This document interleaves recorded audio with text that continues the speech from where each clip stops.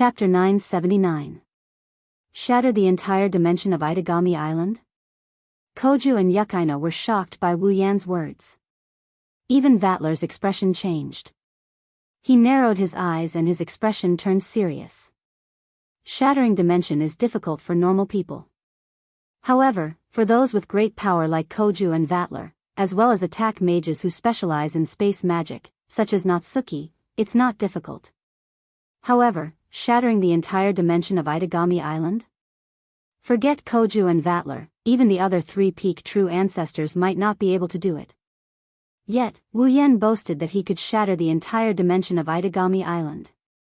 Standing behind Wu Yan, they looked at the back of Wu Yan who stood tall in the midst of the raging winds. They didn't say anything, they couldn't say anything.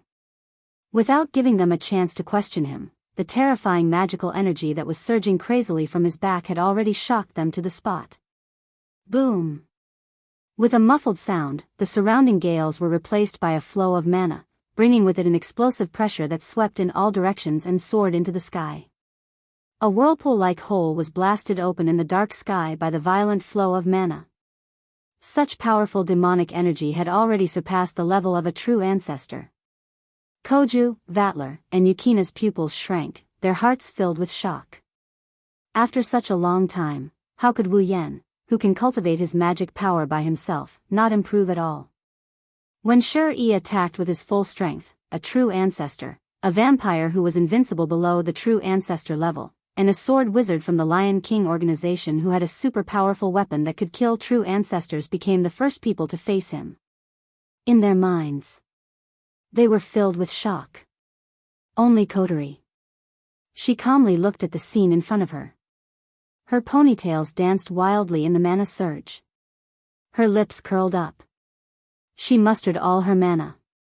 Wu Yan closed his eyes and exhaled. He exhaled softly. One of his hands was raised high above his head. Then, his hand was dyed black at a speed visible to the naked eye. The red lines extended upwards and covered his entire arm. It was as if a ghostly hand had reached out from the depths of hell. That's... Koju and Yukaina were shocked. Are you going to summon your familiar? Vatler's eyes widened. He recalled the first time he saw Wu Yan's familiar. His eyes were filled with excitement. I can finally see a familiar of that level again. Under the watchful eyes of everyone present, a bloody mist rose from the ghostly arm. The magical energy around his body instantly entwined around it.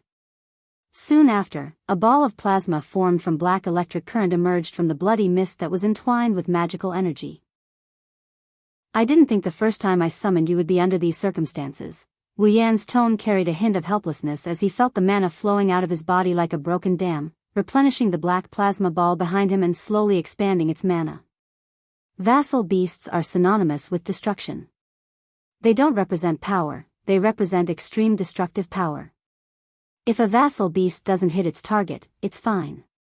If a vassal beast hits its target, even if the target is a tier higher than the vassal beasts are even more terrifying. Wu Yan's vassal beasts are even stronger than that. That's why Wu Yan normally doesn't want to summon his familiars. He wants to use them as his trump card. His familiars are his trump card. But now, in order to find a prison barrier, he had no choice but to use his trump card. But, I do need your power. His golden eyes turned resolute as he closed his eyes and called out to her. So, I summon you, descend. Black Dragon's lightning trap. As soon as his voice fell, the black plasma ball suspended in the air suddenly swelled and exploded. Kaboom! Amidst the deafening roar, a burst of black lightning descended from the sky and flashed in the surroundings. Amidst the undulation, a black dragon bathed in black lightning appeared. The dragon's body was black with a deep luster. It looked like an ancient dinosaur.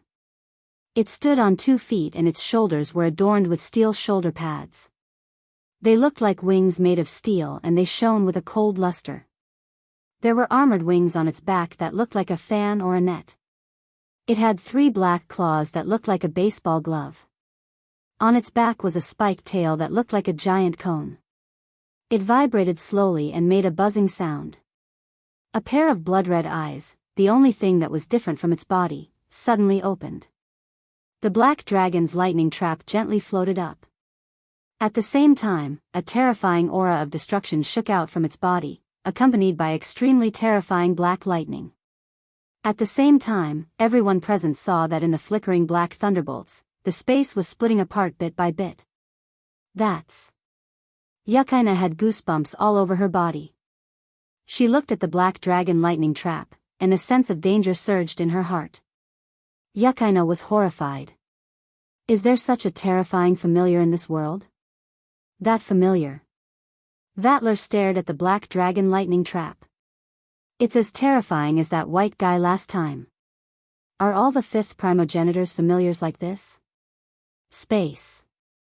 Koju bit his lip and drank his blood to suppress the blood in his body.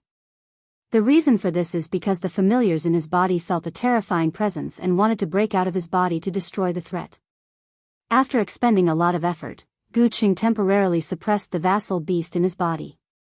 However, his gaze was fixed on the flickering black lightning in front of him.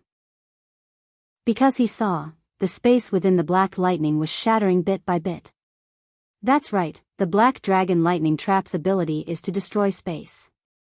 The black lightning doesn't attack an individual, it attacks space itself. With the support of Wu Yan's endless demonic energy, the black dragon lightning trap soared into the sky and floated under the black sky like the king of the world. Beep beep beep, black lightning jumped around the dragon's body and spread out. Wherever it passed, space was shattered. In an instant, the entire Itagami Island was filled with black lightning. The space around Itagami Island's Garden of Zhou either cracked like a spider web or shattered like glass, leaving only pitch-black holes. The cracks and holes spread out at an unimaginable speed. In an instant, the entire Itagami Island was filled with cracks and holes in space. How terrifying! If anyone touches these cracks and hollows, they'll die without a doubt unless they're strong enough. Fortunately, most of the normal citizens and demons on Itagami Island have left. Only the strong are left.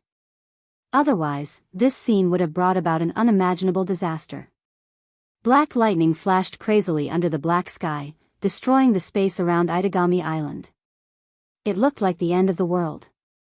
Still, Wu Yan achieved his goal. Wu Yan observed the space around Itagami Island. At the northern edge of Itagami Island, on the ocean, an island made of rocks slowly appeared. A castle-like building made of rocks stood at the top of the island. That's the prison barrier. It finally appeared, his golden eyes lit up. Wu Yan smiled and cut off the demonic energy in his body. The black lightning and black dragon lightning trap slowly disappeared. The cracked space also returned to normal in the blink of an eye. Other than the island that was flashing with an ominous aura, everything that happened just now was just like a dream. His wine-red eyes turned to Kotori and the others behind him as he said, "Don't worry. The prison barrier has appeared. Let's go." Koju and Yukaina looked at each other and nodded stiffly. It was clear that they were still immersed in the terrifying scene that had just taken place in an instant. On the other hand, Vatler looked at Wu Yan with a meaningful look. This fifth true ancestor, who came out of nowhere, might be the most terrifying existence in the world. Who knows? Chapter 980. Under the dark cloudy sky, a dense ominous aura was like flowing lava, carrying a temperature that could even distort space. It slowly reverberated from the top to the bottom, accompanied by a shocking sense of oppression, as if it was a poisonous miasma that caused the atmosphere to shake. The source of the ominous aura and miasma was located at the northern edge of Itagami Island. It was a never-before-seen ancient island with a castle-like shrine at its peak. The terrain was steep, and the top of the island was an ancient island that had never been seen before. Currently, the island was like a reflection on the surface of a lake. It was swaying along with the space around it. The small mountain where the Templars' castle was located was connected to Itagami Island by a floating bridge. However, the floating bridge was also swaying. It looked illusory and unstable. It gave people the feeling that they would fall into the water if they were to stand on it. At this moment, the prison barrier is like a mirage. It exists and doesn't exist at the same time. It hasn't fully materialized in this world. After all, the black lightning of the shattered space had only affected it, causing it to reveal its original form under the power of the shattered space. It did not extend its power to this place, nor could it extend its power to this place. Even if the prison barrier was located in an otherworld was still a world and a space. If the black lightning that could crush space struck this place, then the entire prison barrier would be destroyed along with the otherworld that contained it. At that time, Natsuyu, who was intimately connected to the prison barrier, would be in the prison barrier.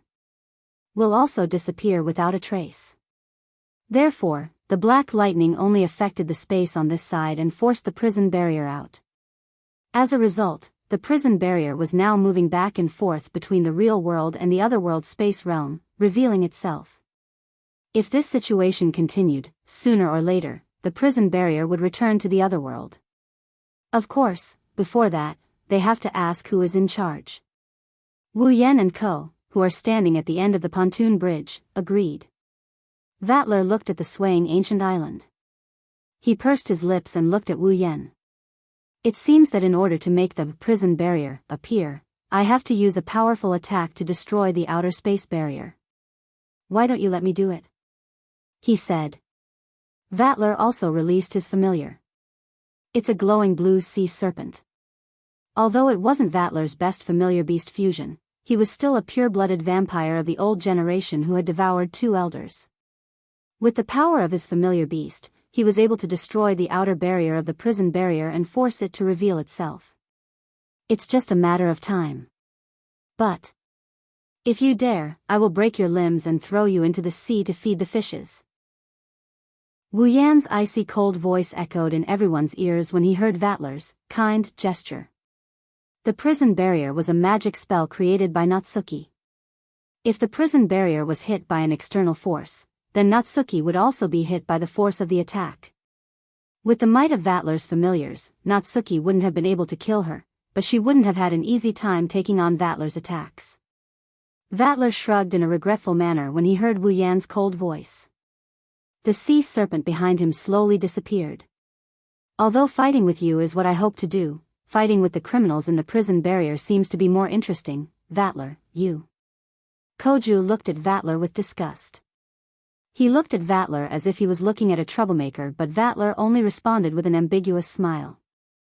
Koju's heart clenched and he took 2 steps back. Wu Yan glanced at Vatler and turned to Yukaina. I'm counting on you, Yukaina. Yes. Yukaina nodded seriously, and the frost wolf appeared in her hand and spread out.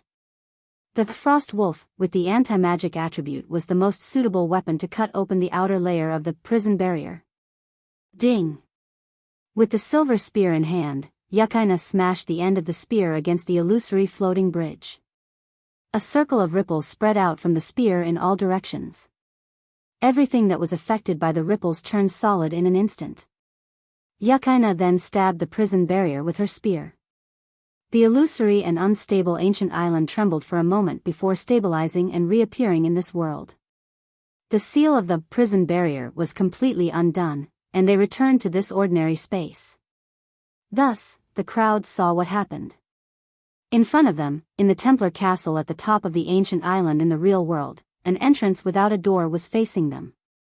It was right in front of them, and they could even faintly see the interior of the Templar castle. It was like an empty passage. It could be seen that the interior of the prison barrier was completely hollow. There was only an empty space inside, just like a crack in space. Looking at the gap, Wu Yan could roughly guess the origin of the Witch of the Gap. What is this? A witch who lives in a crack, so she's called the Witch of the Void. Wu Yan shook his head and smiled sarcastically. What a direct and appropriate title. Wu Yan led everyone into the Templar castle. Just like what they saw in the beginning, the interior of the Templar castle is empty.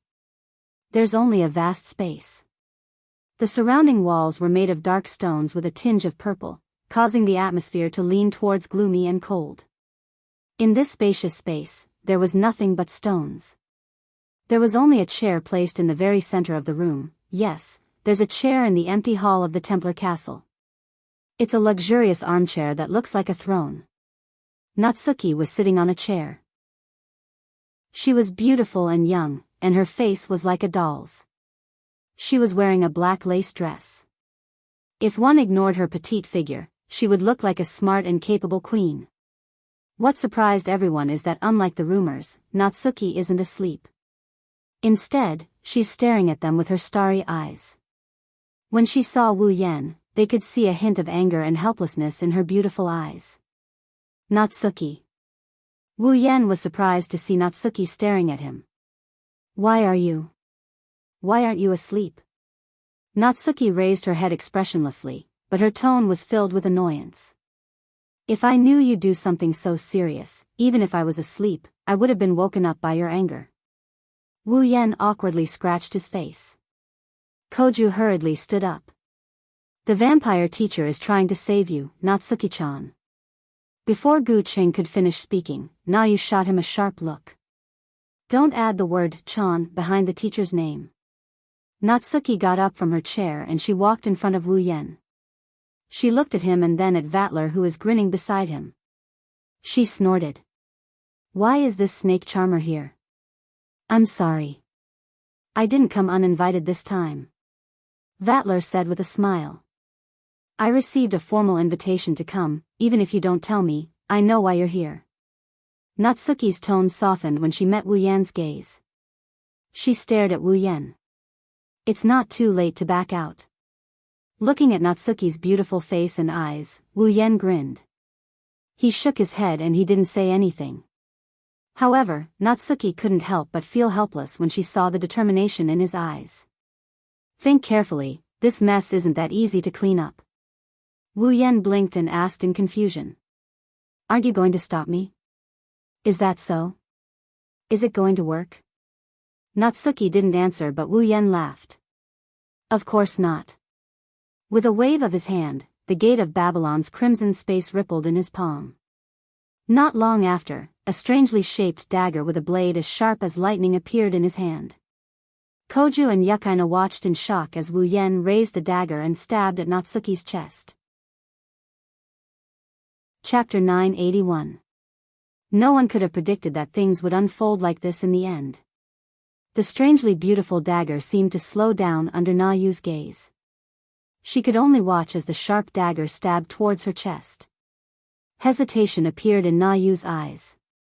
It was obvious that she was considering whether or not she should dodge. But in the end, Natsuki gave up and sighed. She didn't resist and watched as the cold dagger stabbed into her chest. However, to her surprise, the pain that she had imagined did not come. This caused her face to be filled with surprise. Natsuki-chan. Koju, who didn't know what Wu Yan was doing, turned pale with fright. He glared at Wu Yan and rushed forward. You bastard. Wait, senpai. Yukaina came back to her senses and stopped Koju. Looking at Minamiya-sensei, that dagger doesn't look like it will cause any harm. Hearing Yukina's words, Koju looked at Natsuki and saw the surprise on her face. He immediately let out a sigh of relief and started complaining. What the hell is going on? That despicable vampire senpai, why didn't he explain himself before doing something so misleading? Unlike the noisy Koju and Yukaina, Kotori and Vatler chose to watch from the sidelines. They were curious about what Wu Yan was planning to do to Natsuki. Kotori and Yukaina were also curious. After all, they didn't have to do anything before this. Wu Yan didn't tell her his plan to save Natsuki and Kotori didn't ask. She only needed to help him from the sidelines. On the other side, Natsuki wasn't as relaxed as Kotori and the others. More accurately, she was burning with anxiety. Natsuki could feel that the magical power she obtained from forming a contract with a demon and the power of the demon incarnation's guardian is disappearing at an uncontrollable speed after she was stabbed by the strange dagger. In other words, her contract with a demon. It's disappearing. This was not a situation that Natsuki could easily deal with. Natsuki thought that Wu Yan would ignore her protests and destroy the prison barrier. He would then imprison her so that she wouldn't return to her dark life.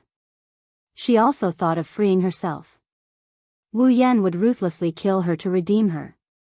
Natsuki didn't expect Wu Yan to have a way to break her contract with a demon. In the past, Natsuki had never even thought of doing something like this, let alone having a practical example. He had never heard of a witch's contract that could be broken. Of course, that's not important now.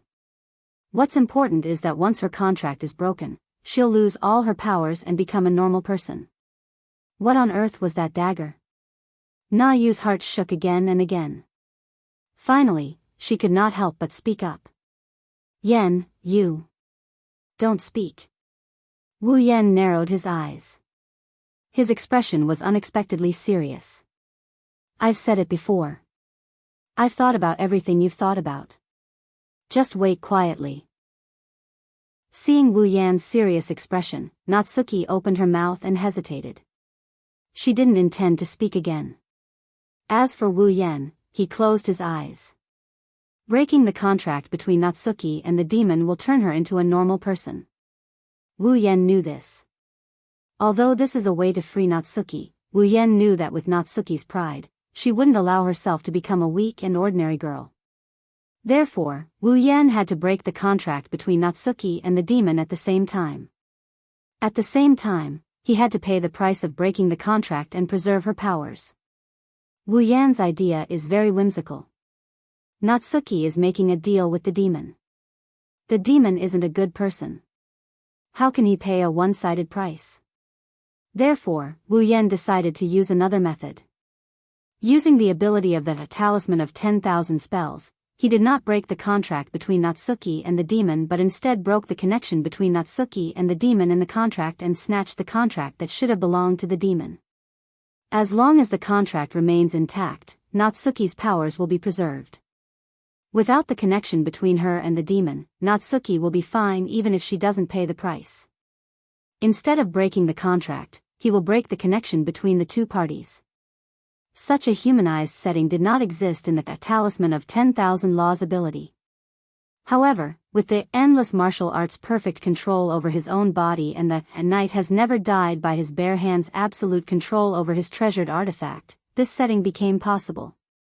However, the contract under Wu Yan's control must be supported by Wu Yan's own mana. It's similar to Canon's situation. Because of this, Wu Yan didn't care at all. He lacked everything, but magic power was not one of them. In an instant, under the effects of Talisman Breaker and Knight never died by bare hands, the connection of the contract was successfully broken. Without the support of the demon, the contract fell apart. Wu Yan channeled his magic power into Natsuki through the Talisman of Infinite Arms. His magic power flowed into Natsuki's body through the Talisman of Infinite Arms. He used his magic power to simulate the connection between the two of them and the contract itself. The contract that was about to collapse was connected again and continued to function perfectly. What's different is that this time, the one connected to Natsuki through the contract was no longer the demon, but Wu Yan who was close by. Natsuki was stunned when she felt the faint binding disappear. Once a demoness signed a contract with a demon and obtained the power of a demon, then the price she had to pay for the contract would be controlled by the demon. It would forcefully bind the user and make the user comply with the contents of the contract and carry out the price she had to pay. But now, in Natsuki's senses, the demon that was constantly restraining her seemed to have disappeared. It was kind and no longer used the power of the contract to control her. Am I free just like that? While Natsuki was confused, Wu Yan exhaled heavily and pulled the dagger out of Natsuki's chest. Vaguely, a faint connection fluctuated between his and Natsuki's minds. Sensing the faint connection, Wu Yan and Natsuki looked at each other. One smiled, the other smiled bitterly. How did you do it? Wu Yan was about to answer Natsuki's question when... Bang! The Templar castle trembled violently, causing everyone's expression to change at the same time. The dark and majestic Templar castle trembled as if it was hit by an earthquake. The walls groaned as if they couldn't bear the weight and started cracking inch by inch. The prison barrier was created by Natsuki's dream. Now that Natsuki had woken up, the prison barrier was naturally in an extremely unstable state. Adding on the fact that the contract in Natsuki's body had been broken for a brief moment, Natsuki had lost her power for a brief moment. The prison barrier could no longer be maintained. The Templar castle collapsed. The stone walls collapsed like an avalanche. The ground shook violently. Broken pieces of stone smashed into the ground, creating a thick cloud of dust that enveloped the entire area. Not long after, the entire Templar castle collapsed into ruins. Not far from the ruins, ripples of space appeared. Wu Yan, Natsuki, Kotori, Yukaina, and Koju appeared out of thin air. At the same time, a golden mist appeared and condensed into Vatler's figure. The prison barrier has collapsed. Koju and Yukaina stared blankly at the ruins of the Templar castle. They still haven't recovered from the shock. Just as everyone's attention was focused on the ruins before them, another spatial ripple suddenly appeared. Not good. Natsuki, who was the first to react, seemed to have thought of something. Her expression changed drastically as she turned her head around. Almost at the same time, a woman with long hair that reached her feet, wearing a gorgeous kimono, appeared behind Natsuki. She held a thick book in one hand, while her other hand shot out and caught Natsuki off guard. Natsuki's hand landed on Natsuki's back, and a sinister smile appeared on her face. A sense of danger rose in Natsuki's heart. Chapter 982. Natsuki-chan, Minamiya-sensei. When everyone came back to their senses and realized what had happened and reacted, the thick book in the woman's hand also emitted a dazzling flash. Bzzz. Bang!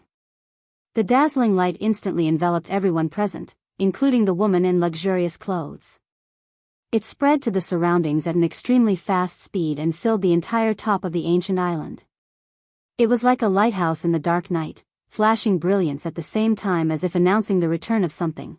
Amidst the flash of light, a series of clamorous voices echoed. Those were the screams of people who were unable to adapt to the sudden situation. But not long after, the clamor was drowned out by a muffled sound.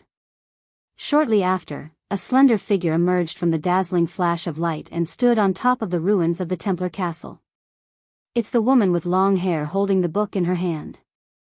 Looking at the light in front of her rapidly dimming, revealing the figures of the group of people inside, the long-haired woman in luxurious clothes glanced at the thick book in her hand. Her pretty face slightly changed, and then, her expression sank. Did we fail? The brilliance engulfing Wu Yan's group disappeared. Everyone was shocked.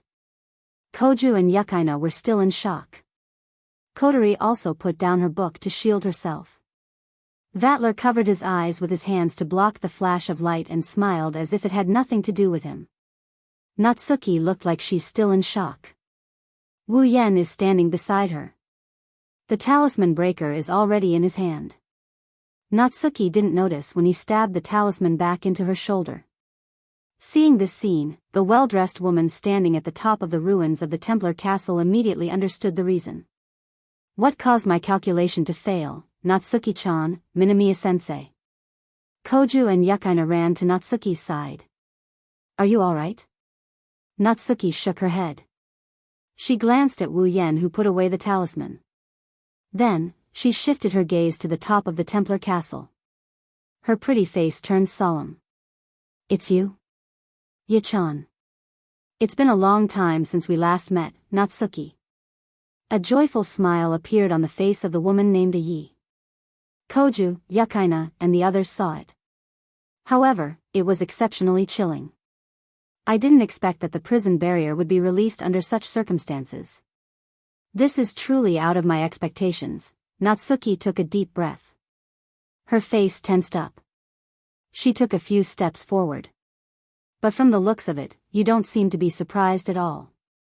That's right, you've been planning to escape from the prison barrier for quite some time now, yes. Yi admitted it without any hesitation. I did have a plan, but now. Looking around at the Templar castle that had turned into ruins, Yi chuckled. There's no need for that now. Na-yu clicked her tongue and looked away from Yi. She turned to look at the book in her hand. That's a grimoire? Did you notice? The smile on Ye's face suddenly faded, and a trace of anger could be seen in her eyes. It was anger at something that had not been completed. Natsuki, who witnessed this scene, carefully observed the grimoire and seemed to have understood something. Number 014 foot, is it a grimoire that has a built-in accumulation of time? I see. You wanted to use it to steal my time, right? Steal time? Hearing Natsuki's words, everyone looked at Aya. Vatler glanced at the grimoire named Number 014 and chuckled. That grimoire has the ability to steal other people's accumulated time. It can turn their knowledge, experience, and abilities into its own. Vatler looked at Wu Yan gloatingly. But it seems like her wishful thinking has been ruined because of you. At this point, everyone roughly understood what had happened. To put it simply, the moment the prison barrier was released, this woman called a Yi planned to use the grimoire to steal Natsuki's time. This way, not only would she be able to obtain all of Natsuki's memories and abilities, she would also be able to completely weaken Natsuki, who originally possessed great strength. It was as Vatler said, it was a wishful thinking. Unfortunately, when Natsuki's time was about to be taken away, Wu Yan used the power of the dagger to nullify the effect of the grimoire on Natsuki. No one knew what the ability of the Talisman of 10,000 Laws Breaker was, but they guessed that this was probably what had happened. That was the truth. Although the Talisman of 10,000 Laws was truly powerful because it could break all kinds of contracts, it also had the effect of breaking magic. After all, it was a treasured artifact that was specially used against magic. Yi-chan closed her eyes. When she opened them again, there weren't many ripples. I'm just taking back what was originally taken away from me. Natsuki's eyes trembled. She knew what Yi-chan was talking about. A noble from the warlord's domain? Aya didn't pay any more attention to Natsuki and turned to Vatler. Are you going to side with Natsuki? Yes. For the time being, that is indeed the case. Vatler revealed a cruel smile. He turned his head and looked behind Yi. After all, it seems to be very interesting to fight with you prisoners of the prison barrier formation. They followed Vatler's line of sight, and only then did they notice. Behind Yi-chan, who was at the top of the Templar castle, there were many figures standing there. There were at least 100 of them. We're out. We're out. Ha ha ha. We're finally out of that damned prison barrier. We're free. We're finally free. We're free. We're free. Laughter filled with endless ecstasy reverberated crazily like thunder in a short moment, accompanied by waves of terrifying aura emitted from the owner of the voice. The prisoners of the prison barrier. Ever since the prison barrier was built, they've accumulated a large number of powerful prisoners over the past 10 years. At this moment, all of them had escaped from the prison barrier formation. Looking at the densely packed figures, every one of them emitting an evil aura, everyone's expression changed. Na Yu's expression was grave. This is the worst situation. Unlike Natsuki, Vatler was trembling all over. That was the trembling of extreme excitement. Great, this is great. Vatler couldn't suppress the extreme joy he felt from the bottom of his heart when he imagined the scene of his massacre. An earth-shattering wave of magic energy surged from his body. Sensing the terrifying magic fluctuation, the prisoners of the prison barrier also reacted from their ecstasy. That's Duke Arudiaro from the warlord's domain. Some of the prisoners who recognized Vatler cried out in surprise. At the same time, they also saw Natsuki standing below them. Their surprise turned into fear. The Witch of the Void. Run! The prisoners here were all captured by Na Yu, so they naturally knew how terrifying Na Yu was. Without any hesitation, the 100 or so criminals scattered in all directions. It didn't take long for all of them to reach Itagami Island. Natsuki's expression changed when she saw this. She wanted to do something but Wu Yan stopped her. Don't worry. Wu Yan looked at the top of the ruins without even looking at the escaping prisoners. None of you will be able to escape from Itagami Island. Natsuki stared at Wu Yan for a while before nodding. Yi looked down at Na Yu from above and said, Don't worry, I'm not going to let you go. I hope you can take good care of the things I left with you. I will come back for them sooner or later. After saying that, Ye's body flashed with the light of space manipulation magic and he disappeared from where he was standing. Only Wu Yan and the others are left. Chapter 983. Hue. Hue. The dark clouds in the sky gave off an oppressive feeling, as if telling people that a bloody storm was coming. The wind blew past the ruins of the Templar castle on the ancient island, blowing up clouds of dust. Looking at the prison barrier that had completely turned into history, Natsuki couldn't describe her current feelings. Was it the joy of being free from the demon's shackles? Yes. Was it the sadness of the place that she had protected for 10 years? That too. All sorts of emotions intertwined together, making Natsuki's mood extremely complicated. She could only suppress the complicated emotions in her heart and stand in front of Wu Yan, meeting his gaze. Natsuki stared at Wu Yan's face. Her doll-like face wavered slightly. She had a lot of things she wanted to say, but they all turned into a single sentence that she wanted to say to put up a brave front. This time, you have to be responsible for cleaning up the mess. Hearing this, Wu Yan shook his head with a smile. He squatted down so that his gaze was at the same level as Natsuki's and started teasing her. I told you not to worry, whether it's for the mess or for you, I will be responsible for it. Be serious. Natsuki raised her brows slightly, as if she was scolding Wu Yan. But if one looked closely, one could see that in her bright eyes, there was a trace of panic that couldn't be concealed. If she didn't tell herself not to show weakness, Natsuki wouldn't have dared to look at Wu Yan's eyes that seemed like they could eat people. In order to change the topic, Natsuki could only pretend to be serious. What do you plan to do with the escaped criminals? Just like how the criminals knew how terrifying Natsuki was after being captured by her, Natsuki, who had captured the criminals once, knew how dangerous they were. With Natsuki's strength. Naturally, she didn't need to be afraid of the criminals that she had captured before. Although some of the criminals were captured before Natsuki's main body fell asleep, the current Natsuki was no longer the Natsuki of the past. Since her main body was sleeping in the prison barrier, Natsuki could only project all her power into a physical avatar. They were active on Itagami Island. Because the main body was almost inactive. You could also invest all of her power into her clone without worry, allowing her to possess strength that was not inferior to her main body. But in the end, a clone was still a clone. Even if the main body didn't use its power and poured all its power into the doppelganger, there would still be a portion of power that the doppelganger couldn't use.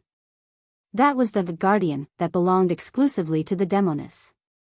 Guardians were as important to witches as familiars were to vampires. Only by using the guardian could Natsuki fully utilize her strength as a Tier 9 demon.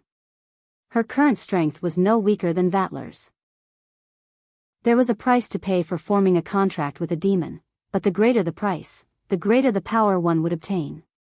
Natsuki's price was to sleep in her own dream for the rest of her life, guarding the prison barrier until she died. This price was not small, and the power she obtained was naturally greater than that of an ordinary witch. Plus, she had a decade of experience dealing with demons. Even Vatler did not dare to say that he could definitely win against Nayu. This could be seen from the battle intent in his eyes when he looked at Nayu. If Natsuki hadn't received Vatler's acknowledgement, she wouldn't have shown it. Wu Yan stopped teasing Natsuki when they started talking about serious matters. He stood up and looked towards the direction of Itagami Island. I've set up a high-level barrier ritual on Itagami Island. On one hand, it will protect the island so that it won't be burdened by too much energy. On the other hand, it will prevent the criminals from escaping the island. Even though I can only maintain such a powerful formation for 5 days, at the very least, we don't have to worry about anything happening to Itagami Island for the time being. Those criminals won't be able to escape either. Natsuki, Yukaina, and Koju breathed a sigh of relief. What they feared the most was the criminals escaping from Itagami Island. If that happened, it would be like releasing a tiger back into the mountains. In other words, within 5 days, we have to capture all the criminals again, right? Natsuki pondered for a moment and frowned. Will that be fine? There are some unusual ones among the criminals. For example, Yi. She's a witch like me. She specializes in spatial magic. Will your barrier be able to stop her? Stop her. It won't be a problem to restrain her. Wu Yan waved his hand calmly. We just have to think about how to capture all of them within 5 days. 5 days, huh? Koju sighed and clenched his fists. There are so many criminals, can we really capture them all in 5 days? But. Yukaina tightened her grip on her frost wolf. We have no choice but to do it. We can't just leave them be, don't worry. Vatler, who was standing alone at the side, shrugged and gave a seemingly kind smile. I will help you. Vatler. Koju's gaze sharpened as he looked at Vatler. Let's make this clear, you can't kill them, or else, oh. Vatler raised an eyebrow and smiled. Since it's your request, I won't reject it. Let's leave them alive, you bastard. Vatler turned to face Wu Yan, his eyes gleaming with eagerness. Well then, let's end the show here. It's time for me to start my hunting trip. Wu Yan glanced at Vatler. We only have 5 days. I'll give you 4 days to have fun. After 4 days, send all the people you've caught to me. After that, even if you want to play, I won't give you another chance. 4 days, huh? Vatler laughed menacingly. That's enough. With that, Vatler's entire body turned into a golden mist and disappeared on the spot. Hey, are you sure? Koju was still worried about Vatler. Let's use as much power as we can.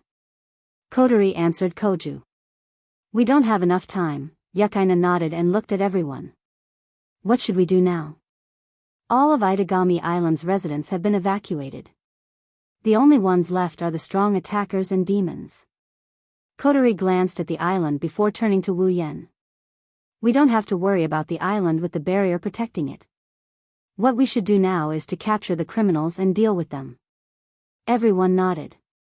The reason why these criminals were imprisoned in the prison barrier was because their crimes were too serious. On the other hand, they were too powerful compared to others. Ordinary prisons couldn't hold them. Now that the prison barrier had disappeared, if they wanted to imprison these vicious criminals, they had to find something that could replace the prison barrier. Is there a way to do that? Kotori asked Wu Yan. A prison that can replace the prison barrier. Everyone looked at Wu Yan. Looking at everyone's eyes, Wu Yan's lips curved into a grin. Everyone understood Wu Yan's answer when they saw Wu Yan's expression. Only Natsuki still had a trace of doubt on her face. The prison barrier was a magic barrier controlled by Na Yu herself. It was Na Yu's dreamscape. Because all the criminals existed in Na Yu's dreamscape, even a Yi, who had the ability to control space, could not escape. Natsuki doesn't believe there is a substitute that can rival the prison barrier. But, since Wu Yan said so and this is the only way left, Natsuki can only stay silent. Suddenly, Natsuki's expression changed and she attracted everyone's attention. What's? Before anyone could ask, an ominous black aura suddenly rose from Na Yu's body and enveloped her. Wu Yan, Kotori, Yukaina, and Koju were shocked. Chapter 984. Itagami Island. Under the dark sky, the streets of Itagami Island looked deserted due to the evacuation of the residents. Strong winds blew through the streets, litter and trash were blown all over the place. Combined with the gloomy weather and the undamaged buildings, Itagami Island looked like an abandoned ghost town. Just walking on the streets would make one's heart palpitate. Fortunately, with the evacuation of the residents, the only ones walking on the streets are the powerful attack mages and demons. For them, this kind of environment isn't enough to make their hearts palpitate. Of course, other than the attack mages and demons who aren't under the control of Itagami Island, other organizations that belong to Itagami Island didn't evacuate either. For example, the management of the artificial island and the security force of Itagami Island. After all, Itagami Island still belongs to them. Even if the residents and demons evacuate, they can't leave. Otherwise, if their territory turns into an empty city, who's going to take care of it? Lion King organization had Itagami Island's management announce that the residents and demons are evacuating because of the mutation of the dragon vein. They need to conduct a thorough investigation. This might fool some people, but it won't fool the people in charge of Itagami Island. They don't know why the management of Itagami Island agreed to Lion King organization's suggestion even though they knew there was no such thing.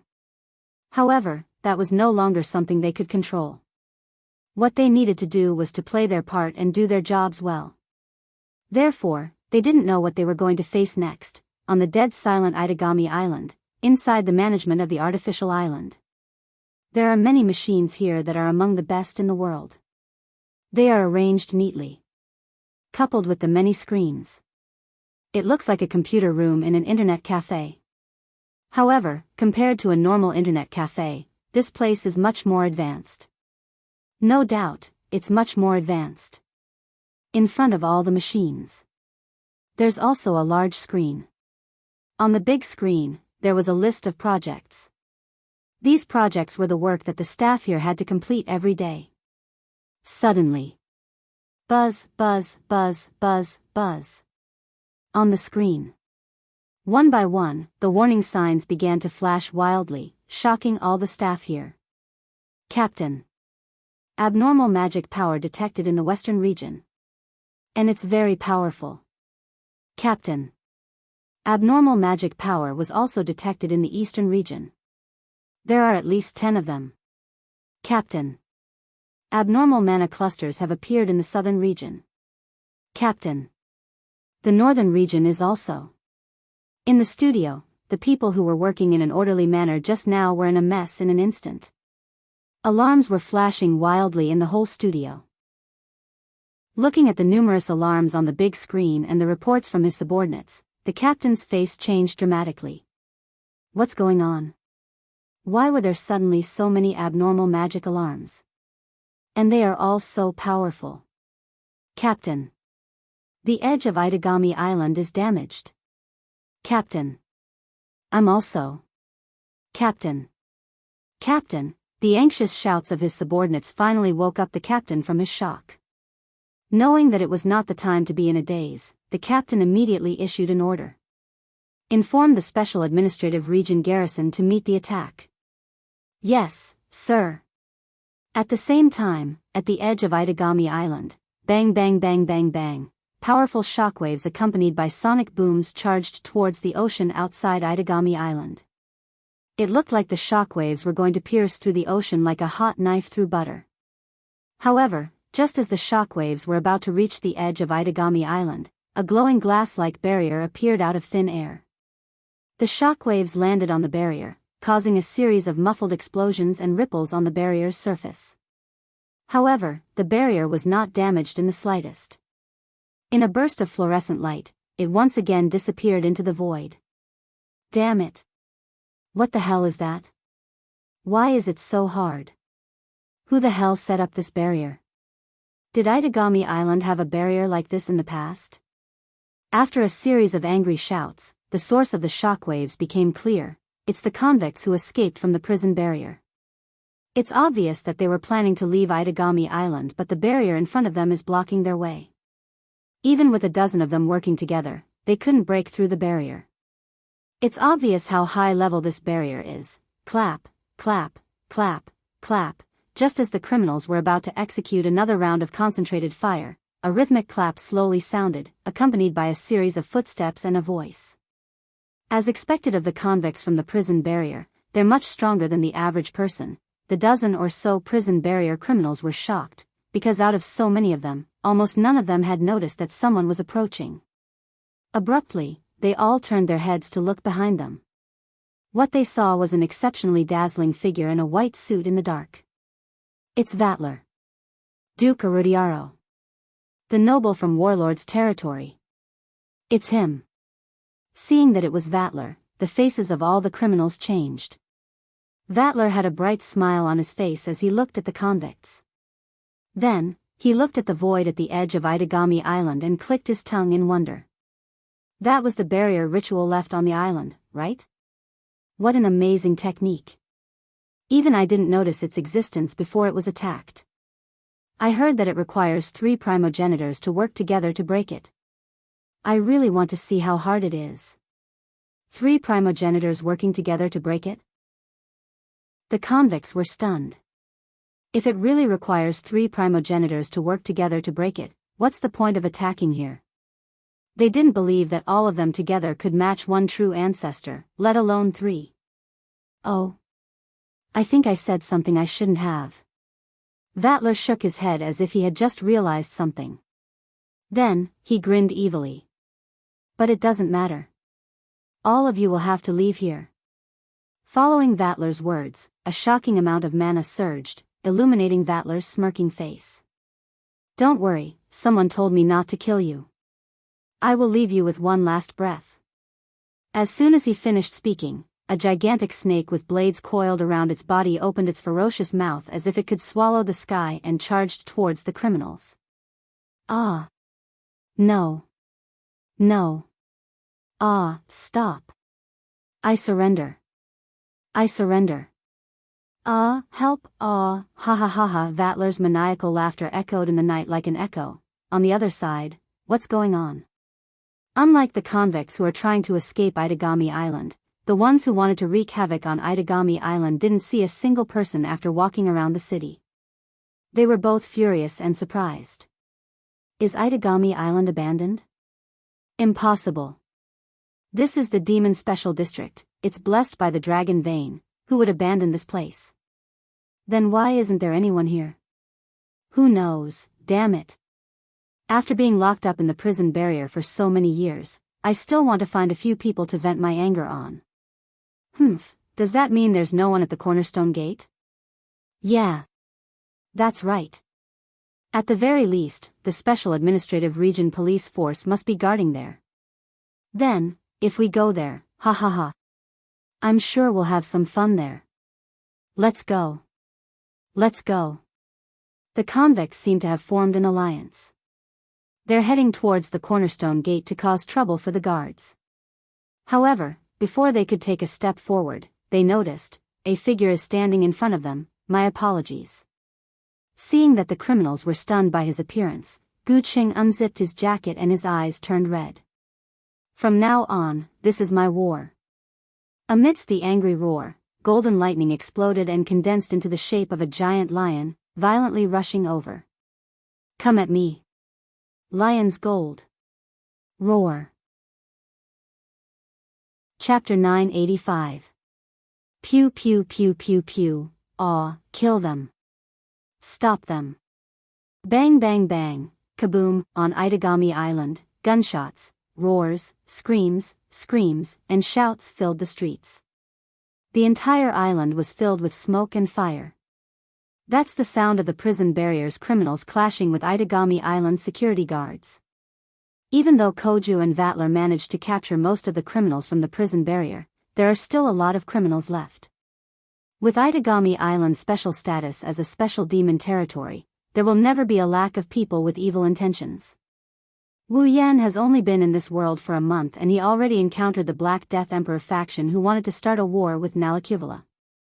There was also Kensei Kanace who wanted to create fake angels and other sorcerer puppets who wanted to use them to make money. Even if these people hadn't reached the point where they needed to be locked up in the prison barrier, one of them needed to be personally judged by the Battle King's domain, and the other one still had some value. Otherwise, it wouldn't be an exaggeration to lock them up in the prison barrier after calculating their crimes. Think about it, there are 2 such cases in a month. That's 10 years after the prison barrier was completed. Even if there are only 10 of them in a year, there will be 100 of them in 10 years. Don't think that 100 people was a small number. These 100 people weren't ordinary humans or demons. Instead, they were all powerful figures who had once caused terrifying magical crimes. Even if they were captured, there was no way to deal with them, which was why they were locked up in the prison barrier. How terrifying would it be if there were more than 100 of them? One can only imagine, if it weren't for the fact that the criminals were vampires of the 4th and 1st primogenitors, they wouldn't have been able to do it. If they want to take down these criminals on Itagami Island, at the very least, they have to do it on the island. Not many people have the ability to do so. The same goes for the security guards. They are just a bunch of normal people who are equipped to fight demons. None of them know how to fight demons. Otherwise, they wouldn't be members of the Special Administrative Region's garrison. They would be official attack magic officers, and it would be up to them to deal with such a group of criminals. That would be terrible. Luckily, the advanced equipment they have is enough to hold them off. Koju and Vatler have been running around Itagami Island as firefighters. Of course, Vatler only wants to hunt, saving the guards is just a bonus. Koju, on the other hand, is going to save anyone he sees. He's just short of donning a Superman costume. Other than that, the attack mages and demons on Itagami Island also started fighting with the criminals. In an instant, the entire island turned into a battlefield. Aya stood at the top of the cornerstone gate, looking down at the chaotic Itagami city. Her fiery eyes didn't waver in the slightest. Ai was a witch who was proficient in space manipulation magic. She was the same type of existence as Natsuki. Even if she wasn't the strongest among all the prison barrier criminals, there was no one who could do anything to her. If Ai were to join the battle, then forget the guards, Itagami Island's attack mages and demons, even Koju, a half-baked primogenitor, might not be able to defeat her. However, not only did she not join the battle, she didn't even think about leaving Itagami Island. After all, what she really wanted was the item that was in Natsuki's possession. Also, it's not like Aya didn't try to break through the barrier on Itagami Island. Unfortunately, even with her space manipulation sorceress skills, she can't escape from the barrier. Aya knows that Natsuki doesn't have the ability to set up a barrier that can trap all the criminals. The person who set up this barrier is someone else. Someone who is on the same side as Natsuki. This made Aya wary. She didn't dare to go up to them directly. She could only wait here for an opportunity. Of course, Aya isn't the only one waiting for an opportunity. If one looked carefully, they would find that there were 4 people behind Ai. They didn't know when they had gathered. One of them is a burly man in armor, one is an old man in a llama costume, one is a delinquent with a pirate hairstyle, and one is a woman in a revealing dress that gives off the scent of a prostitute.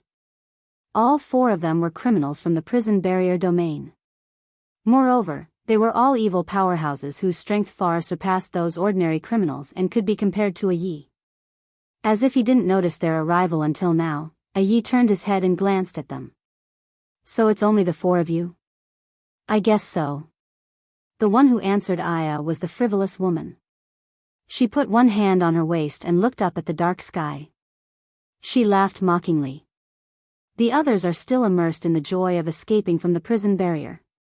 They haven't fully understood that they've just escaped from a small cage to a larger prison. Indeed, just like the frivolous woman said, Itagami Island is nothing more than a giant prison with a barrier around it. They couldn't really be considered to have escaped. TSK. Bastard. To think I was so happy about escaping from that damned place. The delinquent spat on the ground, his face filled with displeasure. Don't let me find out who made that tortoise shell or I'll tear them in half. Then, the witch secretary of the library, Shendu Muayi. The burly man in armor spoke. What's the matter? Why did you call us here? It better be something useful. The delinquent laughed cruelly. Otherwise, I'm in a bad mood right now. Aya didn't even look at the delinquent's threat. She spoke calmly. I called you here because I want to work with you. Work with you? The 4 were stunned. That's right. Aya nodded and looked down at the war-torn Itagami Island. You don't have a way to escape from this island, right? You mean? The old man in llama costume spoke with a hoarse voice. You want us to work together to break that barrier? Aya shook her head and said emotionlessly. If that barrier can trap all of us, even if the 5 of us work together, we won't be able to break it. I want to work with you because of Natsuki. The Witch of the Void. The 4 criminals fell silent. To them who were once prisoners of the prison barrier, Natsuki Nangong was a name that made their hearts palpitate. This time, the people who released us from the prison barrier were from Natsuki's side.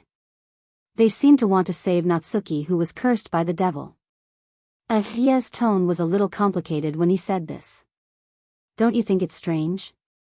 They clearly know that once the prison barrier is released, all of us criminals will escape, but the people around Natsuki still did it. I think I know what you're trying to say. The frivolous woman smiled seductively, her eyes were red.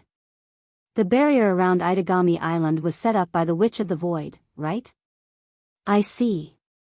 The delinquent sneered. So you're saying that you're planning to gather us together to find the B***starred witch and get even with the person who set up the bounded domain and break it? That's a good idea.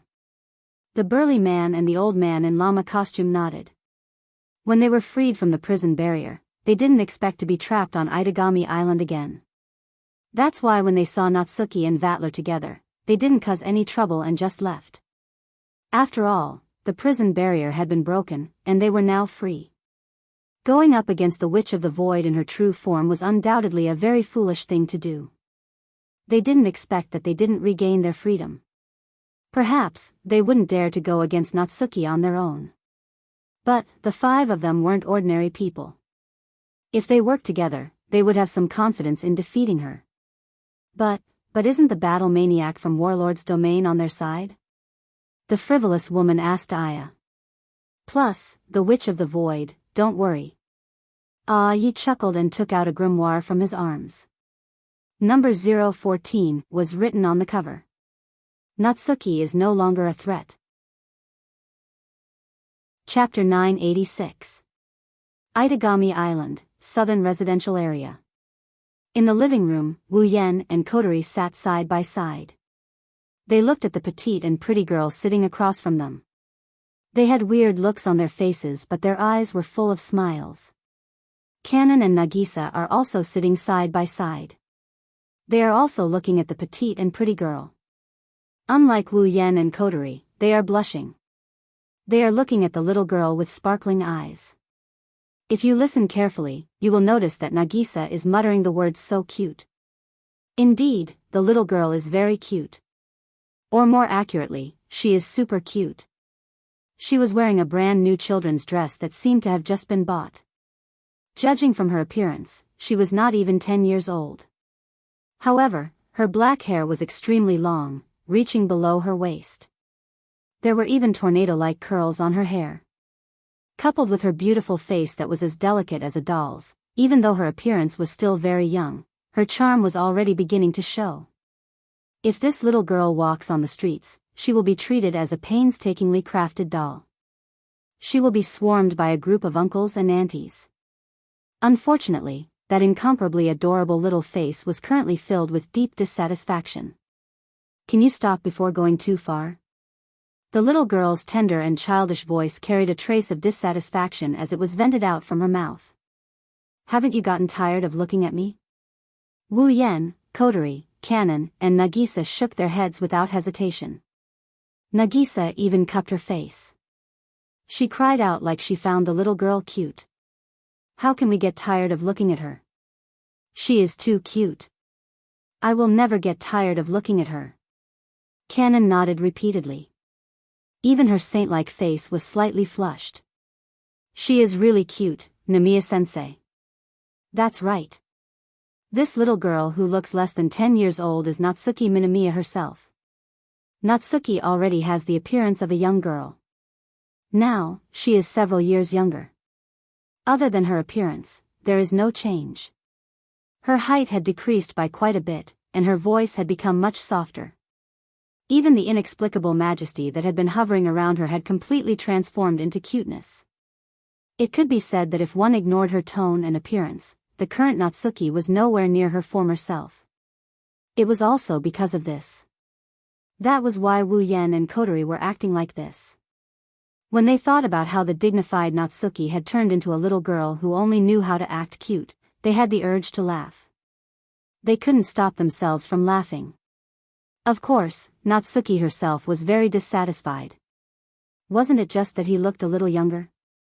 It's not that different from before, right? Natsuki originally had the appearance of a young girl, but now, she had become even smaller. Natsuki felt that there shouldn't be much of a difference. What he didn't know was that the biggest change wasn't in his appearance, but in his temperament. The words spoken by that delicate voice had completely destroyed her image. That was why Kanon and Nagisa were behaving like this. Fortunately, Yukaina had been asked by Wu Yan. She went out to prepare the necessities for the new prison barrier ritual. Otherwise, she wouldn't be able to remain calm. Seeing Natsuki's increasingly dissatisfied expression, Wu Yan coughed and suppressed the laughter in his heart. He pretended to be serious. Then, according to what you said, in the end, Sendamawa, ye still took away your time? Natsuki snorted and then sighed. After all, it was a curse that originated from the grimoire. Even if you reacted in time to stop it, you were still one step too late and only managed to preserve my memories. In other words. Rubbing his chin, Wu Yan said thoughtfully, has all of your power been taken away? Not all of them. Natsuki nodded and glanced at Kanon. It's all thanks to your student. I have more or less stored some magic power and retained some strength. At this point, Natsuki looked at Kanon with a hint of surprise in her eyes. As a witch, Natsuki is well aware of the power of the grimoire. For example, if a witch who could only match a vampire of the younger generation could obtain the help of a grimoire, her strength would instantly soar to the level of an old generation vampire. Number 014, who was able to control the accumulated time, was even more powerful. However, just now, Natsuki, who lost all of her power and only retained her memories, managed to recover a little of her power with Kanon's help. It's just a little, but in Natsuki's eyes, this normal middle school girl who only has extraordinary psychic abilities has become something else. Kanon smiled shyly under Natsuki's astonished gaze. She said regretfully, but Minamiya-sensei hasn't recovered to her original state. As one of the holy angels, Kanon didn't have any combat power, but she had unimaginable healing and purification abilities. The power that took away Natsuki's time was a curse. With Kanon's purifying ability, she should have been able to dispel it. However, Natsuki's power had long been taken away and no longer existed in her body. Therefore, even Kanon couldn't take back the power that belonged to Natsuki from number 014 from a distance.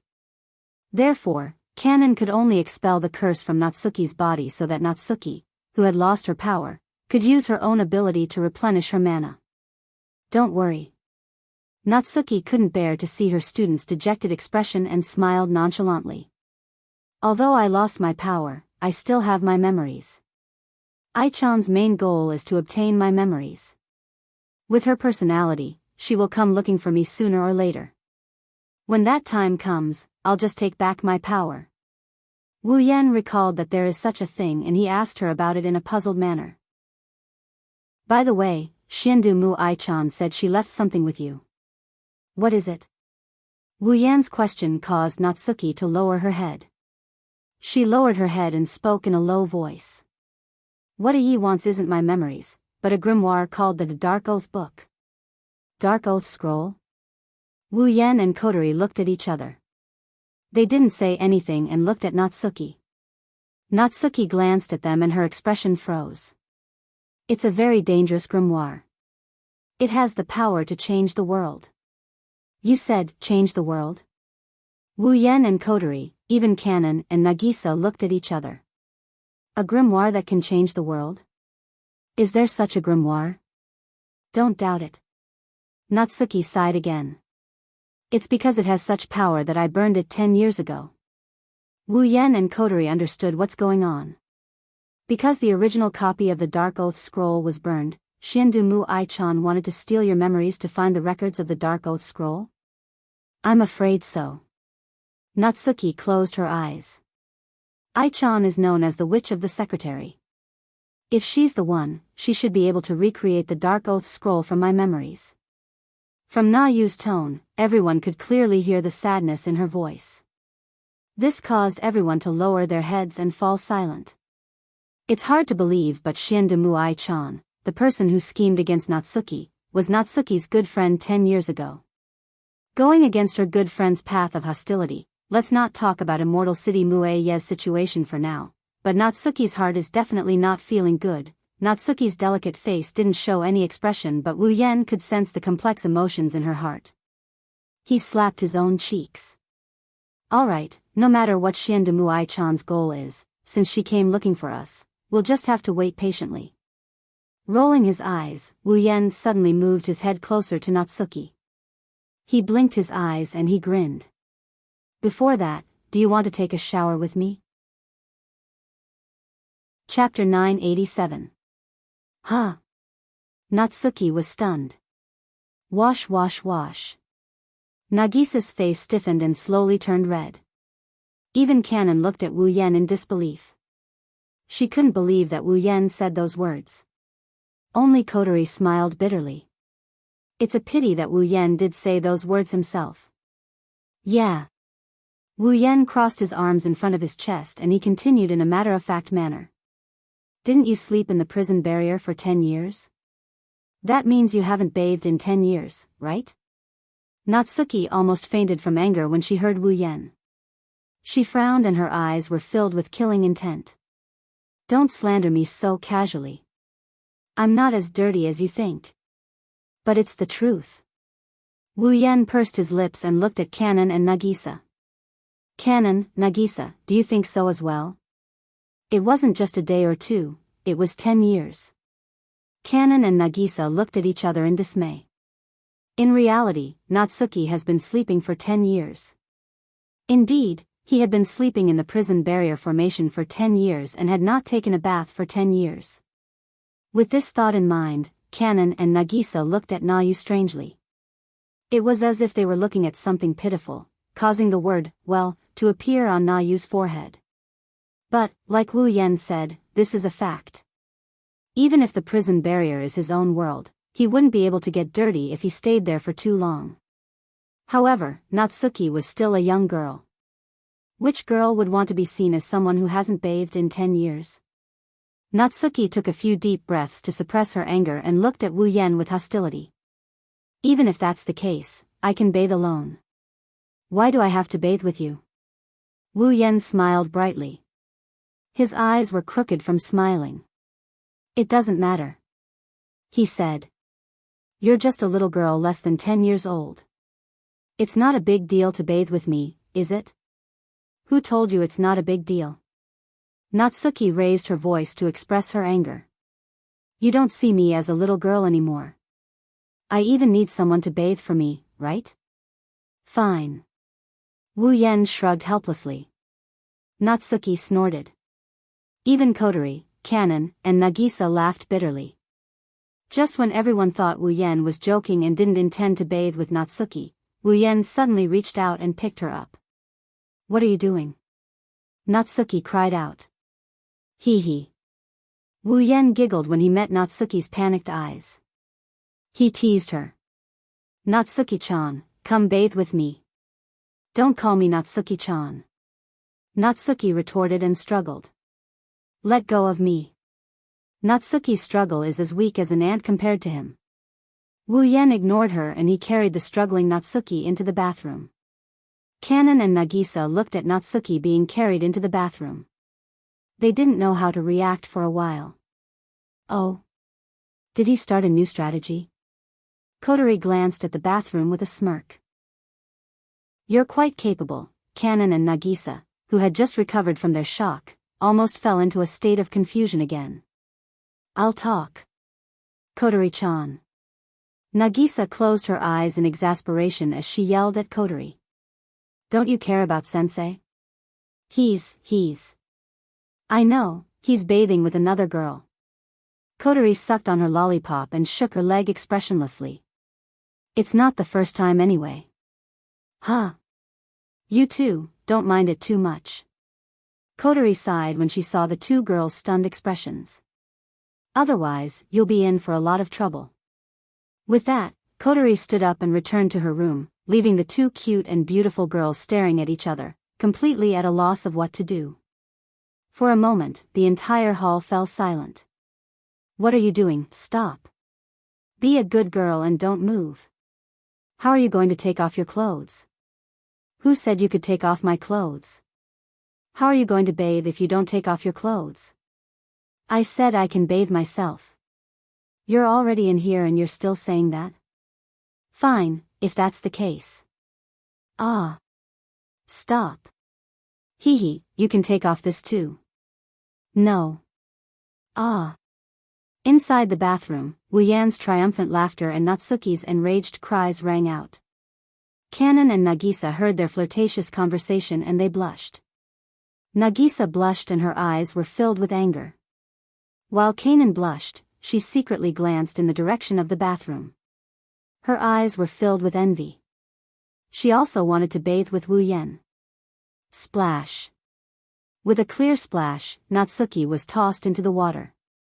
Luckily, Wu Yan held her up with his hand, otherwise, Natsuki would have had to drink a few mouthfuls of the bathwater. You bastard. Natsuki hugged her body and glared hatefully at the smiling Wu Yan. If her power hadn't been taken away by number 014, she would have used her discipline lock to hang Wu Yan in the air. Wu Yan smiled at Natsuki's murderous glare. His smile was still there, but it was no longer playful. Instead, he looked serious. Natsuki cried out in surprise and Wu Yan pulled her into his arms. He splashed water on her and he placed his hand on Natsuki's head. He started stroking her beautiful long hair. You're still as soft as ever, whether it's your real body or your avatar. Natsuki, who was about to elbow Wu Yan, stiffened and lost her strength. She leaned into Wu Yan's arms. Of course.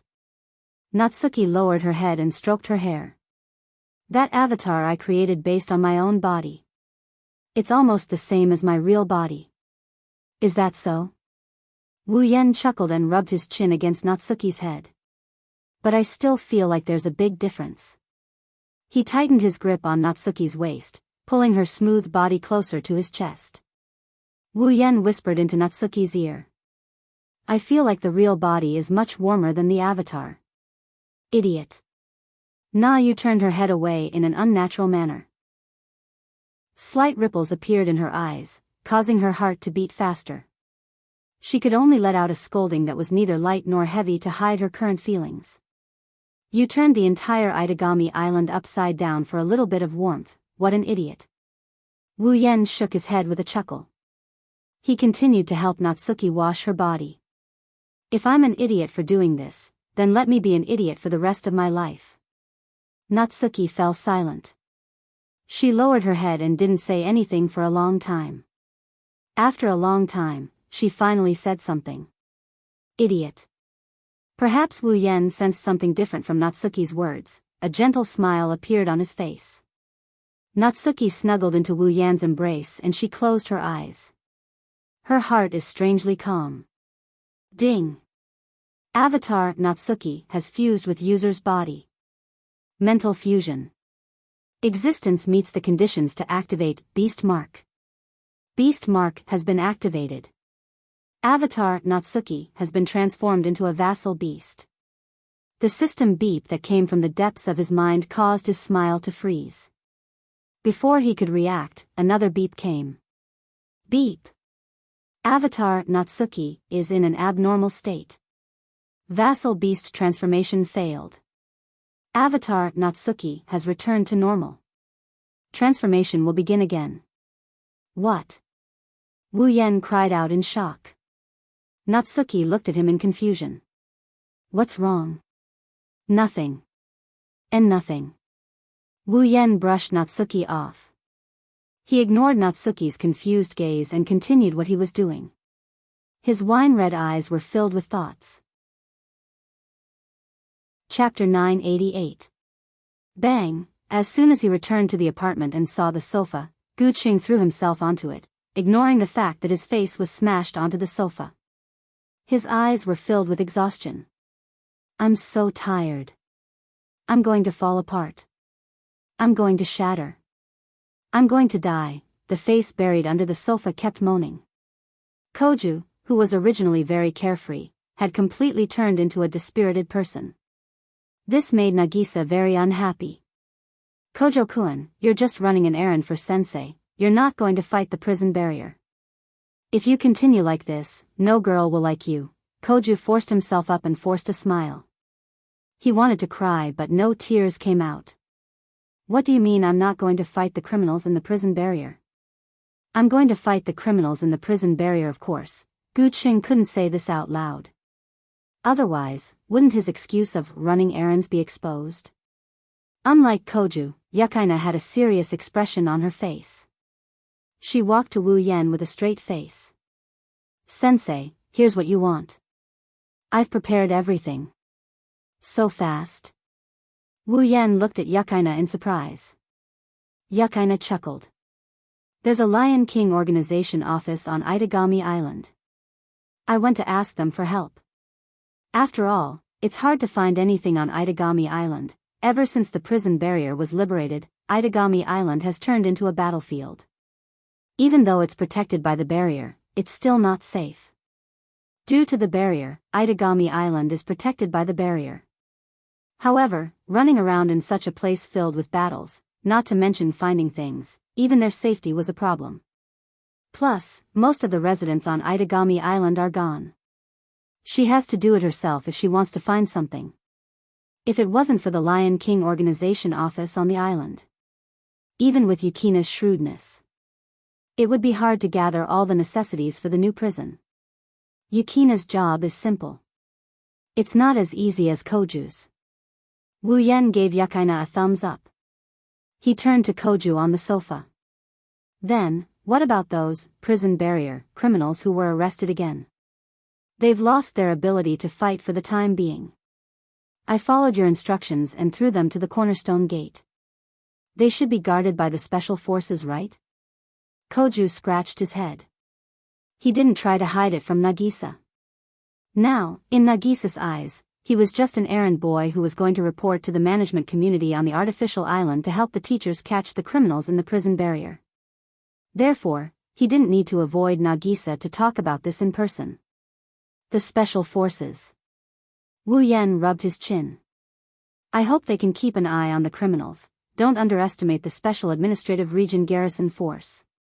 Natsuki, who had worked with them for 10 years as the instructor of the Special Administrative Region Guard Force, immediately defended them. They're just a bunch of criminals who have lost their ability to fight. With the ability of the Special Administrative Region Guard Force, it wouldn't be difficult to guard them for a few days. Is that so? Wu Yan scratched his face. Why do I feel like they won't be of much help? That's because our opponents are the prison barrier criminals. Natsuki shook her head. With their abilities, it's good enough that they didn't get hurt. Are they really that good? Nagisa shrunk her neck. To her, the special forces protecting the peace of Itagami Island are really good. She's just a normal middle school student after all. They're much better than you think. Kotori knocked Nagisa's head with her hands on her hips. That's why you shouldn't run around, at least not for the time being. I know. Nagisa puffed up her cheeks and lowered her shoulders. Why is it that everyone can help, but I can't do anything? You. Kotori laughed bitterly. She knocked Nagisa's head again. Don't keep looking down. Otherwise, everyone will be dispirited too. Nagisa quickly pulled herself together. The depression in her heart left as quickly as it came. Alright, I'll go make some food for everyone. I'll help too. Kanon pulled Nagisa's sleeve, eliciting a chuckle from Nagisa. Wu Yan watched as the two stood up. Just as he was about to say something, a strange yet powerful aura appeared in Wu Yan's senses. His smile froze. This is. Stimulated by the aura, Wu Yan shuddered and he looked at the source of the aura. It's right above him. What's wrong? Kanon and Nagisa were about to enter the kitchen when they saw Wu Yan looking up at the ceiling. They also looked up in confusion. What's wrong with the ceiling? This aura. Natsuki, Kotori, Yukaina, and Koju seemed to have noticed something as well. They looked up at the ceiling in bewilderment. It was also at this moment that everyone sensed that the strange aura coming from above their heads seemed to have reached a critical point. It was as if something had detonated it, and it fiercely smashed down. Although he didn't know what the main body of this aura was, judging from its strength, once it smashed down, this apartment would be turned into ruins. Not good. Natsuki, Yukaina, and Koju gasped in shock. Kotori hugged Kanon and Nagisa. Wu Yan didn't hesitate. He channeled his mana and he disappeared from the living room. When he reappeared, he was already on top of the apartment's rooftop. Wu Yan looked up at the dark sky above him. The next moment, he saw the source of the aura. It's a whirlwind that looks like a whirlpool. Hum. Accompanied by a sharp tremor, a huge vortex of air formed by strong winds rolled up under the dark sky. A huge whirlwind of more than 100 meters in size swept down from above, accompanied by a whistling sound.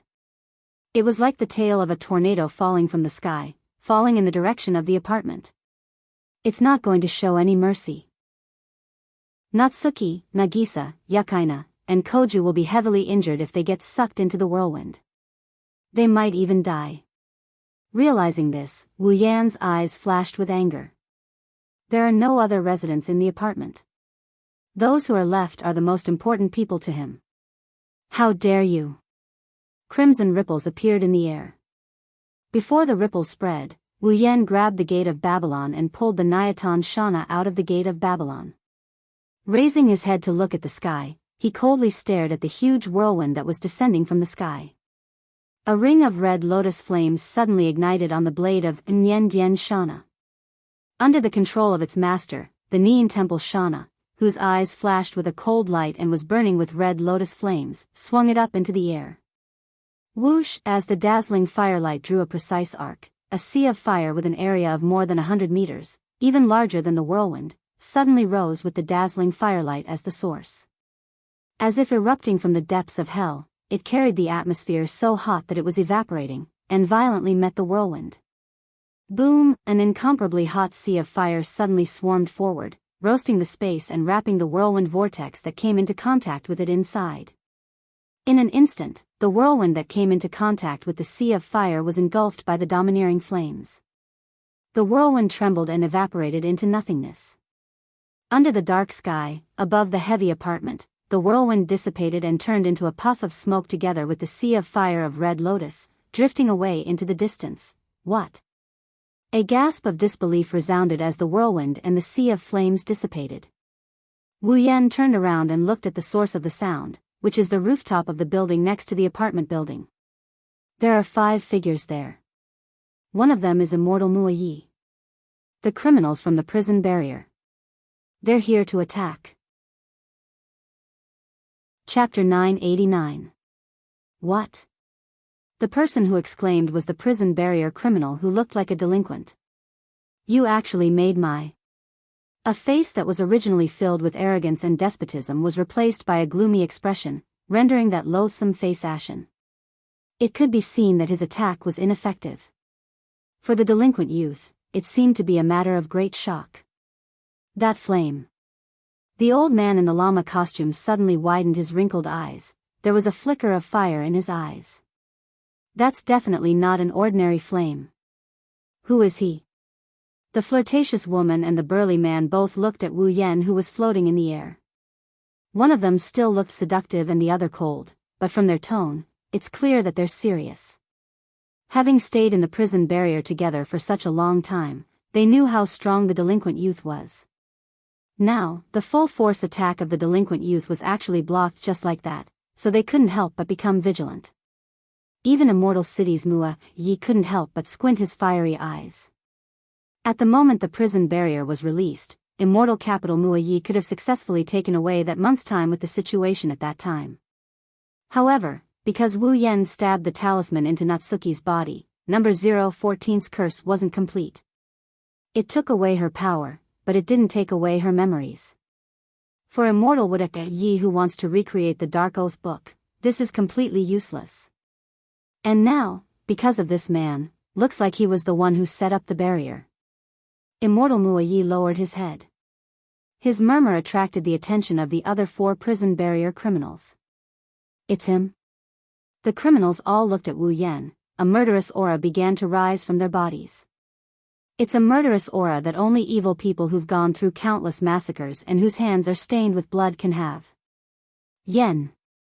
Teacher, on the other side, the door to the rooftop opened. Kotori, Natsuki, Kanon, Nagisa, Yukaina, and Koju all ran to the scene. They faced the criminals from the prison barrier. Natsuki's face tensed up as she looked at the 5 figures. So it's you guys? You're the Witch of Space. The flirtatious woman was startled by Natsuki's current appearance and didn't recognize her at first glance. Ahahaha. What's wrong? Sorceress of the Void. How did you become like this? Ah. The delinquent looked at Natsuki, who has shrunk a few sizes. He was stunned for a moment, then he laughed maniacally. She suits you. Bastard. He descended from the sky. He landed beside Natsuki. Wu Yan frowned as he looked at the other 4 figures other than Immortal Muayi. The criminals with Immortal Muayi? Looks like they're not ordinary. Natsuki nodded and glanced at the delinquent who was laughing maniacally. Sutra D. He's a criminal who inherited the ability of a quasi-god descendant, Tenbu. He has the ability to control psychokinesis.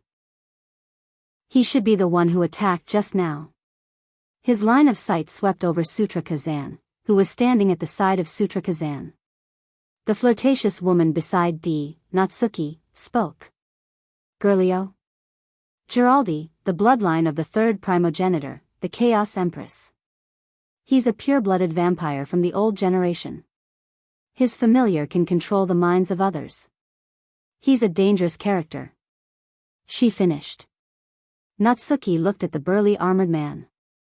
Brooder. Dambo Gulov is a former mercenary hired by the Western European Church. He is also the last descendant of the Dragon Slayer clan. His strength is all in that body and that sword. When facing him, you must be careful of his sword. Natsuki looked at the old man in llama attire. As for him, he's called Chilika. His name is Chilika. He's a monster with a flame spirit spell implanted in his body. He's a spirit user. A flame spirit user? Kodari, who didn't even look at the prison barrier criminals, didn't even bother to look at them. Hearing Natsuki's words, he finally glanced at Chilika with an interested expression on his face. Oh, I see. Wu Yan pursed his lips and he chuckled. Plus, Sendaku Muai is using the same magic system as you. None of them are easy to deal with. Hey. Hey. Koju clenched his fists. He gritted his teeth when he sensed the ominous aura from the 5 figures. Isn't the situation bad? Kodari, Yukina-chan. Kanon-chan. Nagisa grabbed Yukina's hand and hugged Kanon. It's fine, Nagisa-chan. Yukaina squeezed Nagisa's hand and forced a smile. Wu Yan, Sensei and Minamiya Sensei are both here. It'll be fine. Nagisa looked at Yukaina and sighed in relief as if she had been convinced. However, she didn't notice the deep worry in Yukina's eyes. Natsuki has lost half of her power and Koju, Kanon, and herself can't reveal their identities in front of Nagisa. Yukaina doesn't know if Wu Yan and Kodari are enough to deal with the 5 prison barrier criminals. Of course, that's because Yukaina doesn't know Wu Yan and Kodari's true strength. Otherwise, she wouldn't think that way. This was because the 5 criminals of the prison barrier were all Type 8 powerhouses, and they were not ordinary Type 8 powerhouses. However, Wu Yan and Kodari are Tier 9. Even if they only send one of them, they can easily take care of them. Furthermore, the 2 of them were not the only ones facing the 5 criminals from the prison barrier formation. Oh. Seems like something interesting is going on here. With a frivolous voice and a wave of golden mist, Vatler appeared with his hands in his pockets, his face full of excitement. How cunning of you to not invite me to such an interesting event, Vatler. Dimitri? Vatler. Many people present exclaimed at the same time, causing the smile on Vatler's face to grow even wider. He took a step forward and stood in front of Wu Yan and the others. Vatler scanned the 5 people in front of him and his smile widened. Secretary Demonis. Descendant of the Deva. The last descendant of the Dragon Slayer clan. The clan of the Chaos Empress. The controller of the Flame Sprites, haha. Ha ha ha ha. Vatler couldn't suppress the joy in his heart. He couldn't help but laugh. Good. That's great. That's what makes it interesting. Hearing Vatler's excited laughter, as if he had found his prey, the other 4, with the exception of Immortal Capital Muayi, were a little angry. Despicable bastard. He's just a vampire noble. Veins popped out on Sutla's forehead. Under the control of his anger, a sharp gust of wind swirled around him. With a whistling sound, it turned into a deadly invisible wind blade that sliced towards Vatler. Don't get too cocky. Bastard. Heh. Vatler's face was ferocious, and his eyes quickly turned scarlet. At the same time, a sea snake wrapped in blue flames appeared behind him. It opened its mouth, and a super strong pressure that was far stronger than the previous one blasted forward like an invisible heavy cannonball with a sonic boom. In the next moment, the invisible wind blade and the invisible air pressure cannonball clashed together. Boom! A deafening roar unavoidably reverberated, bringing with it a violent gust of wind. When the two attacks that both manipulated the atmosphere collided, the surrounding airflow was affected and exploded like sound waves. The wind waves that were no less powerful than a Force 10 typhoon swept out in all directions. Ah! Yukaina, Kanon, and Nagisa hurriedly raised their hands to shield themselves, but they were almost blown away by the wind. No, Nagisa, who was smaller and a normal person, was already on the verge of collapsing. Wu Yan appeared beside the three girls and caught Nagisa, who was about to fall. He also pulled Kanon, who was feeling uncomfortable from the wind, and protected the two girls in his arms. Wu Yan took a deep breath and he looked at Nagisa, who is still in his arms. She's the only one who is still alive right now. Sorry, Nagisa, you should sleep for now. Nagisa only had time to hear this before a strong sense of drowsiness assaulted her mind, lulling her to sleep. Battle. It was on the verge of erupting. Chapter 990. Kanon. Ah! Kanon shrieked in surprise. Before she could react, the sleeping Nagisa was shoved into her arms. I'll leave Nagisa in your care. Ah! Kanon was stunned. Her eyes were filled with panic. Me? Wu Yan nodded. He smiled warmly at Kanon's panicked expression. He patted her head. Believe in yourself, you can protect Nagisa. I believe in you. Hearing this, Kanon's eyes lit up. Then, they turned into determination as she nodded. Yes. Very good. Wu Yan smiled in satisfaction. His expression hardened. His arm transformed into a pitch-black ghostly hand with red veins. Descend. Angel's holiness. Mana surged into Kanon's body in a manner invisible to the naked eye and unrestrained by space. Kanon's body suddenly emitted a dazzling glow after receiving the powerful mana. In the blink of an eye, 3 pairs of pure white wings unfurled from Kanon's back. Feathers fluttered in the air as a holy halo appeared above her head. With a dense radiance, the pure girl turned into a holy angel. Her radiance illuminated the dark sky. After regaining control of her familiars, Kanon's confidence swelled. She carried Nagisa and flapped her wings, flying far away from the battlefield. A familiar? Kanae's Kanon is a familiar? Natsuki, who had yet to learn of Kanon's true identity, was shocked to see the angelic girl shrouded in light. She turned around and looked at Koju and Yukaina beside her. What the hell is going on? I don't know either. Koju shook his head with a bitter smile. Yukaina looked away from Kanon. According to Sensei. Because of him, Yanasi seemed to have transformed from a human into his familiar. As for the reason, he has never told us. Natsuki frowned. Something flashed in her eyes as she thought of something. But soon, his thoughts were replaced by a rumbling sound. Boom! Under Vatler's control. The dark blue sea serpent spat out a violent atmospheric pressure and went straight for the 5 criminals inside the prison barrier. Without any explanation, it bombarded the top floor of the opposite building. The fragile buildings were destroyed by the bombardment. Only a pile of broken stone fragments was left behind. Amidst the cracking sounds, they fell to the ground, stirring up a thick cloud of dust. They actually attacked the 5 of us at the same time. Gigliola, who had moved to another building with his companions, sneered. Dimitri? Vatler, do you want to fight all 5 of us at once? That's not bad. Vatler laughed evilly. Isn't it interesting? Roar. The sea snake-like familiar roared as Vatler laughed maniacally. Then, like a train, it charged towards the 5 prisoners in the prison barrier. That bastard. How arrogant. Shutla's face was livid. Does he really want to kill all 5 of us at once?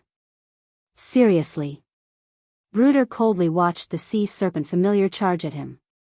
He drew his great sword from his back and took a step forward. Like a mayfly trying to shake a tree, he charged towards Vatler's familiar. Wooji! The simple greatsword slashed across the sea snake familiar's neck, like a flash of a blade, viciously chopping down. If someone who didn't know what was going on saw this, they would laugh themselves to death. Familiars are highly concentrated mana entities with a will. In other words, they are mana itself. The only way to stop a vassal beast from being released was to use a greater amount of mana than the vassal beast itself to cancel it out. Brooder, on the other hand, slashed at the familiar with his great sword. Such an action was like using a sword to slash at a volcano that was erupting. The final result would definitely be drowning in the magma that erupted from the volcano, and not even leaving behind a corpse. However, what happened next caused everyone's jaws to drop.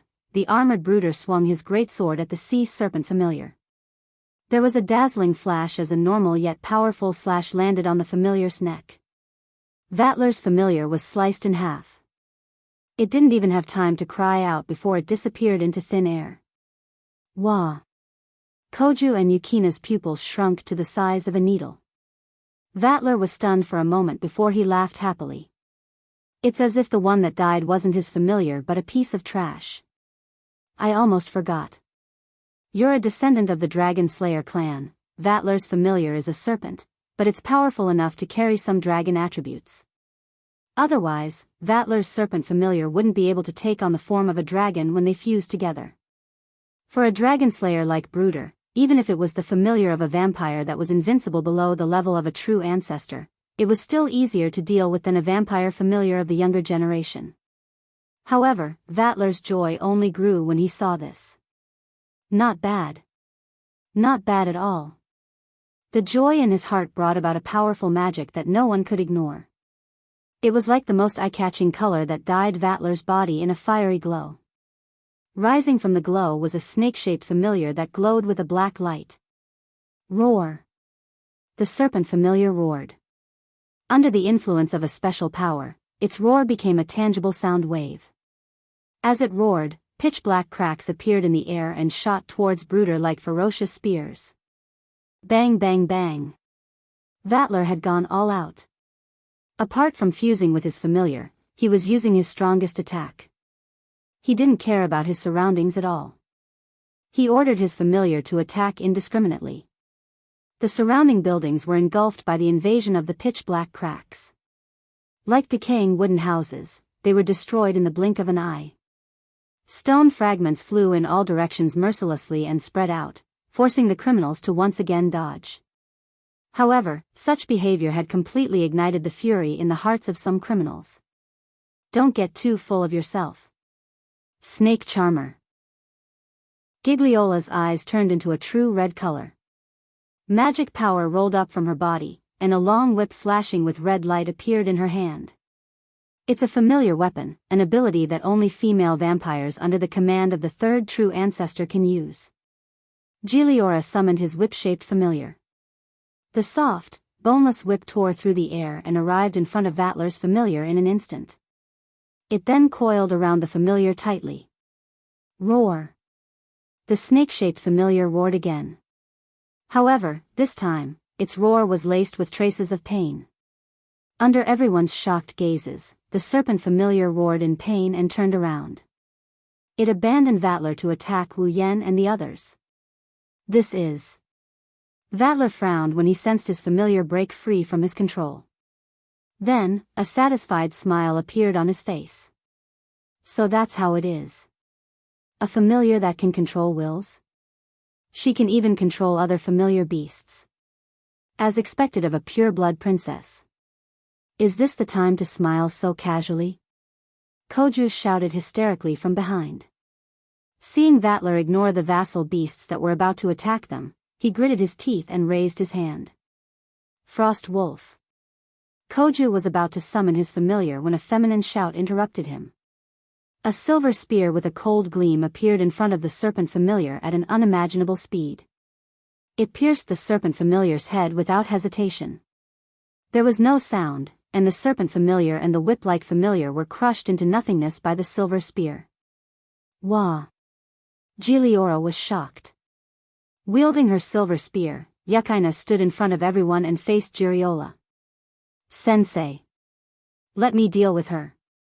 Wu Yan glanced at Yukaina, thought for a moment, then nodded. From a certain point of view, Yukaina, who possessed the Frost Wolf, was Jiriola's nemesis. GMO. Koju was stunned. He scratched his head helplessly and glanced at Shutla. Looks like I can't just stand here and watch the show. When Kotori heard this, she nodded in agreement. She turned her red eyes toward Chilika, who was in his llama attire, and a smile appeared on her face. I'll go have some fun then, Flame Spirit's messenger. Chapter 991. Ha! With a shout, Yukaina charged forward with her silver spear flashing with a cold light. She flashed to the top of another building and arrived in front of Jiriola. With a piercing sound, the sharp tip of her spear flashed past. Jiriola's expression changed, and his red eyes became serious. Her familiars and Vatler's familiars were destroyed in the blink of an eye when they clashed against the silver spear. She didn't think she would be fine after being stabbed by the spear, even if she was an immortal vampire. Immediately, Jiriola stomped on the ground and quickly retreated, dodging Yukina's Frost Wolf. Yukaina immediately jumped and chased after him. Not long after, the two of them had retreated quite a distance and left the battlefield. What are you doing? That bastard! Shutra roared rudely as he raised his hand. Under the control of his telekinesis, a sharp air current scraped against his arm, producing a sharp sound of friction. Are you guys going to ignore me? Bastards! After cursing arrogantly, Shutla swung his hand at Yukaina. A sharp gust of wind swept out and slashed towards Yukina's petite back. Come at me. Lion's Gold. On the path of the buzzing storm, a burst of golden lightning suddenly burst forth. Like fireworks, it flashed wildly and condensed into a mighty thunder lion with golden fur fluttering all over its body. It looked like a golden lightning bolt. Roar! The golden thunder lion let out a roar. The lightning was so dense that it seemed like it could tear the sky apart. It clashed with the gust of wind. Clap clap clap clap, the lion's gold fiercely charged forward. Wherever it passed, the violent gale actually collided with the golden lightning under its charge. It didn't even last for a second, and the humming sound of the wind breaking apart exposed Sweatla to the charge of the huge thunder lion. Bastard! Just by looking at it, Sutra knew how terrifying the lion's gold was. He was about to say that it was just a true ancestor, but he swallowed his words when he sensed the threat of the lightning lion. He quickly leaped up and dodged the attack. Rumble! In the next instant, the violent lightning lion pounced on the spot where Shutla had been standing. It was only natural that the familiar of the fourth primogenitor would be able to deal with it. There wasn't a single place that could be preserved in perfect condition. All of them had been turned into ashes by the violent lightning. Heh! Shutla smiled cruelly, but a drop of cold sweat rolled down his forehead. You're quite capable, bastard, I'm sorry. Gu Cheng's body flashed with golden lightning as he spoke in an unapologetic tone. If you disturb GMO, I'll be in a lot of trouble. What? Are you saying you want to die alone? Bastard! Regardless of what he was thinking in his heart, Shutla was still extremely arrogant and boastful. If possible, I really want to die once. Gu Cheng said. A scarlet light flashed in his eyes. Violent golden lightning bolts swelled up from his body and once again condensed into a golden lightning lion. Unfortunately, this cursed body really can't die. Go! Lion's Gold. Roar! The lightning lion with golden lightning surging all over its body once again let loose a thunderous roar, and it was like a bolt of lightning descending from the heavens as it flashed towards Shutla amid a series of hair-raising electronic sounds. Bastard! Sutla cursed as he activated all of his psychokinesis. An extremely soft Puchi sound suddenly rang out. At the same time, four ghostly wrists appeared like phantoms. They were phantoms formed by pure psychokinesis. Oi oi oi! Seeing this, Gu Qing loudly shouted as if he was unable to bear it. Don't tell me those arms can also release those storms? Bingo. Bastard. Shutla laughed sinisterly. He raised all 6 arms above his head, and a more violent storm than before condensed on each of his wrists. If you understand, then die obediently. You bastard. As soon as he finished his words, he swung all 6 of his wrists down. The deadly storm tore apart all the buildings in front of him and sliced them into pieces. Then, with a sharp buzzing sound, the storm crashed into the lion's gold. Boom! The next moment, a ball of fire exploded in the sky like a large firework, blooming under the dark clouds. Ha ha ha! Seeing that his attack had blocked the lion's gold, Shutla regained the confidence he lost due to the lion's gold's power. He laughed arrogantly as if he wanted to regain his dignity. So what if you're a primogenitor? Ha! A mere familiar of a primogenitor is nothing but a worm in front of my shattering mist axe, bastard. Is that so? While Shutla was laughing hysterically, a lazy voice rang out from behind him, accompanied by a series of electric sounds and dazzling golden lightning. The wild smile on Shutra's face froze, and a chill ran down his spine. Gu Qing raised his fist and roared as he looked at Sulla, who had his back facing him. His fist was flashing with lightning as he roared. Have a taste of a primogenitor's fist. Tang Wulin stomped his foot on the ground, and his fist, which was wrapped in golden lightning, smashed heavily into Sutra's back. It's over. Shutla.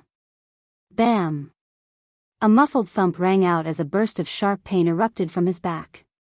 Bursts of violent golden lightning surged through his body at a rate of over 1,000 times per second, crashing relentlessly into his seemingly frail body.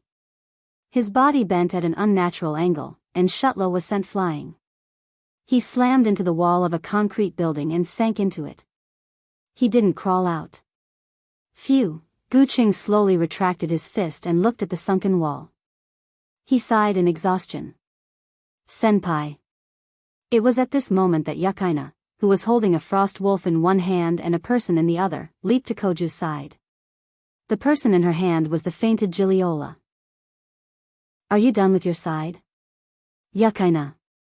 Uh-huh. Yukaina smiled and nodded as she tossed Jiriola to the ground. The most terrifying thing about Jiriora's familiars was that they could control the minds of others. However, such familiars were completely useless against the frost wolves that could nullify magic. On the other hand, Jiriora's other familiar, the venomous hornets, relied on their numbers to gain victory. They were also useless against the agile swordsman. Without the help of familiars, Vatler is no match for Yukaina. It's only a matter of time before Jiriola loses. Bang! Boom! At the same time, a ball of fire and a powerful shockwave erupted from the top of the other 2 buildings. The 2 explosions echoed in the cloudy sky. Koju and Yukaina finally saw what was going on when the flames and shockwaves dissipated. At the top of the 2 buildings, Vatler was wearing a white western suit and Kotori was wearing a feather dress. One had a dragon-shaped familiar circling around him, while the other was bathed in flames.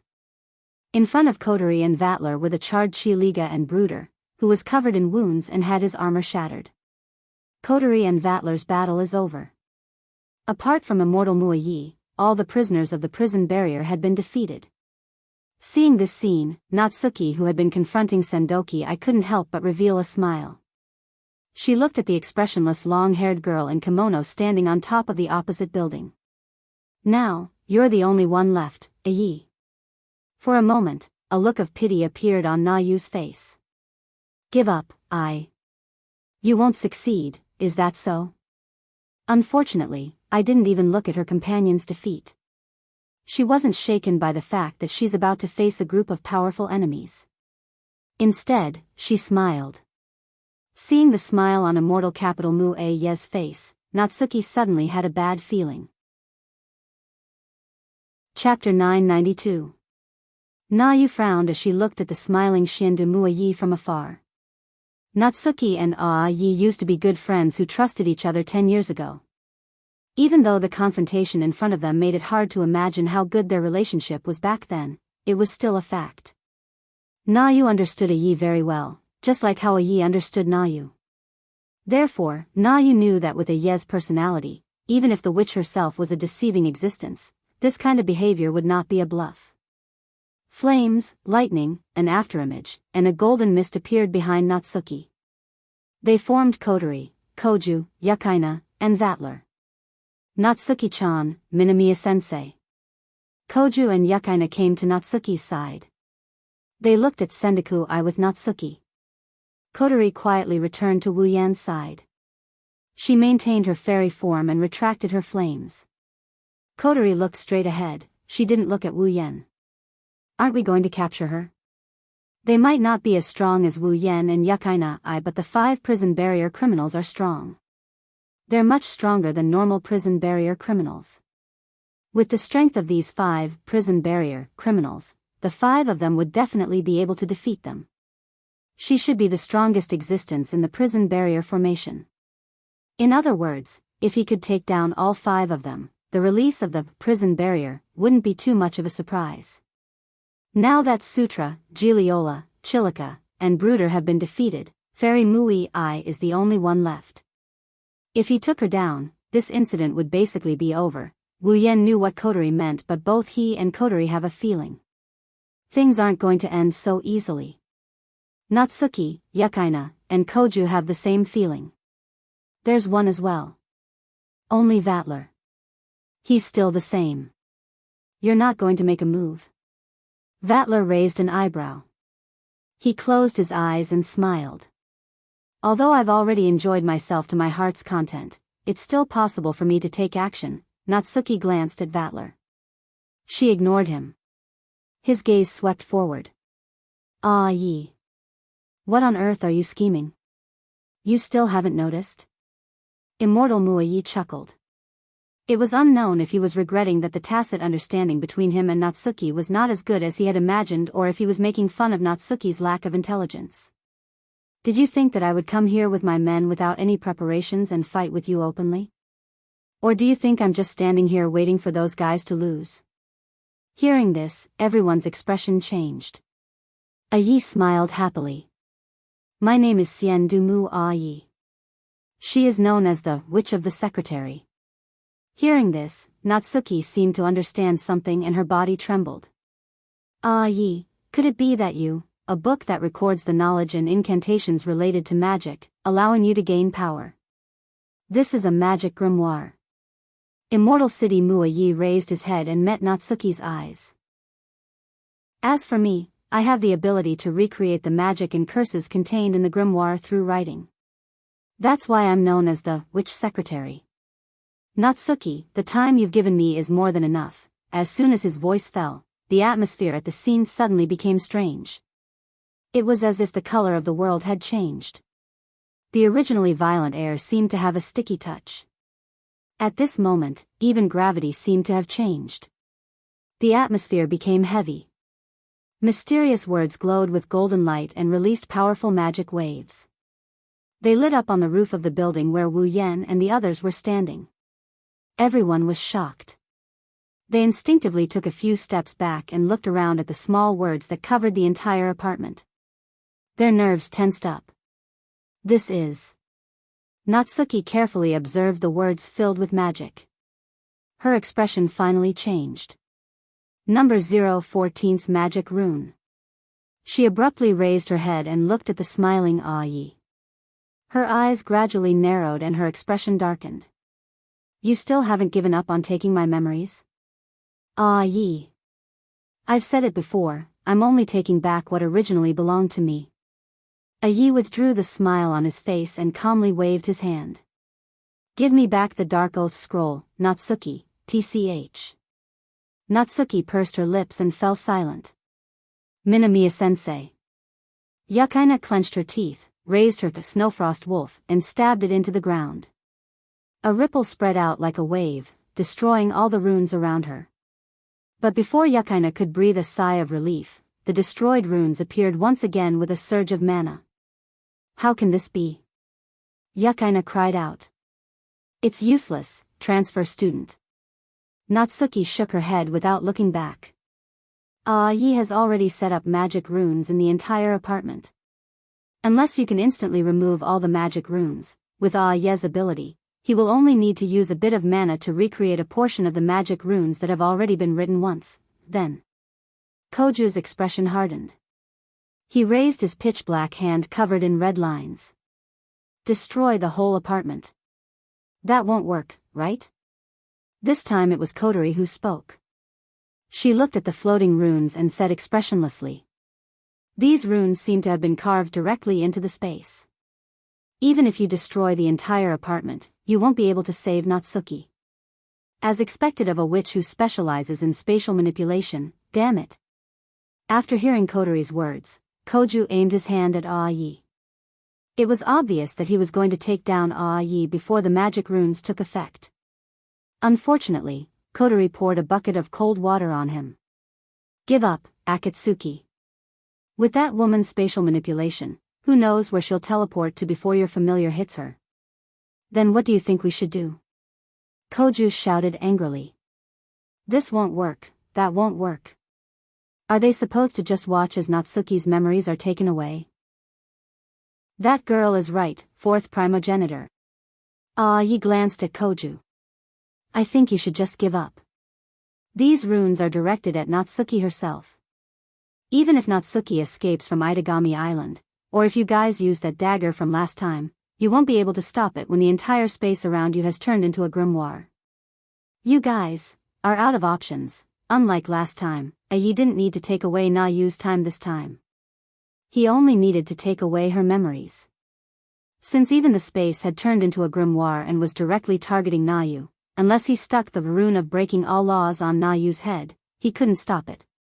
However, with a dagger in her head, even if it's the most common dagger, Natsuki's death is certain. It was also because of this that Yi could stand there calmly. In her opinion, although she had lost the battle, she had achieved her goal. Kotori chuckled at Yi's words. Who told you we're out of options? Yi's pupils contracted. Natsuki, Koju, Yukaina, and the others were stunned. Everyone on your side has made their appearance, right? Kotori's lips curled up. But our general hasn't made his appearance yet. Everyone present was stunned for a moment, but they immediately understood what Kotori meant. Their expressions changed. Peng, at this moment, a magical wave as scorching as magma erupted without the slightest warning. Like a flash of light at dawn, it instantly illuminated every corner of the space. Wah! Yi was startled. She could feel that her magic runes were starting to tremble under the sweep of this magic power. This is something that has never happened before. Yi's pupils dilated as she sensed the runes.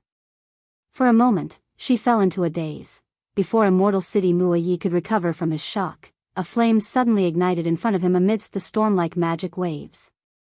The flame was pure white in color. As the white flame ignited, it was as if something had been detonated at the scene, causing a sea of white flames to erupt. A soft voice reverberated in everyone's ears, descend. Chapter 993. Descend. The extremely soft call reverberated clearly in the surrounding space, rising and falling like an echo, drifting in all directions.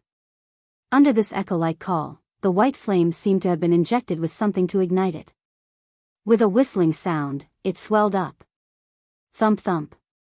With a sound similar to a heartbeat, the white flame was like an erupting volcano. With a muffled sound, it suddenly spread out. In just an instant, in everyone's vision, there was only a burning white sea of fire left. As far as the eye could see, it was filled with white flames. White flames? A circular spatial barrier appeared around Yi, as if she was trying to protect herself from the white flames. However, when the white flames burned around her, they seemed to have a mind of their own and separated to the left and right. They didn't even touch Yi, causing her to be stunned on the spot. It's that flame. Koju was shocked when he saw the white flames. He recalled the first time he met Wu Yen. At that time, the familiar in his body suddenly went berserk. Even the lion's gold came running out on its own. Koju thought Itagami Island would be destroyed because of him and fell into despair. However, the white flames in front of him incinerated his lion's gold in an instant. Now, the owner of the white flames is about to appear. Koju and Yukaina, who had a deep impression of the white flames, widened their eyes in shock, even though the light from the white flames made their eyes hurt. They didn't want to look away. Vatler was the same as Koju and Yukaina.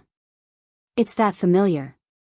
Masai's eyes were filled with excitement, and Vatler's face was filled with a crazed desire to fight.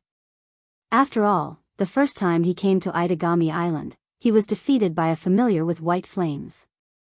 Natsuki and Kotori stared at the center of the white flames. They didn't say anything, but their eyes were filled with different emotions. Natsuki is looking forward to it. She can't wait for Wu Yen to turn the tide and save her once again. Kotori is happy, she's happy for no reason. As a fire spirit, Kotori loves to see Wu Yen use his fire abilities. Under everyone's watchful eyes, Wu Yen opened his eyes in the center of the white flames. He raised his arm with red veins. Powerful magical energy rose from his body like a tidal wave, accompanied by a bloody mist. Come! White dragon's burning flame. Heaven and earth. Everything went silent. The white flames retracted and returned to Wu Yan's side in the blink of an eye. Then, it combined with the rising demonic power and blood mist, and with a swirl, it condensed into a figure. It's a dragon standing on 2 feet. The white flames were fluttering like fluff. The dragon's entire body was white, and between its eyebrows, there were 2 long whiskers and ribbons that seemed to be condensed from flames. They fluttered up and down under the influence of the white flames, looking elegant and free. White wings spread out on both sides of its body. There was a pair of sharp dragon claws attached to the wings. Like the flame-like object floating between its eyebrows, its tail, which was much larger in size, swayed back and forth, swaying along with the white flames. Every time it swayed back and forth, it stirred up a wave of white flame ripples, which swept across the white dragon's body and its eyes, setting off the pair of azure eyes. It's a completely different familiar from the black dragon's lightning trap. If the black dragon's lightning trap is the ruler of the earth, then the white dragon's burning flame is the ruler of the earth. It's a god that descended from the heavens. Dignified, yet incomparably elegant. Looking at the godlike white dragon, everyone was in a daze, including Vatler, who had already seen it once. So beautiful. Yukaina was at a loss for words. She could only use the word beautiful to describe her feelings. Is that the familiar controlling the flames? Natsuki and Kotori focused their attention on the situation. It finally appeared again. Vatler resisted the urge to charge and fight the white dragon's burning flame. He clenched his fists. He didn't even care that his fingernails were bleeding. Stop joking around. Koju grimaced. His body was trembling when he tried to suppress a berserk familiar. Do you have to go berserk every time that vampire teacher releases a familiar? Koju gritted his teeth. Koju wasn't the only one, I was as well. The immortal city Muayi had already felt threatened by the white dragon burning flame. Who the hell is he? Why does he have a familiar like this? Such a powerful familiar. I had a feeling she had to stop Wu Yen from doing what he wanted to do. However, the white flames around I stopped her from acting rashly. She could only spit out resentful breaths. Previously, Ai had been plotting how to escape from the prison barrier, plotting how to plot against Nayu, and even after escaping from the prison barrier, he was still plotting how to seize Nayu's memories. Of all her calculations, she missed out on Wu Yen. He was able to set up a barrier that trapped all the criminals in the prison barrier. He was also able to steal Natsuki's memories. How can this man be a normal person? She was too careless. Moreover, it was very likely that this time, he would fall because of his own carelessness. Oh, under Ice's resentful gaze, the white dragon's burning flame raised its head and let out a long dragon roar. Pung! As if it had received a summons, the ground within 100 meters immediately cracked open. Then, white pillars of fire erupted from the cracks on the ground. Whoosh! In just a few seconds, the white pillar of fire filled the entire space. As it whistled, it suddenly scattered and exploded into wisps of fire that sprinkled on the magic runes. Then, it fiercely burned them. That's right. Runes. Burning. Impossible. I cried out in disbelief. Impossible. How could magic runes that were directly engraved in space burn? Could it be that the flames can burn space? No, you're wrong. A ghostly voice resounded from the center of the distant flames. The white dragon's burning flame doesn't burn space. It burns time. That's right. Time. The white dragon's flames can't burn anything.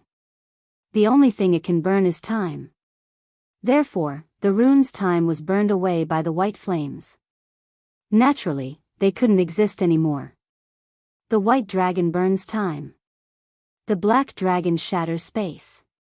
This was the power of the black dragon and white dragon. At the same time, the white flames around Ye's body, under the control of the white dragon, pounced on the space barrier protecting Yi and burned the space barrier into nothingness.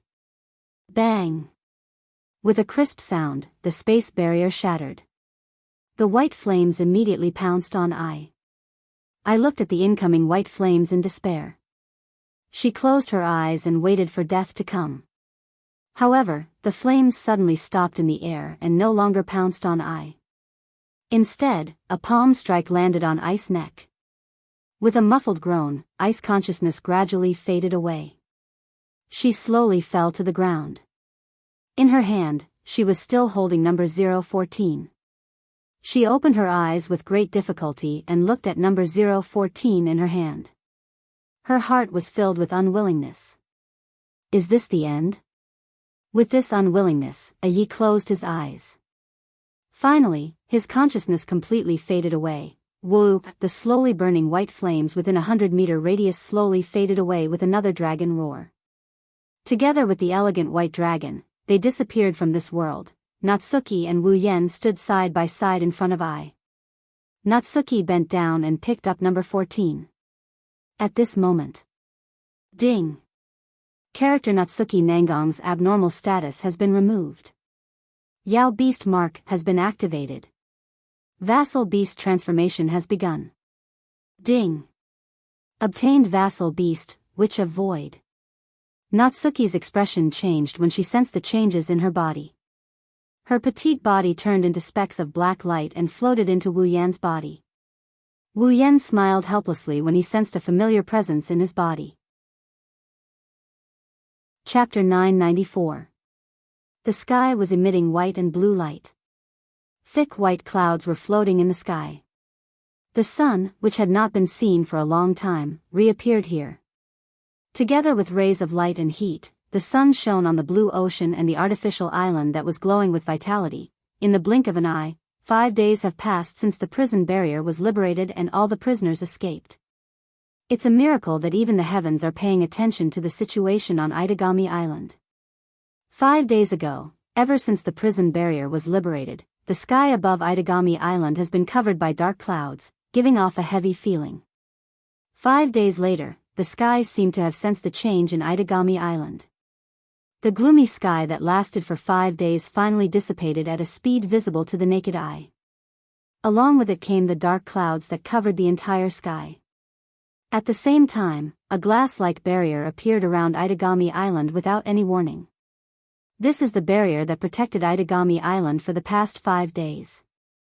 After 5 days of uninterrupted protection, the barrier that trapped all the criminals in the prison barrier finally seemed to have died of old age. It had perfectly completed its mission. Amidst a series of kacha-kacha sounds, it shattered into pieces that filled the sky. Some of them sank into the sea while some of them floated into the sky, then, they disappeared. Itagami Island is as calm as ever. At the northern edge of Itagami Island. The top of the ancient island that originally housed the prison barrier, Templar Castle, is currently bustling with activity. The scene is quite strange. On the desolate ancient island, there are people lying down or sitting on the ground. Their eyes are closed, there are some injuries on their bodies. Their breathing is steady, it's obvious that they are all in a deep sleep. Or rather, they are all in a deep sleep. They have all been hypnotized into a deep slumber. If one were to observe carefully, they would discover traces of murderous aura and ominous aura faintly reverberating from these people, telling others that they were not good people. Along with the murderous aura and ominous aura, there were also some powerful auras, proving what kind of strength these people who had fallen into a deep slumber possessed. These people. These are the prisoners that caused quite a bit of trouble for Aidagami Island over the past 5 days. 5 days have passed and the barrier's duration is about to end. If they still can't catch all the escaped criminals, that would be a real problem. Luckily, the Special Administrative Region's police force and Wu Yan's group worked hard to catch all of them. All the prisoners have been captured. That's why Wu Yan and Natsuki brought all the prisoners here today to build a new prison barrier and lock them up again. Sweeping across the top of the ancient island, one could see that the Templar castle that had collapsed into ruins, which was the original prison barrier, was no longer there. The collapsed rocks and dust on the ground were all cleaned up. All that was left was a bare, empty space. There was no trace of the prison barrier of the past. Wu Yan stood in front of the empty space, quietly watching Yukaina, who is busy with something. Yukaina is standing next to him, wearing a black gothic lace dress and holding a parasol. Natsuki has returned to her original appearance. Kotori and Koju are guarding the prison barrier. Nagisa and Kanon are staying at home. Yukaina used her Snowfrost Wolf to draw something on the map. She sprinkled all sorts of ores, and mineral water on the map. Natsuki glanced at Wu Yan when she saw Yukaina sweating profusely. Your student is so busy she's about to get a heatstroke and you're just standing there watching. You're worse than I thought. You're a person who always orders your students to do missions for you. What right do you have to criticize me? Wu Yan retorted. Besides, Yukaina was the one who asked for it. It's not like I didn't want to help. Are you still trying to find excuses for yourself? Natsuki narrowed her eyes. Aren't you a little too ugly? I say, Natsuki. Wu Yan sighed and shook his head. He didn't know whether to laugh or cry. Is it so hard to become my familiar? Do you have to keep burying me? Humph. Natsuki raised her chin and looked at Wu Yan. Then tell me what you did to me. How did I become your familiar? I've heard of familiars living in human form, but I've never heard of a human turning into a familiar. How did you do it? Even if you ask me. Wu Yan rubbed his forehead and smiled bitterly. I don't know how I should explain it to you. Natsuki stared at Wu Yan with her big, expressive eyes. Wu Yan felt a little guilty under her stare. She snorted and turned her head away. Forget it, do whatever you want. Wu Yan asked cautiously when he saw Natsuki's expressionless face. Natsuki, are you angry? Not yet. Natsuki didn't even turn her head. But if you don't want to find a time to explain it to me, I don't know. Wu Yan sighed in relief when he heard Natsuki. He nodded. Don't worry, I'll explain it to you when I have the chance. Wu Yan asked in confusion. By the way, you said there are familiars in human form in this world, right? Is there really such a thing? Well, who knows? Natsuki looked at Koju, who was yawning not far away. Wu Yan's eyes lit up as he started thinking about something. Sensei. Yukaina ran to Wu Yan and Natsuki with her frost wolf. She wiped the sweat off her forehead. Is everything ready? He handed a bottle of water and a handkerchief to Yukaina. Yukaina accepted the bottle and the handkerchief and nodded. Everything has been prepared according to your instructions. Good. Wu Yan patted Yukaina's shoulder. Thank you for your hard work. Not really. Yukaina shook her head. This kind of work is much easier compared to the time when I was monitoring Senior. Koju, who was yawning, almost fell to the ground when he heard Yukaina's words. Wu Yan smiled sheepishly. Anyways, thank you for your hard work. Wu Yan looked at the empty space in front of them. He walked up to it. Yukaina stood beside Natsuki. She and Natsuki stared at Wu Yan. Ripples appeared in their eyes. They're both curious. They're curious about what Wu Yan will do. Under everyone's watchful eyes, Wu Yan walked to the edge of a large diagram drawn by Yukaina. He knelt down on one knee and he slowly placed his hand on the diagram. Tartarus Prison. This is what Wu Yan used to replace the prison barrier. In ancient Greek mythology, after Zeus, the king of the gods, overthrew the rule of his father, Uranus, he imprisoned the defeated Titans who served Uranus in a prison in the underground world. That prison is called Tartarus. Legend had it that Tartarus had doors, windows, and walls that even the Titans could not destroy. It also had an automatic guard effect. Even the gods would not be able to escape if they were locked inside. Wu Yan didn't know if the prison of Tartarus could imprison a real god, but if it's used to imprison criminals, even Vatler wouldn't be able to get out of this place. Wu Yan channeled his mana into the diagram in front of him at an unimaginable speed. Ancient runes came out of his mouth one after another. Soon, the diagram in front of him lit up. It was a magic array so complicated that just looking at it would give anyone a headache. The light on the magic array grew brighter and brighter. In the end, the surging magic fluctuations carried the majestic light and soared into the sky. Wang. With a soft sound, the ground started to shake. Then, under everyone's shocked gazes, a bronze prison that was several times larger than the Templar castle slowly floated up from the ground within the magic circle. This is the prison of Tartarus. Chapter 995. Itagami Island, Saikai Academy. Standing at the edge of the rooftop, Wu Yan looked down at the students who are slowly entering the school and going to school as per normal. He chuckled and he turned around to look behind him. Thank you for your help this time. It's my pleasure to be of help to you. The one who said this was an intellectual girl with two braids in front of her and a pair of glasses on her face. She was the Lion King organization's third saint, Xian Gaiyong herself. At this moment, Koyomi is staring at Wu Yan with her eyes hidden under her spectacles. It seems like you've already accomplished what you wanted to do, you can say that. Wu Yan replied calmly, but he didn't say anything else. He did not dare to look down on the girl in front of him just because she was so young. The three saints of the Lion King organization, to be able to sit in this position, even if they were young, their wisdom would definitely be at the level of an old fox. He did not want to be dragged into the other party's rhythm, so, it was better to be perfunctory. Xian Gaiyong glanced at the area in front of her as if she can see through his thoughts. She pondered for a moment before speaking. Most of the residents of Itagami Island have returned to the island. Only a small portion of the higher-ups of Itagami Island know about the prison barrier being released. The rest are investigating the reason behind the chaos on Itagami Island. However, I think they'll give up soon. Hearing this, Wu Yan raised his head and looked at Xian Gaiyong meaningfully. The reason Natsuki hibernated in the prison barrier was to pay the price of signing a contract with the devil.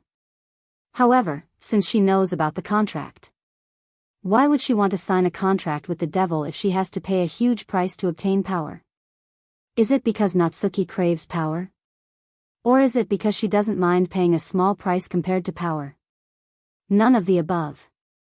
Natsuki is a natural-born succubus.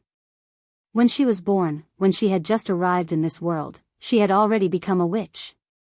Why would a newborn sign a contract with the devil? Natsuki didn't become a succubus of her own volition. She's a tool created by the management of Itagami Island. She was designed to be the manager of the prison barrier. She's a pure-blooded succubus whose soul was stolen at birth. Her fate wasn't decided by her own volition. That's what Natsuki is all about. That's why Xian Gaiyong said those words in a roundabout way. She's hinting to Wu Yan that the people who designed Natsuki don't know the truth about the prison barrier being released is because Natsuki was saved. If the people who plotted against Natsuki knew that Natsuki had awoken from her eternal curse and freed the prison barrier, then they would be able to escape. Even if Wu Yan isn't afraid, there will be trouble. Obviously, since those people were able to design the manager of the prison barrier, their status was definitely not low. With their status, it was impossible for them not to know the truth behind the prison barrier being released. But now, Xian Gaiyong said that apart from a very small number of people, the rest of the people were still investigating the truth of the matter. It's obvious that the truth should have been easy to get.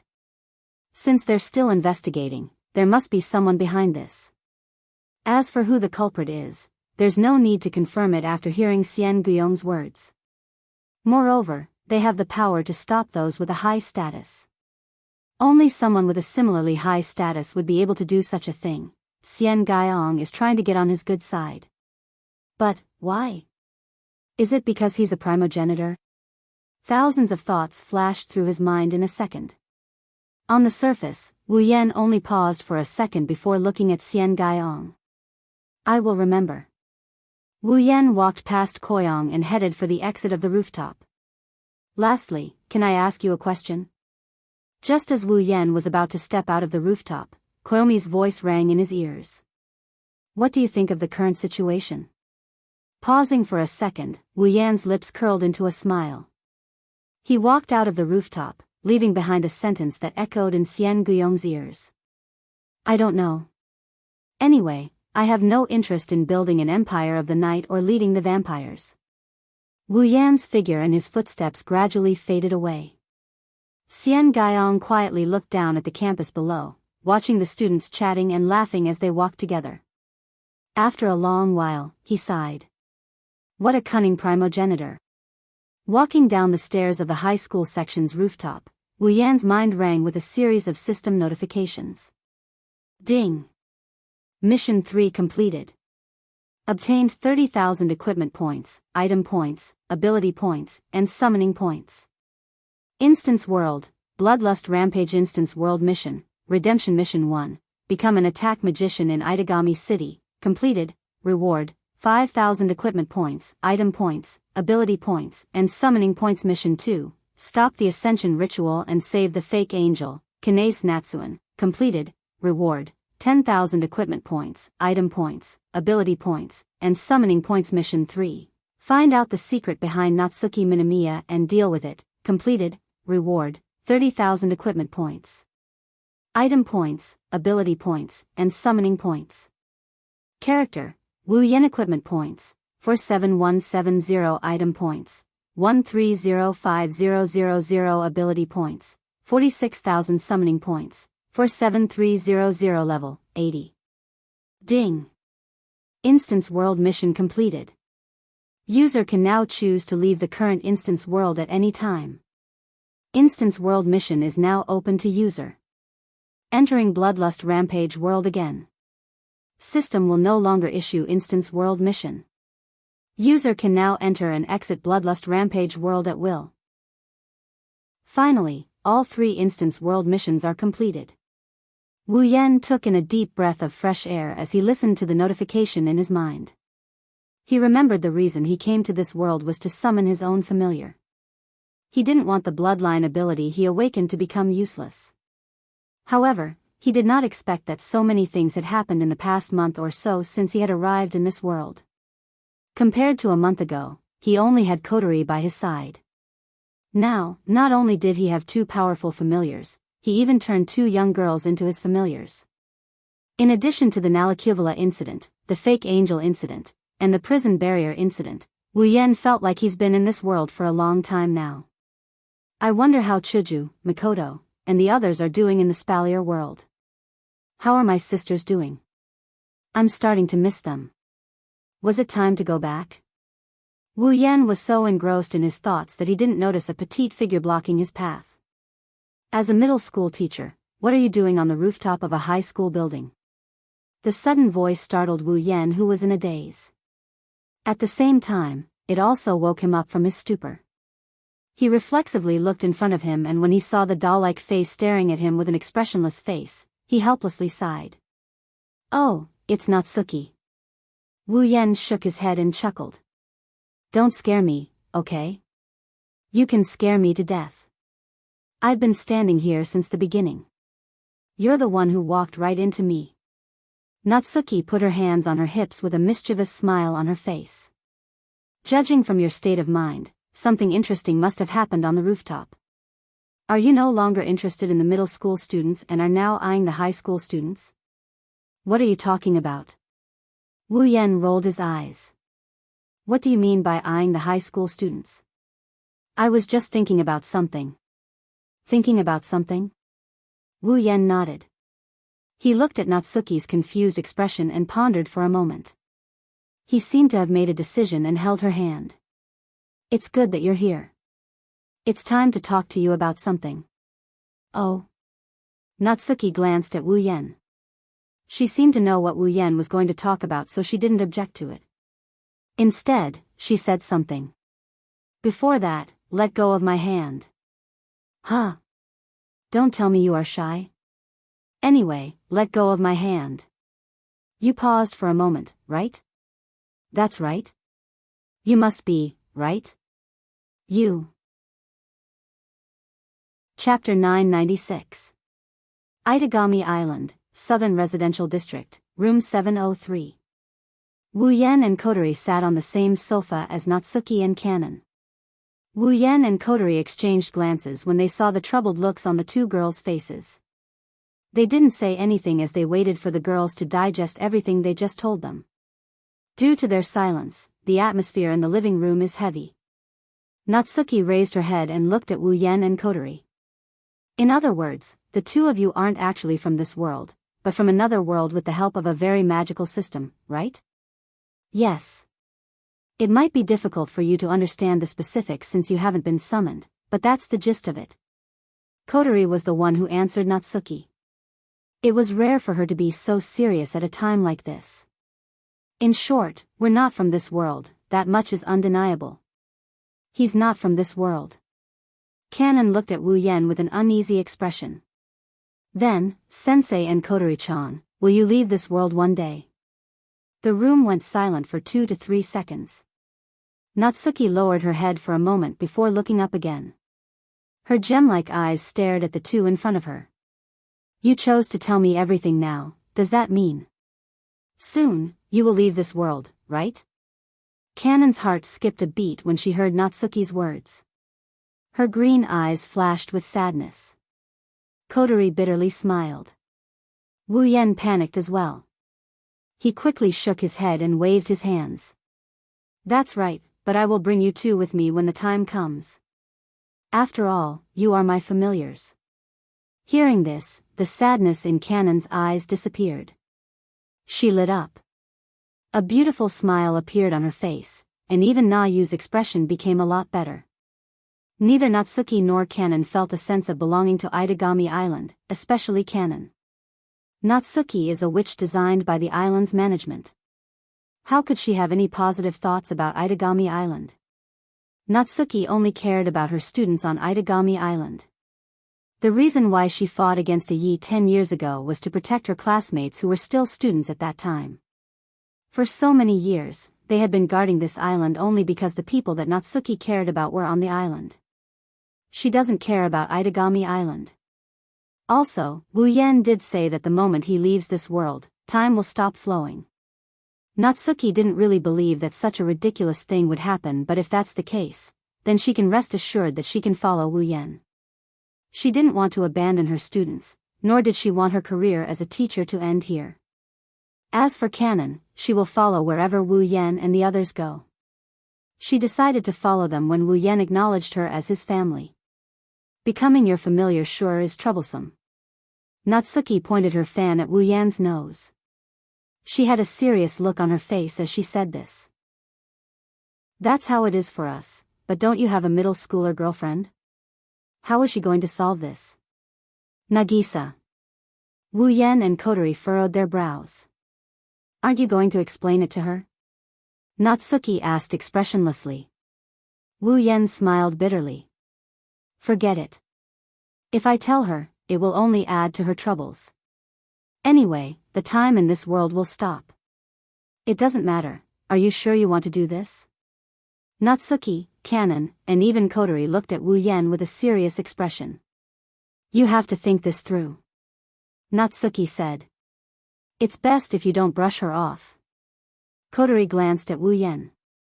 A girl's heart can be unpredictable. What are you talking about? Wu Yan didn't know whether to laugh or cry. Kanon looked at Wu Yan and said something. Sensei, if Nagisa-chan finds out that you left her out of such an important matter, she'll be very sad. Wu Yan was stunned. Indeed, with Nagisa's personality, it's not impossible. Wu Yan felt a headache coming on. Then what do you guys think we should do? Should we tell her? With Nagisa's personality, she'll definitely ask to leave with us. Nagisa was a very innocent girl. She followed her heart, unlike Natsuki, who had to consider her students and her job. Even if she had a brother at home, once she set her mind on something, she would still carry it out. If Nagisa knew they were going to leave this world, even if she knew the time flow of this world was going to stop, she wouldn't be able to think rationally. She knew she couldn't bear to see Wu Yan leave. Under such circumstances, it wasn't strange for them to suggest leaving together. But Nagisa is just a normal, innocent girl. Is it appropriate for her to leave the Spalier world? That's why Wu Yan didn't want to explain to Nagisa. But now, it seems that not even explaining is a problem. Everyone looked at each other in dismay. For a moment, they felt helpless. Natsuki said casually as she patted the lace fan in her hand. Don't you have the ability to turn people into familiars? If you turn that middle schooler into a familiar as well, it shouldn't be a big deal to bring her along, right? It's not that easy. Wu Yan sighed. Didn't I already explain it to you guys? The reason I can turn you guys into familiars is because our minds and bodies are compatible. You guys also meet the requirements of the Yao Beast mark. That's why I can turn you guys into familiars. But what do you mean by mental and physical compatibility? What do you mean by compatible? How are we supposed to turn you guys into familiars? That's a new problem. Kotori bit her lollipop impatiently. Can we come to a conclusion at this rate? Natsuki narrowed her eyes, she seemed to be thinking about something. Then, she looked at Kanon. Kanase Natsuan, you said that the reason you were able to stay in this world as a fake angel was because Yen modified your runes and provided you with magical power, right? Kanase Kanon was taken aback for a moment before nodding. Natsuki fell into deep thought. It's also because Yen took away my demon contract and provided me with mana. That's why I'm able to continue using the witch's abilities. Do you guys think that the so-called compatibility between our bodies is similar to this? Everyone was stunned for a moment before their eyes lit up at the same time. That's very likely. Kotori removed the jewel from her mouth. Her expression tensed up. That's the similarity between the two of you. It's very likely. What about mental compatibility? Wu Yan quickly asked. How was your mental state back then? Kanon blinked her eyes. She blushed when she saw Wu Yan's expectant expression. She lowered her head and she started bashfully. I don't know. At that time, I was returning to my angelic form. I felt Sensei's mana flowing into my body. At that time, I really missed Sensei. Missed?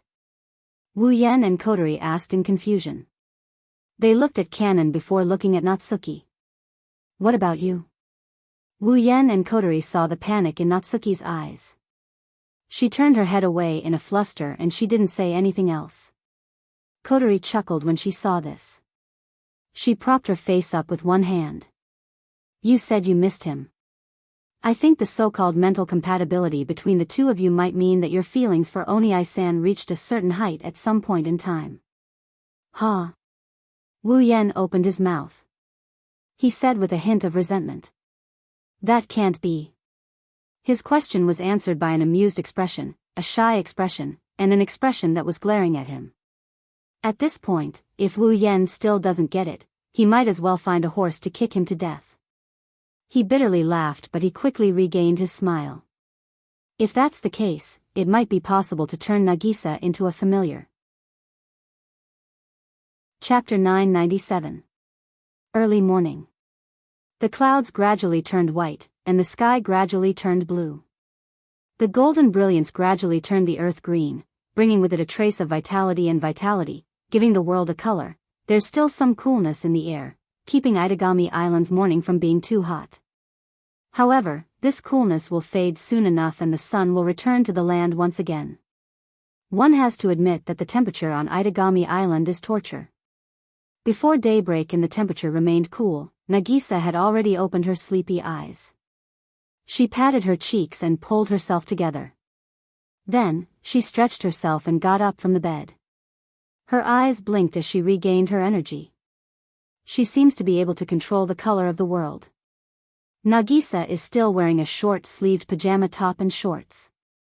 She doesn't seem to have any intention of changing. She opened the door and walked out. This is Nagisa's daily routine. Compared to her older brother who sleeps late, Nagisa wakes up early in the morning. She's a clean freak, so she has to clean the house, make breakfast, change her clothes and wake Koju up. Compared to the two true ancestors, Nagisa's life was much more regulated. Plus, she has a cheerful face and personality. Koju is very lucky to have a sister like her. It's no wonder he's willing to become a siscon. Of course, Nagisa wakes up early. Naturally, she would complain about her brother who was sleeping in every day. Seriously, Kojo-kun, I used to like waking up early when I was in middle school. I also liked to play basketball early in the morning. I would even go to the basketball club when I was in school. Since I got promoted to high school, I've become lazy. Is it because I don't play basketball anymore? Nagisa yawned and muttered to herself as she walked into the living room in this state. Teacher also seems to like to sleep in, but he's a vampire. It's hard to wake up early in the morning, unlike Kojo-kun. Isn't it good to be energetic? You're like an old man. Fortunately, Guching was still sleeping after being shot so many times for no reason. Otherwise, even if he woke up, he would have fainted from anger because of his beloved sister's words.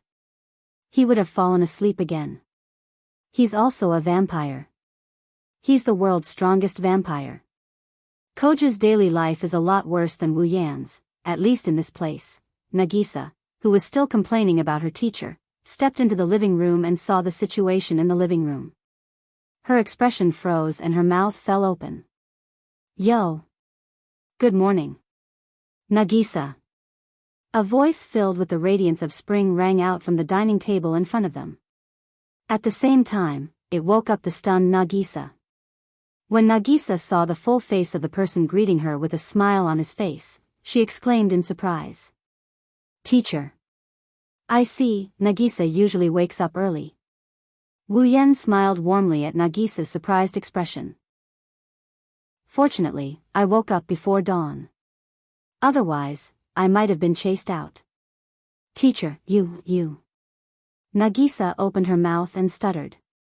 She lowered her head and looked at her revealing pajamas. Her face immediately turned red. Wah! With a sorrowful cry, Nagisa fled into her room and slammed the door shut. Wu Yan's smile froze on his face. Why are you up so early? Why are you in my house? Are you hungry? But teacher, don't you know how to cook? It's much better than Nagisa's. Nagisa changed into casual clothes and rushed to Wu Yan. She took out her machine gun without hesitation. She almost buried Wu Yan with her words, but anyone could see the joy in her eyes. Maybe for Nagisa, being able to see the person she liked the moment she woke up was something worth celebrating. Wu Yan did plan to celebrate Nagisa. Wu Yan felt better when he saw the joy in Nagisa's eyes. He pulled her to the dining table and sat down. Well, once in a while, I feel like waking up early too. Wu Yan teased Nagisa. For example, making a breakfast filled with love for your girlfriend or something like that. Nagisa only noticed the covered plates on the table when she heard Wu Yan. Thinking back to what Wu Yan just said, Nagisa understood what Wu Yan was trying to say. A faint blush gradually appeared on Nagisa's face, and she lowered her head in embarrassment, but her eyes remained fixed on the plate of food in front of her. Her heart was filled with joy, and her voice was as soft as a mosquito's. Thank you, sensei. What are you thanking me for? Isn't this what I should do? Wu Yan said flirtatiously. He was relieved when he saw Nagisa's happy expression. Waking Nagisa up so early in the morning with the roughest method wasn't a waste of time. Looking at Nagisa, it shouldn't be a problem for her to reach the level of mental compatibility. That's right, the reason Wu Yan woke up so early in the morning was because he wanted Nagisa's mental compatibility with the Yao beast mark.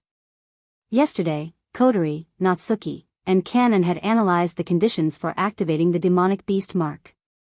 Finally, there was something different about it. Body compatibility referred to a connection similar to magic power. Mental compatibility refers to raising the target's feelings for him to a certain level.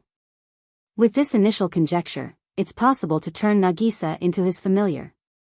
After all, Wu Yan was able to establish a magical connection with Nagisa with the help of the entity that temporarily borrowed Nagisa's body to summon the Yaosala's azure ice. This is a privilege granted to Wu Yan, the privilege to summon Aoka-chan no Tsangbing. Now, this privilege is helping Wu Yan out. Now, all he needs to do is to raise Nagisa's feelings for him to a certain level. Then, both physical compatibility and mental compatibility will be met. As for the last condition, the property must meet the requirement. Wu Yan and Ko didn't know what the requirement is, but they have no choice but to bet on Nagisa meeting the requirement. There's only one thing Wu Yan can do. Let Nagisa reach a state of mental compatibility with him. In other words, he needs to stimulate Nagisa's feelings for him. That's why Wu Yan woke up early in the morning to make breakfast with love. Judging from the current situation, the effect seemed to be quite good. Wanting to strike while the iron is hot, Wu Yan opened the plates on the table one by one, exposing the contents of the dishes to Nagisa's gaze. Looking at the dishes on the plate, Nagisa was stunned. At the same time, her face turned even redder than before. That was because the dishes on the plates in front of them, regardless of whether they tasted good or not, the shape of the dishes, love. Love. Love. All of them are love. Teacher. Nagisa couldn't even lift her head. She shouted at Wu Yan in embarrassment. How could you make such dishes? I'm so sorry. What's wrong? Wu Yan flinched before lowering his head in disappointment. Nagisa doesn't like it? And no. Nagisa shook her head in a fluster. Her face was red. But what if Gucheng sees this? Don't worry, he won't see. What do you mean? And nothing. Wu Yan smiled sheepishly and passed a pair of chopsticks to Nagisa. Nagisa, have a taste. It's a holiday today, I'll take you out to play later. Nagisa's eyes lit up, her spirits lifted. Then, Nagisa, I'm going to eat. Nagisa happily enjoyed Wu Yan's breakfast of love. No one noticed that in Gu Cheng's room, there was a figure tied up on the bed. Chapter 998. Itagami Island, Cornerstone Gate. As the tallest building on the island, Cornerstone Gate is without a doubt the most spectacular attraction in Itagami Island. From the top of the building, one can see the entirety of the island. The lower part of the island is the foundation of the artificial island. The upper part of the island is the center of management of the artificial island. That's not all. Inside the Cornerstone Gate, there are some high-end shops, historical museums, and other similar attractions. Of course, the Cornerstone Gate also has a place for visitors to enjoy the view and sightseeing. That's why visitors from outside of Itagami Island would choose this place as their first stop. Therefore, the Cornerstone Gate isn't just the most important place on the island, it's also the most spectacular attraction on the island. Naturally, this became Wu Yan and Nagisa's first match on their holiday date. Standing at the base of the Cornerstone Gate, Wu Yan looked at the towering Cornerstone Gate that is comparable to the Arena Tower in Silveria World Institute. Wu Yan couldn't help but sigh in awe. It's not that he hasn't been here before, it's just that the number of times he's been here is limited. He's only been here twice, and each time, it wasn't for anything good. The first time he came to the Cornerstone Gate was when the fake angel incident had just started. He was brought here by Natsuki and saw the first fake angel. It was also because of this that he started to complete the second dungeon quest. He formed a bond with Kanon. The second time was to save Natsuki, who had fallen into the devil's curse, which happened about a week ago. He stood on the top of this building and released the Black Dragon's lightning trap to find the location of the prison barrier. He freed Natsuki from the prison. 2 times he came here because of something like this. It's no wonder Wu Yan is so emotional. Fortunately, the 3rd time he came here was for a date with his cute girlfriend. Wu Yan is starting to wonder if he's incompatible with this building. Sensei. Sensei. Wu Yan felt someone pushing his shoulder. He turned around and saw Nagisa's puffy cheeks. Hey, what are you thinking about? Why didn't you hear me when I called you so many times? Nagisa glared at Wu Yan with her big red eyes. She didn't realize how cute she looks and how much damage she's doing to a certain wolf. Are you thinking about Kotori-chan or Kanon-chan? Or Minamiya-sensei? Nagisa pursed her lips and turned her head away angrily. You're here to have fun with me. Sensei, I hate you. Nope. Nope. Wu Yan laughed apologetically and grabbed Nagisa's hand. I'm just thinking about what happened a few days ago. Today belongs to Nagisa, don't worry. Really? Nagisa peeked at Wu Yan. Don't lie to me. I am not lying to you. Wu Yan chuckled when he saw Nagisa's expression. This innocent girl, she was only dragged to his side by Kotori when she was messing around, but she didn't get angry because of his impure relationship with Kotori, nor did she make a fuss because of his ambiguous relationship with Natsuki. Perhaps in her heart, she didn't. Her feelings are more important than other people's. She has to follow them. It had to be said that this was a girl that easily made people love and hate her, but she was also very lovable, making it impossible for people to ignore her. Nagisa regained her smile. The two of them held hands and entered the cornerstone door together. As they chatted and laughed, they came to the entrance of an exhibition room. This is Wu Yan's destination. The moment they entered the exhibition room, Nagisa let out an excited cheer. They were surrounded by resplendent golden walls, on which hung paintings that looked a little old but seemed brand new. A large chandelier that occupied the entire ceiling hung from the ceiling. It was also resplendent in gold and jade. Although the lights were not turned on during the day, the golden light on it was still shining brightly, making people not dare to look directly at it. Glass cabinets were placed all around the room. There were all sorts of things in the cabinets. There were artifacts from Itagami Island, a model of the island, things used by famous people, some demon hides, and even fossils of ancient creatures. There were all sorts of things in the cabinets. Nagisa's curiosity is piqued by all these things. That's why Wu Yan brought her here. Of course, this is only one of his goals. Ugh, this is so fun. Nagisa widened her eyes and placed her hands on the glass window. She stared intently at the translucent stone inside. Her eyes were filled with joy and she almost pressed her face against the stone. This place is really interesting. There are a lot of interesting things, and they are all very beautiful. It is much more interesting than the museum next door. I have been to the museum next door many times, but I have never been to this place. I never knew that this place was so interesting. Why didn't I discover it before? What a pity. The joy ignited the flame of a chatterbox in Nagisa's heart. Words came out of her mouth like a machine gun. She didn't even take a break in between. It was truly admirable. I can't accept this. Nagisa tilted her head as she jogged to Wu Yan.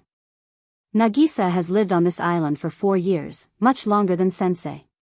Yet, Sensei was the one who discovered this place. Nagisa is a bit depressed. Is this your first time here? Wu Yan asked Nagisa with a grin. Nagisa pursed her lips in an unsatisfied manner. Yes, Nagisa didn't discover this place before. You don't know about it, right? Using a tone that can easily whet the appetite of others, Wu Yan dragged out his words like he's speaking from the heart. There is something here that is very, very worth seeing. Something worth seeing. Nagisa's interest was piqued. She asked nervously, "What is it?" "What is it?" Wu Yan snickered. He pulled Nagisa by the hand and they turned around a corner. Then, Nagisa saw a beautiful scenic spot. It was a well and a statue. A statue of a young man hugging an old woman. This is? Nagisa tilted her head in confusion. Compared to the other strange things, this statue is very ordinary. Could it be that this is the thing that is worth seeing? Wu Yan chuckled when he heard the doubt in Nagisa's voice. He pointed at the statue. Nagisa, do you know the relationship between the two people on the statue? Relationship? Nagisa froze and looked at the statue. She glanced at the young man and then at the old woman in his arms. Mother and son? Wu Yan shook his head and he gave an answer that shocked Nagisa. No, they are a couple. Couple? Just as she expected, Nagisa jumped in fright and shook her head vigorously. Impossible. The man is so young and the old woman. Nagisa. Wu Yan tightened his grip on Nagisa's hand as he interrupted her. That seems to be the case, but in fact, the man is older than the other one, huh? Nagisa was stunned. How can that be? How can a young man in his 20s and an old woman in her 70s be a couple? Of course I will. Wu Yan looked at the statue and he replied. That's because the man is a vampire and the old lady is just an ordinary person. Wu Yan smiled warmly when he saw Nagisa's relieved expression. There is a story behind this statue, do you want to hear it? Story? Nagisa's curiosity was piqued. Chapter 999. As much as she didn't want to admit it, Nagisa loved to listen to stories. After all, Nagisa was only in her 3rd year of middle school. When she was in her 5th year of elementary school, Nagisa was someone who believed in the existence of Santa Claus. Nagisa couldn't hold back her curiosity, so she asked impatiently. What story? What story? Quick, tell me. Wu Yan shook his head with a chuckle. He looked at the statue in front of him. A long time ago, there was a man and a woman like this. The man was very handsome and the woman was very beautiful. When they walked together, it was like they were destined to be together. In the end, when everyone realized what was going on, they had already become a couple that everyone envied. However, the beautiful woman only found out later that the handsome man beside her was actually a vampire, a noble vampire from the warlord domain.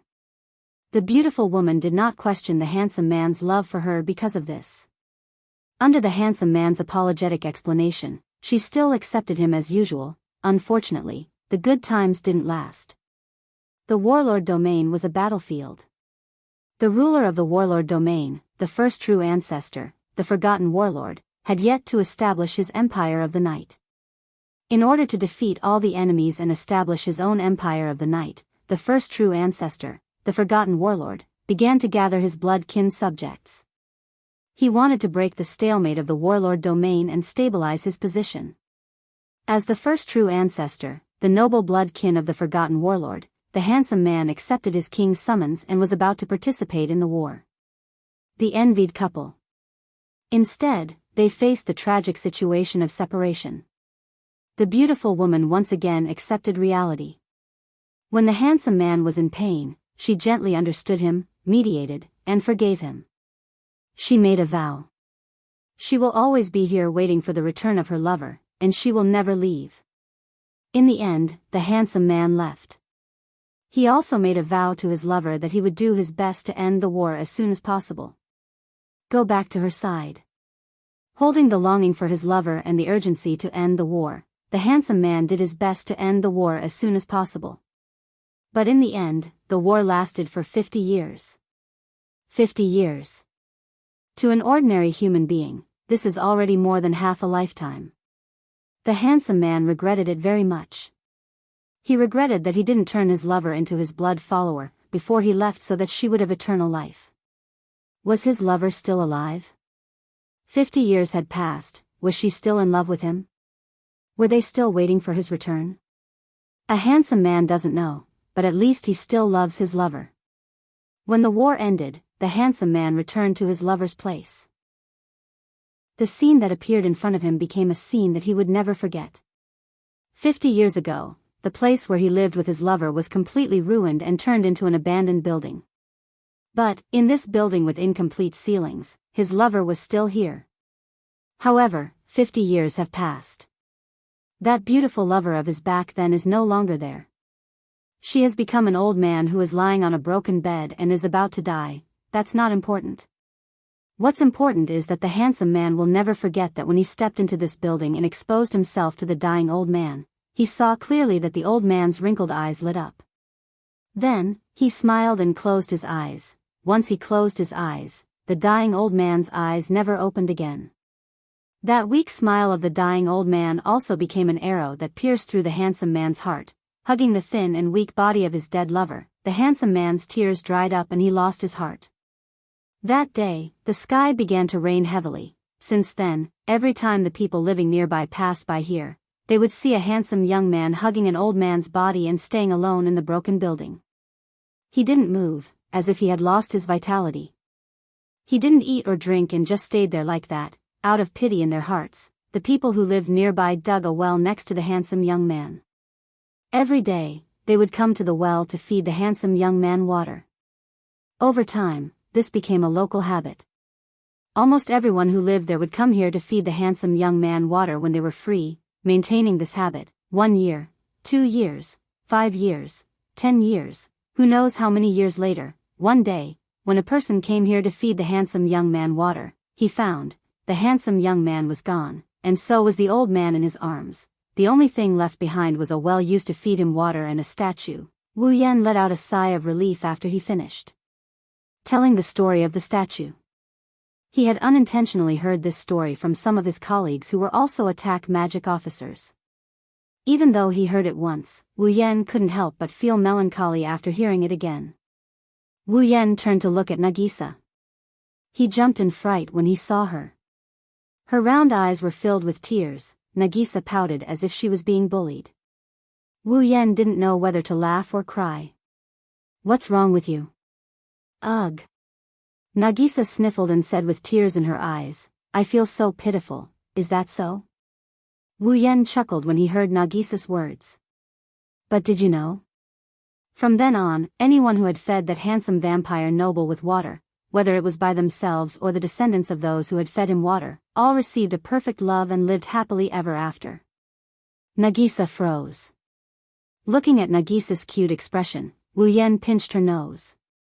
He held her hand and they walked to the statue and the well. Because of this story, there is a rumor here as well. He took out a wooden bowl from the well and filled it with water. He handed it to Nagisa. "As long as you bring your other half here and sprinkle this bowl of water on the statue, the couple will receive the blessings of the handsome young man and beautiful woman and will never be separated. Forever happy, forever happy." His gentle words reverberated in the silent space. Nagisa's teary eyes turned into a rose-red color. When paired with her big red eyes, she looked like the most beautiful color in the world. Wu Yan and Nagisa's hearts fluttered when they looked at each other. Wu Yan's words echoed in her ears. Nagisa no longer felt any sadness from the beautiful story.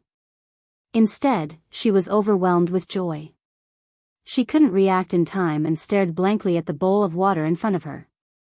Wu Yan grinned as he said this in a serious and playful manner. "That's why you have to think this through. If you sprinkle this bowl of water with me, you can only be with me for the rest of your life, never to be separated again." As if awakened, she lifted her head and looked at Wu Yan's face.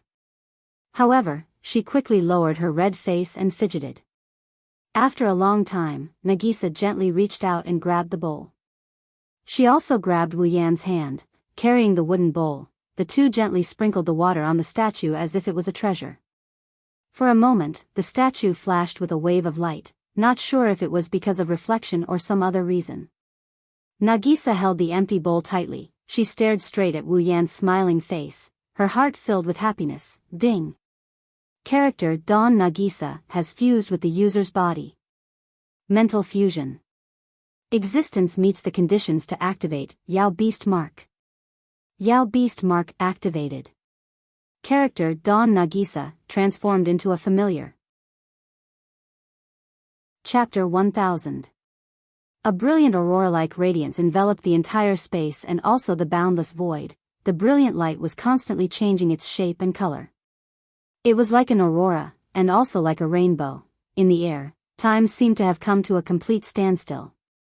Apart from the comfortable sound effect of the twisted aurora, there was nothing else moving in the space. It seemed that apart from light, there was nothing else that could continue to exist in this place. Silence, solitude, emptiness, dullness. This was everything in this world. When Wu Yan opened his eyes, the scene that appeared in front of him startled him to the point that he frowned. This is... He reflexively looked at his own body as if he wanted to confirm if they really exist or not. He searched through the hazy memories in his mind and his face was full of doubt. Why am I here? Furrowing his brows, Wu Yan tried his best to recall the memories that came back to him. He abruptly lifted his head. Right. Nagisa and I went to an exhibition room in the Cornerstone Gate. Wu Yan looked around. He remembered the last piece of the puzzle. But why am I here? Where is this? Before he appeared here, Wu Yan remembered the last thing he saw was Nagisa glowing coldly. The last thing he heard was a system notification, notifying him that the Yao mark was activated and Nagisa became his familiar. Logically speaking, Nagisa, who had become his familiar, should have returned to his body by now. How did he end up here in the blink of an eye? While he's puzzled, he also raised his guard. He's sure that this isn't a place that he's been to in his memory. This place is strange. It also seemed a little strange, as if it didn't really exist. Teacher. Nagisa's familiar voice sounded beside Wu Yan. Her cheerful tone didn't change, but the anxiety in her voice was clear. Nagisa. Nagisa's voice was heard. Wu Yan turned around and he saw Nagisa hugging his arm tightly. He calmed down when he saw her.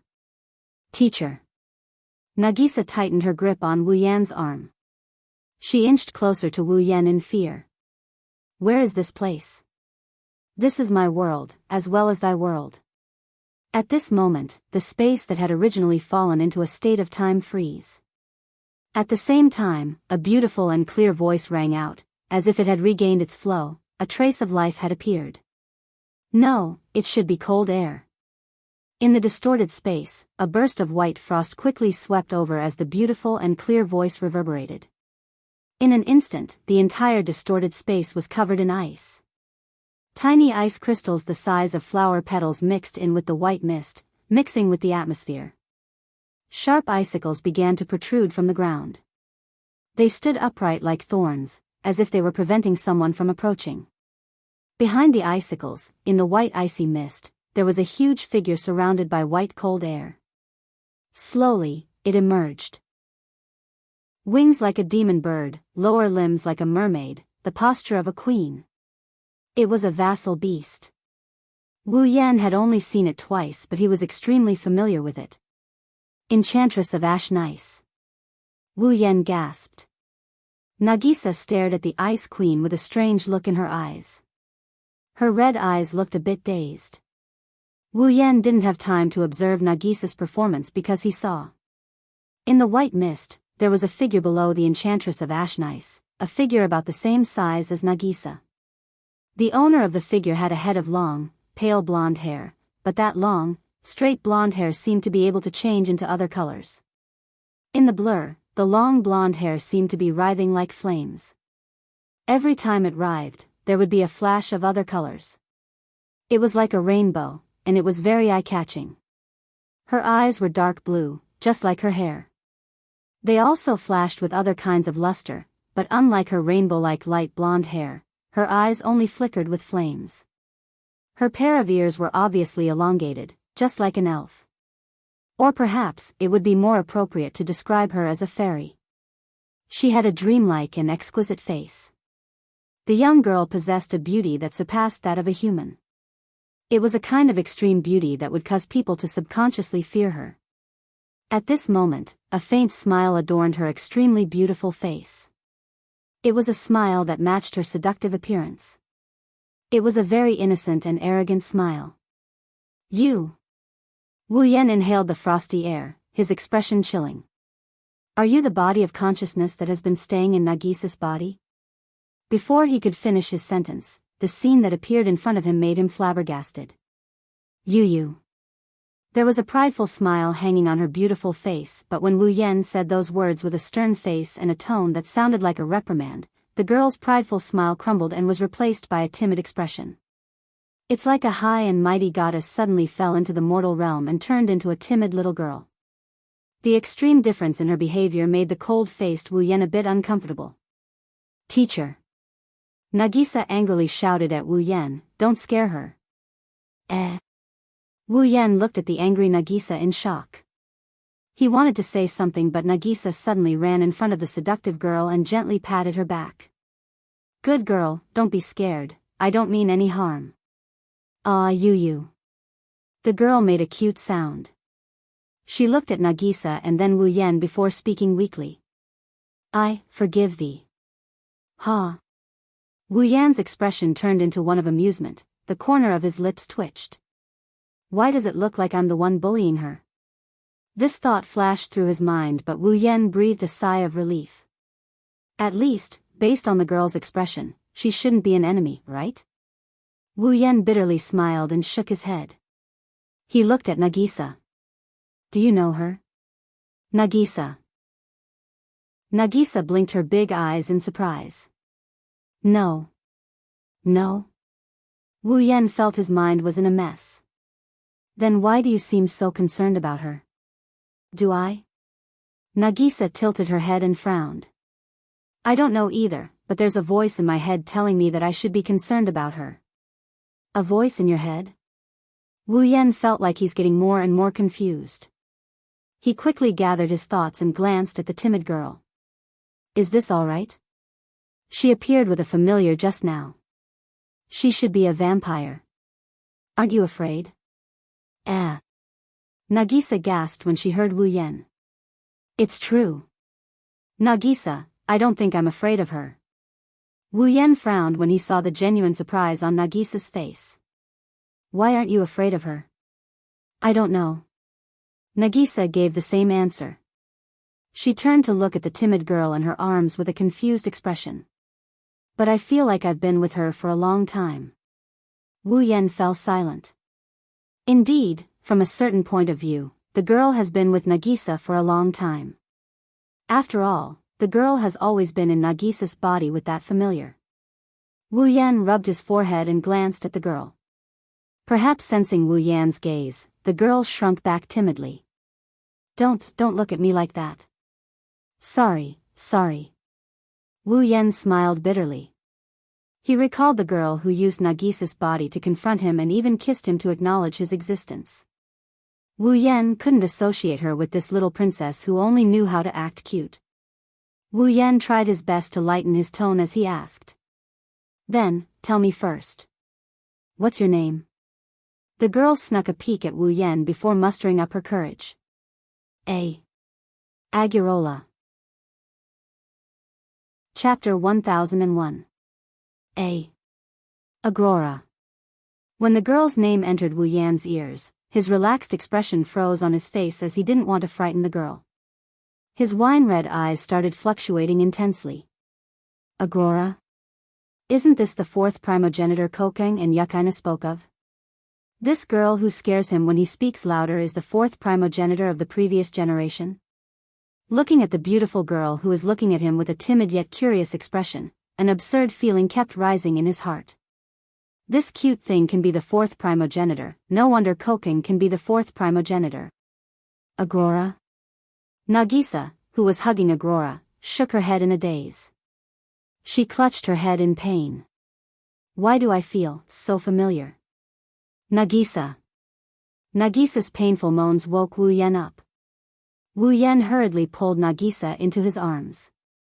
It looked like Wu Yan was hugging two beautiful girls at the same time. "Are you all right?" Agrora looked worried as well. She looked at Nagisa, who looked like she's in pain. Nagisa chuckled when she sensed Agrora and Wu Yan's worried gazes. "Don't worry, Nagisa, I'm fine." "But why?" Nagisa's red eyes turned to Agrora. She looked even more confused. Even Wu Yan looked pensive. Nagisa said she didn't know Agurola, but she subconsciously cared for him. She didn't feel any fear. She said something like she's been with Agrora for a long time. Wasn't this behavior a little too strange? Looking at how Nagisa was clutching her head in pain, Wu Yan has a feeling that Nagisa knows Agrora. However, there seems to be a problem with Nagisa's memories about Agrora. Wu Yan recalled the time he visited Koju after the fake angel incident. He wanted to talk about Agrora. However, Coaching's behavior was exactly the same as Nagisa's. As long as Gu Qing recalled even the slightest bit of memory regarding Agrora, his brain would stop him from continuing to think about it. It was as if this memory originally existed, but was now snatched away by someone.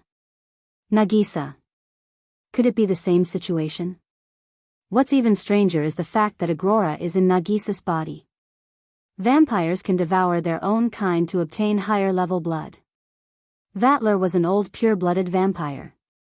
He devoured 2 elder-level second-generation vampires and obtained the best bloodline below the primogenitor level. There's no need to explain what happens to those who are devoured. Kokang has become the 4th primogenitor. This is something everyone can see. He was originally a human. In other words, the reason Gu Qing became the 4th true ancestor was because he had used the principle of same race devouring each other to devour the previous 4th true ancestor, Agrora, obtaining Agrora's blood and power. Then, what was going on with this Agrora in front of him? Consciousness. Consciousness. Could it be that Agrora had stored his consciousness and the Enchantress's Ashnice in Nagisa's body before he was devoured by the ancient city and was about to disappear? Was that how he survived? If that's the case, this should be Nagisa's mental world. Wu Yan looked around at this place that was filled with an aura of vicissitudes. He muttered to himself for a bit before speaking to Agrora. Agrora, it was you who brought us here, wasn't it? Agrora's expression was still timid, but he nodded firmly. Wu Yan and Nagisa exchanged glances before looking at Agrora. Then why did you bring us here? Agrora nervously looked around. When he calmed down, he bravely looked at Wu Yan. Because thou hast taken away my place. Took away your place? Wu Yan scratched his face in confusion. He frowned as he thought of something. You mean? Wu Yan probed, because I turned Nagisa into a familiar, you can no longer stay in Nagisa's body. That's why you pulled us into Nagisa's mental world? Seeing that Wu Yan accurately said what he wanted to say, Agrora, who was having a hard time figuring out how to explain to Wu Yan, immediately nodded his head in excitement. Wu Yan, on the other hand, frowned. That can't be. Even if Nagisa turned into a familiar, there's no reason for it to reject the consciousness in its body. Agrora shook his head at Wu Yan's words. He pointed at Ashnice on his back. Different familiars can't exist in the same consciousness. Wu Yan felt relieved when he heard this. Familiars didn't have a physical body. Their bodies were composed of mana. They were a collection of mana with a consciousness. As a collection of mana with consciousness, a familiar's consciousness was the embodiment of its body. It could be reconstructed if its body was destroyed, and it could be reborn if it was destroyed, because only its consciousness was its own. Under such circumstances, how could the same familiar possess 2 consciousnesses? In that case, the 2 consciousnesses would form 2 familiars when mana was used to construct the body of the familiars. Similarly, different familiars couldn't exist in the same consciousness. That would be equivalent to having 2 abilities and 2 strengths. That would be too contradictory. Of course, this was only limited to familiars. According to what you're saying, what I took away should be the shelter of the Enchantress Azure Ice, right? What does that have to do with you? Hearing Wu Yan's words, Agrora trembled with fear and shyness. Wu Yan was shocked when he opened his mouth. I am Ashnice of Ashnice. What did you say? Wu Yan exclaimed. Agrora jumped in fright and almost burst into tears. Nagisa, who didn't know what was going on, tried to console him while glaring at Wu Yan. Wu Yan shut his mouth at the sight of Nagisa's angry glare. He felt helpless. It seems it's best to figure out the situation first. Wu Yan patted his cheeks and sighed. Then, Agrora, what do you plan to do?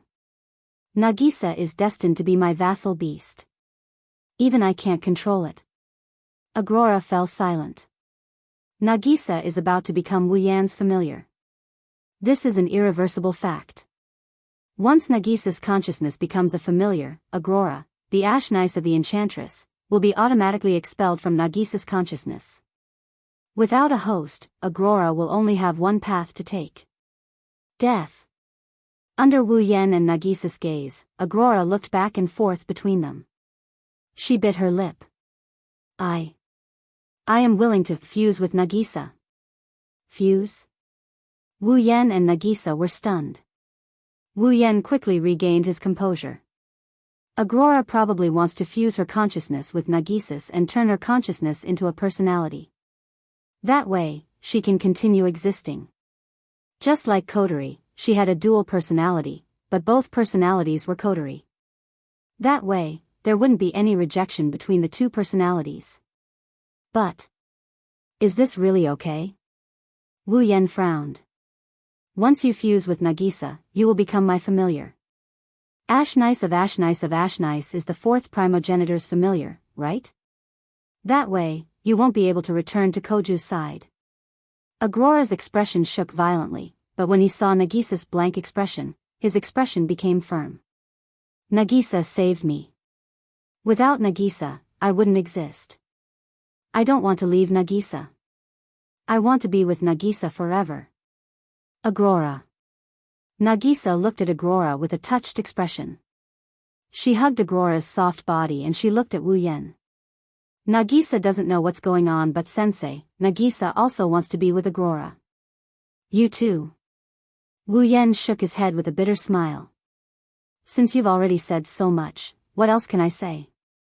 Joy appeared on the faces of the two girls. At this moment, a white light flashed between the heavens and the earth. The two girls' figures also slowly fused together. When he opened his eyes again, he saw the statue and the well. Nagisa was no longer there. The only thing left was a voice in Wu Yan's mind. Ding! Obtained familiar, Ashnice of Ashnice. Chapter 1002. Itagami Island, Saikai Academy. The sky was still sunny, and the sun was shining brightly. The huge Kai-Hai Academy was covered by the scorching sun, and the temperature was many degrees higher than a person's body temperature. Fortunately, the buildings in Kai-Hai Academy were air-conditioned. Otherwise, no one would have the energy to study seriously in this kind of weather. Be it students or teachers, no one would want to be exposed to the sun in this kind of weather. The buildings in Saikai Academy are filled with people's voices, but outside, it's eerily quiet. Not even the sound of cicadas can be heard. It's hard to tell if it's strange or natural. No matter how high or low the temperature was, it didn't seem to have anything to do with Natsuki. While the students below the podium were complaining about how hot the air conditioner was, Natsuki was still wearing her usual black lace gothic costume. It seemed to be very thick, and she could wear it even in the winter. If it was someone else wearing this attire, they would be drenched in sweat by now. However, Natsuki doesn't seem to be affected at all. She has an expressionless face as she looked at the students who are looking at her with a hint of seriousness in her eyes. Natsuki is trying to deepen the image of her students in her mind. After all, she's about to leave this world with Wu Yan. She won't be able to return for a while. She maintained this state until the bell rang, but she didn't announce the end of class. Instead, his gaze was still moving, sweeping across the faces of his students one by one, causing the students below to feel a little strange. They looked at each other with puzzlement on their faces. What's wrong with their dignified teacher? It's no wonder they have such thoughts. These students have never seen Natsuki lose her composure like this before. Perhaps Natsuki sensed her students' strange gazes. She finally retracted her gaze and raised her head. Don't forget to revise your homework when you get back. Also, don't forget to prepare for your new homework. Last time, everyone left Itagami Island because of that incident. Since everyone left Itagami Island, the school has stopped classes for the next 10 days. Remember to find some time to make up for it, don't waste it. Natsuki is like a teacher who is about to retire. She didn't leave the classroom right away but started nagging. This was something that would never have happened in the past. Natsuki-chan, what happened? Even the stubborn Koju sensed that something was wrong with Natsuki. He frowned and looked to his side, where Motoki Yase was sitting. This. Motoki Yase frowned. His eyes were full of doubt. Even though his status was not very high, because he was very familiar with Xian Gaiong, he also knew that this Na Yu was not a clone but the real body. Could it be that Na Yu's personality was different from that of her avatar? Naturally, Ye Smoky couldn't answer this question. Under the strange gazes of the students, Na Yu finally stopped her abnormal nagging and waved the fan in her hand impatiently. Alright, class is over. Go do whatever you want. He left these words behind. Na Yu left the podium and walked towards the classroom door. Seeing this, Gu Qing hurriedly left his seat and ran towards Na Yu. Wait! Natsuki-chan. He rushed in front of Na Yu. Before he could finish his sentence, Na Yu turned around and smashed Gu Cheng's head with her fan, knocking him to the ground. Don't use the word, you, behind my name. Ouch ouch ouch. Gu Cheng got up from the ground while clutching his head. He was in so much pain that tears came out of his eyes, but he still looked at Na Yu. Are you okay? Humph. Na Yu snorted and turned around. Instead of worrying about me, why don't you worry about yourself? Akatsuki, you're late again. Prepare yourself for tutoring this weekend. Gu Cheng's face turned into a melon face. Na Yu tilted her head and glanced at Gu Cheng before smiling. Remember to be on time. When he saw Na Yu's smile, Gu Cheng's mood improved a lot for some reason. I know, Natsuki-chan. Didn't I tell you not to use the word, you, behind your name? I know. Don't hit me. Itagami Island, man-made island management commune. Kanon sat in a meeting room looking at her adoptive father. She had a comforting smile on her face. I'm relieved to see you in such good spirits. You don't have to worry about me. Kensei Kanase adjusted his glasses expressionlessly. For the time being, I'm living a good life here. You seem to be living a good life too, Kanon nodded fiercely. Sensei treats me well, Kotori-chan takes good care of me too. The neighbors are also my classmates, so I'm living a happy life. Happy. Kensei Kanase lowered his head. His large glasses made it impossible to see the expression in his eyes. That's not bad. The room went silent. Kanon stared at Kensei Kanase with her beautiful eyes for a while. She clasped her hands together and said, I might leave this place for a while, Kensei paused for a moment before his gaze met Kanon's eyes again. When he saw the gentle smile on her face, Kensei paused for a moment before he opened his mouth. Will it be long? Hearing this, Kanon's face blossomed into a smile. She shook her head with her lustrous hair. I should be back soon, is that so? Kensei Kanase nodded nonchalantly and didn't say anything else. The two of them stood there quietly until the meeting time was over. Kanon stood up and bowed to Kensei as he was taken away by the management staff. Itagami Island, Southern Residential Area, Room 704, let me see. Nagisa sat in the living room and checked the things in front of her with a serious expression. I brought my toothbrush, cup, all my favorite clothes are here. I didn't leave anything behind, right? Nagisa blinked and tilted her head. She then pounded her palm. Oh right. I forgot to bring my pillow. Nagisa didn't notice Kotori, who was sitting beside her, couldn't stay calm. Seeing Nagisa rushing into the room to bring her pillow, Kotori couldn't hold back her emotions and grabbed Nagisa's collar. That's enough. You're not going on a vacation. Why are you bringing a pillow, toothbrush, and cup? Kotori dragged Nagisa back by the back of her collar and said in an unquestionable tone. You're not allowed to bring these. Nagisa screamed as if it was the end of the world. How can that be? If I say it's okay, it's okay. Kotori declared domineeringly. She grabbed Nagisa and walked out the door. Anyway, time will stop flowing in this world. Just follow us like this. Yua. Don't drag me. Itagami Island, Southern Residential Area, Room 703, Wu Yan stood by the window and looked down at the noisy pedestrians. He turned around to face Kotori, Natsuki, Nagisa, and Kanon. Are you ready? Natsuki and Kanon nodded. Nagisa was the only one who mumbled unwillingly. "I'm not ready," sob sob sob, "I forgot to bring a lot of things." Everyone chose to ignore Nagisa's nagging and glanced at each other. Then Wu Yan looked at Natsuki, Nagisa, and Kanon. He closed his eyes and he cut off the supply of mana to the three girls. Natsuki, Nagisa, and Kanon turned into streams of mana. They returned to Wu Yan's body after losing the support of their mana. Since they've become Wu Yan's familiar, they're part of Wu Yan's body. Wu Yan can bring them away without needing to summon them again. It's good news. Wu Yan smiled when he sensed the three girls' consciousnesses slumbering in his body. He looked at Kotori and waited for her to nod before speaking. "System, we're leaving this world." Wu Yan and Kotori's bodies slowly faded away until they disappeared. No one knows that the five of them are missing from this world. Chapter 1003. Behemoth Forest, Campsite. After a period of chaos, the campsite had gradually calmed down and returned to its usual orderly state. Originally, there were 3 people with the highest authority in charge of the campsite. They were also responsible for organizing the resources and information needed by the Ailu Empire and handing them over to the Ailu Empire's royal family. But now, 2 of the 3 people in charge of the campsite were killed.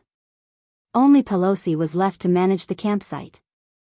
In the eyes of outsiders, Pelosi was undoubtedly the one who benefited the most from this series of events.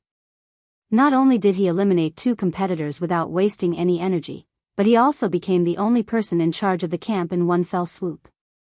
It could be said that Pelosi was now the only person in charge of the entire camp. Which one of the upper echelons of the various families who came to the Behemoth Forest campsite didn't want to reap some benefits for their family? With Pelosi's position as the only person in charge of the campsite, the one who reaped the most benefits is undoubtedly him. But only Pelosi himself knows that he has a lot of unspeakable troubles. Reap some benefits from the campsite? Yes, he does. But compared to these benefits, he'd rather have 2 people of the same status as him managing the campsite. Even if they're his rivals, at least he won't be as tired as he is now.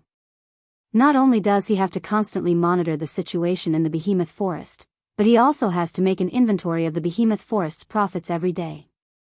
More importantly, he has to search for traces of the Beast King. All these big and small matters are piled on his shoulders. It's easy to imagine how tiring it is for him. But that's not the most important thing. The most important thing is that there's a group of people in the campsite who can cause trouble at any time. Pelosi has to keep an eye on these people's movements while he's busy with official business. He's worried that if something goes wrong, he, the last person in charge of the campsite, will be killed. Although the campsite looks peaceful, it's actually more turbulent than before. After all, there's only one person left in charge of the campsite.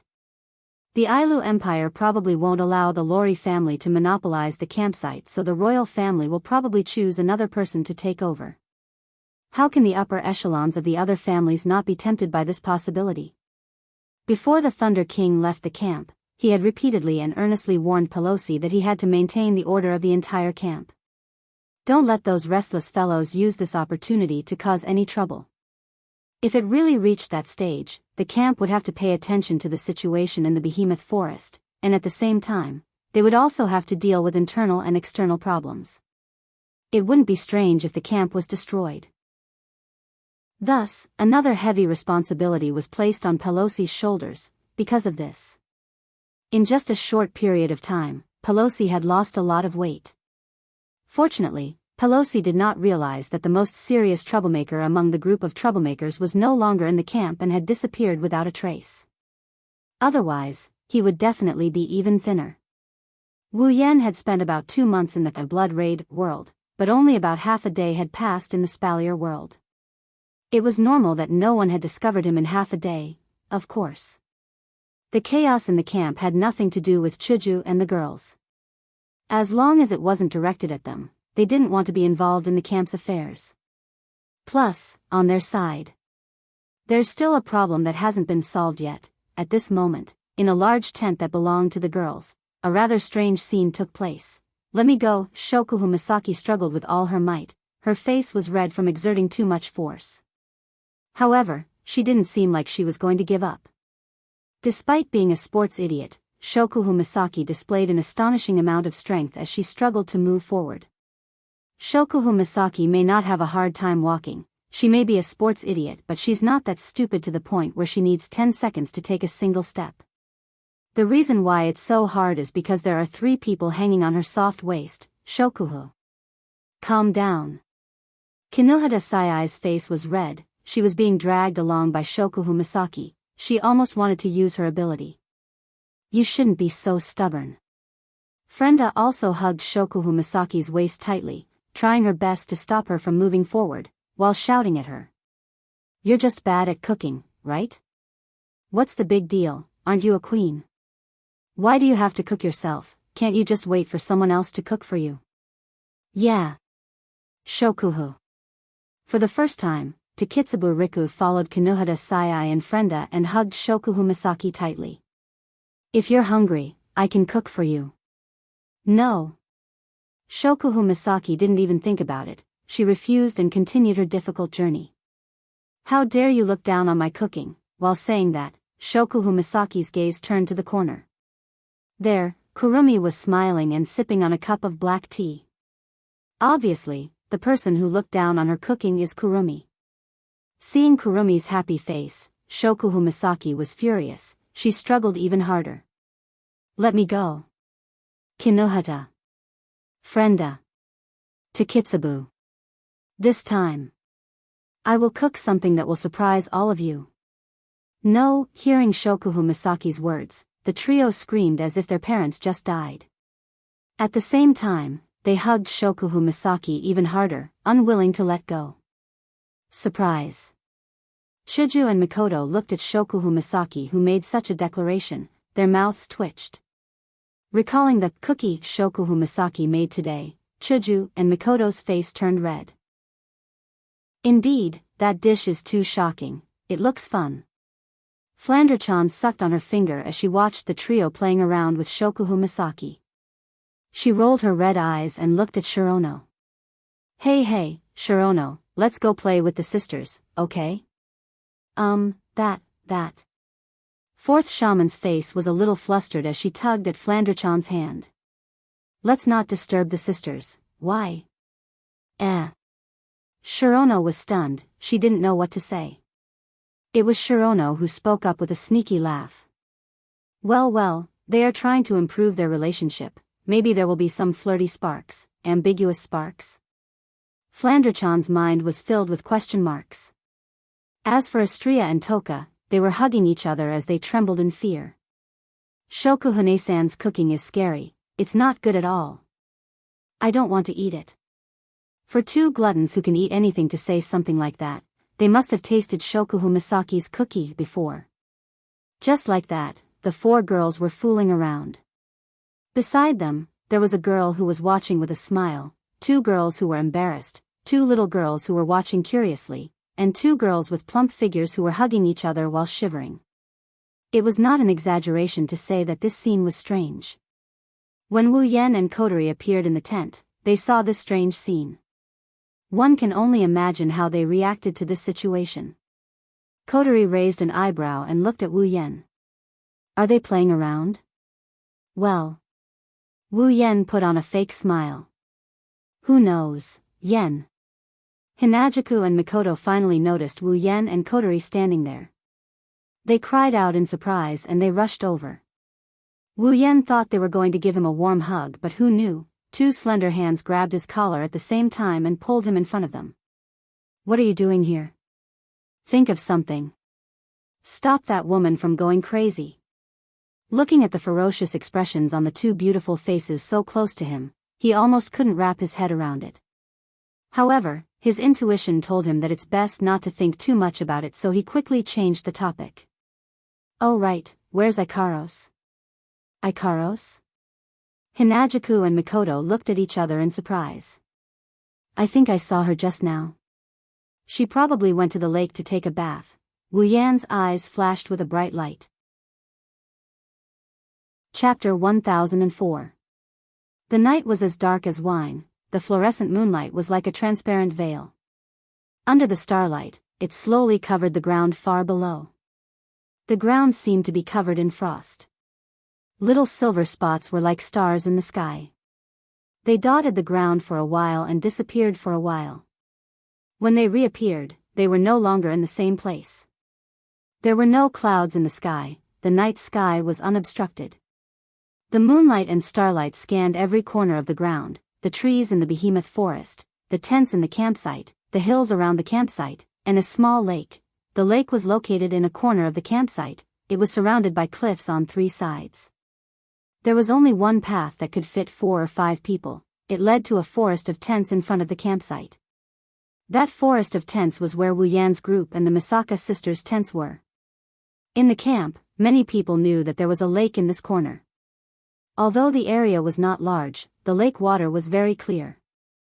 Moreover, it was surrounded by mountains on 3 sides, and there was only one passage for people to pass through. It was the most suitable place for the female guards to bathe. Unfortunately, the path led to Wu Yan's group and the Misaka sisters' tents. If they wanted to enter, they would have to pass through here, it was impossible not to be discovered. Chiju, Mikoto, and the other girls were tempted. However, this was still someone else's territory. The girls might do whatever they wanted, but they weren't so reckless as to take over this place.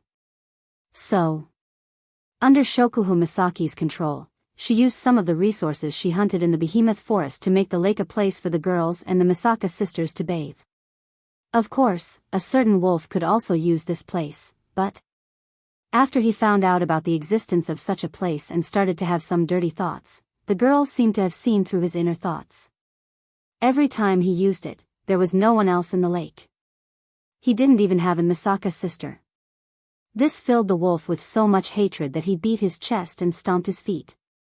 It was night time, usually no one would come here to bathe, but today, there was something different about the lake. There was a hint of life in the air, the sound of the flapping wings was exceptionally clear under the gentle breeze, like a beautiful melody, reverberating rhythmically. The girl flew through the air with the wings behind her back, flying into the lake surrounded by the rock walls. Then, under the cover of pink feathers, the girl stretched out a foot, lightly touching the ground, and landed on the ground. The moonlight shone on the girl's body.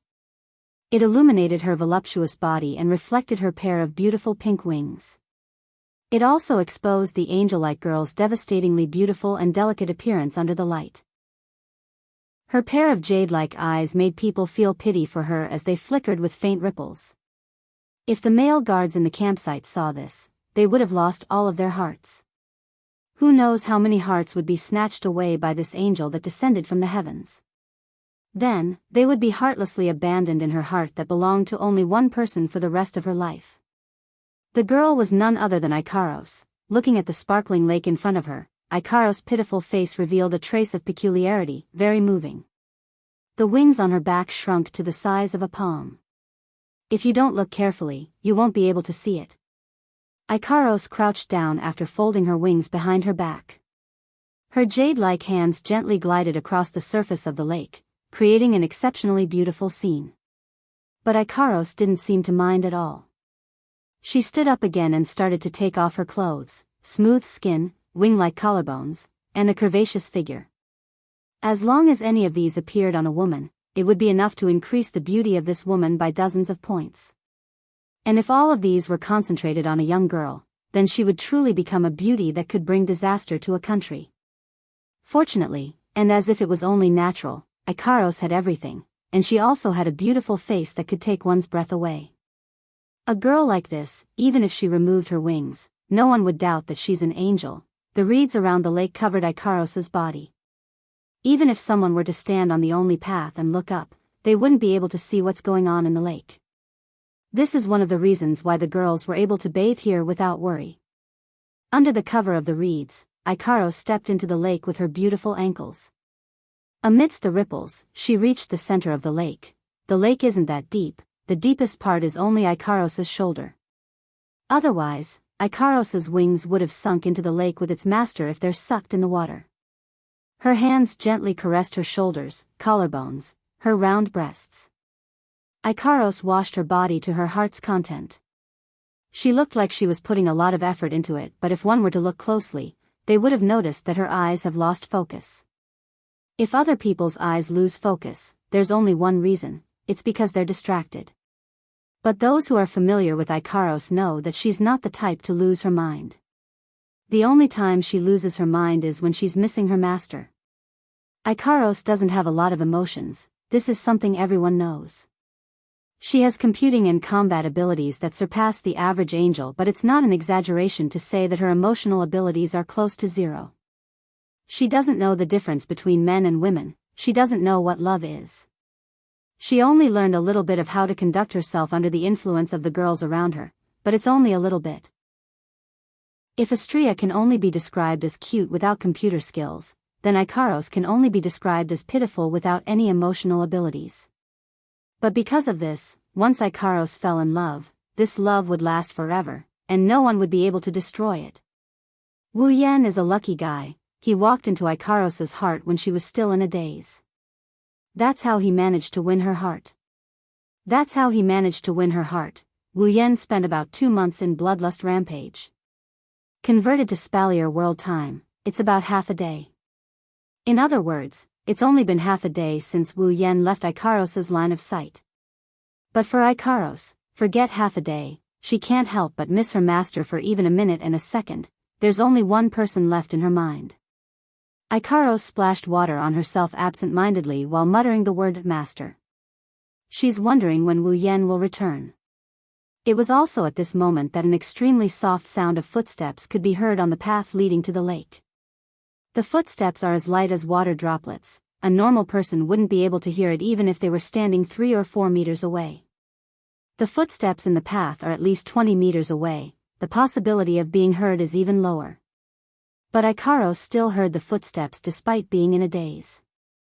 As if awakened, Ikaros's indigo eyes slowly focused.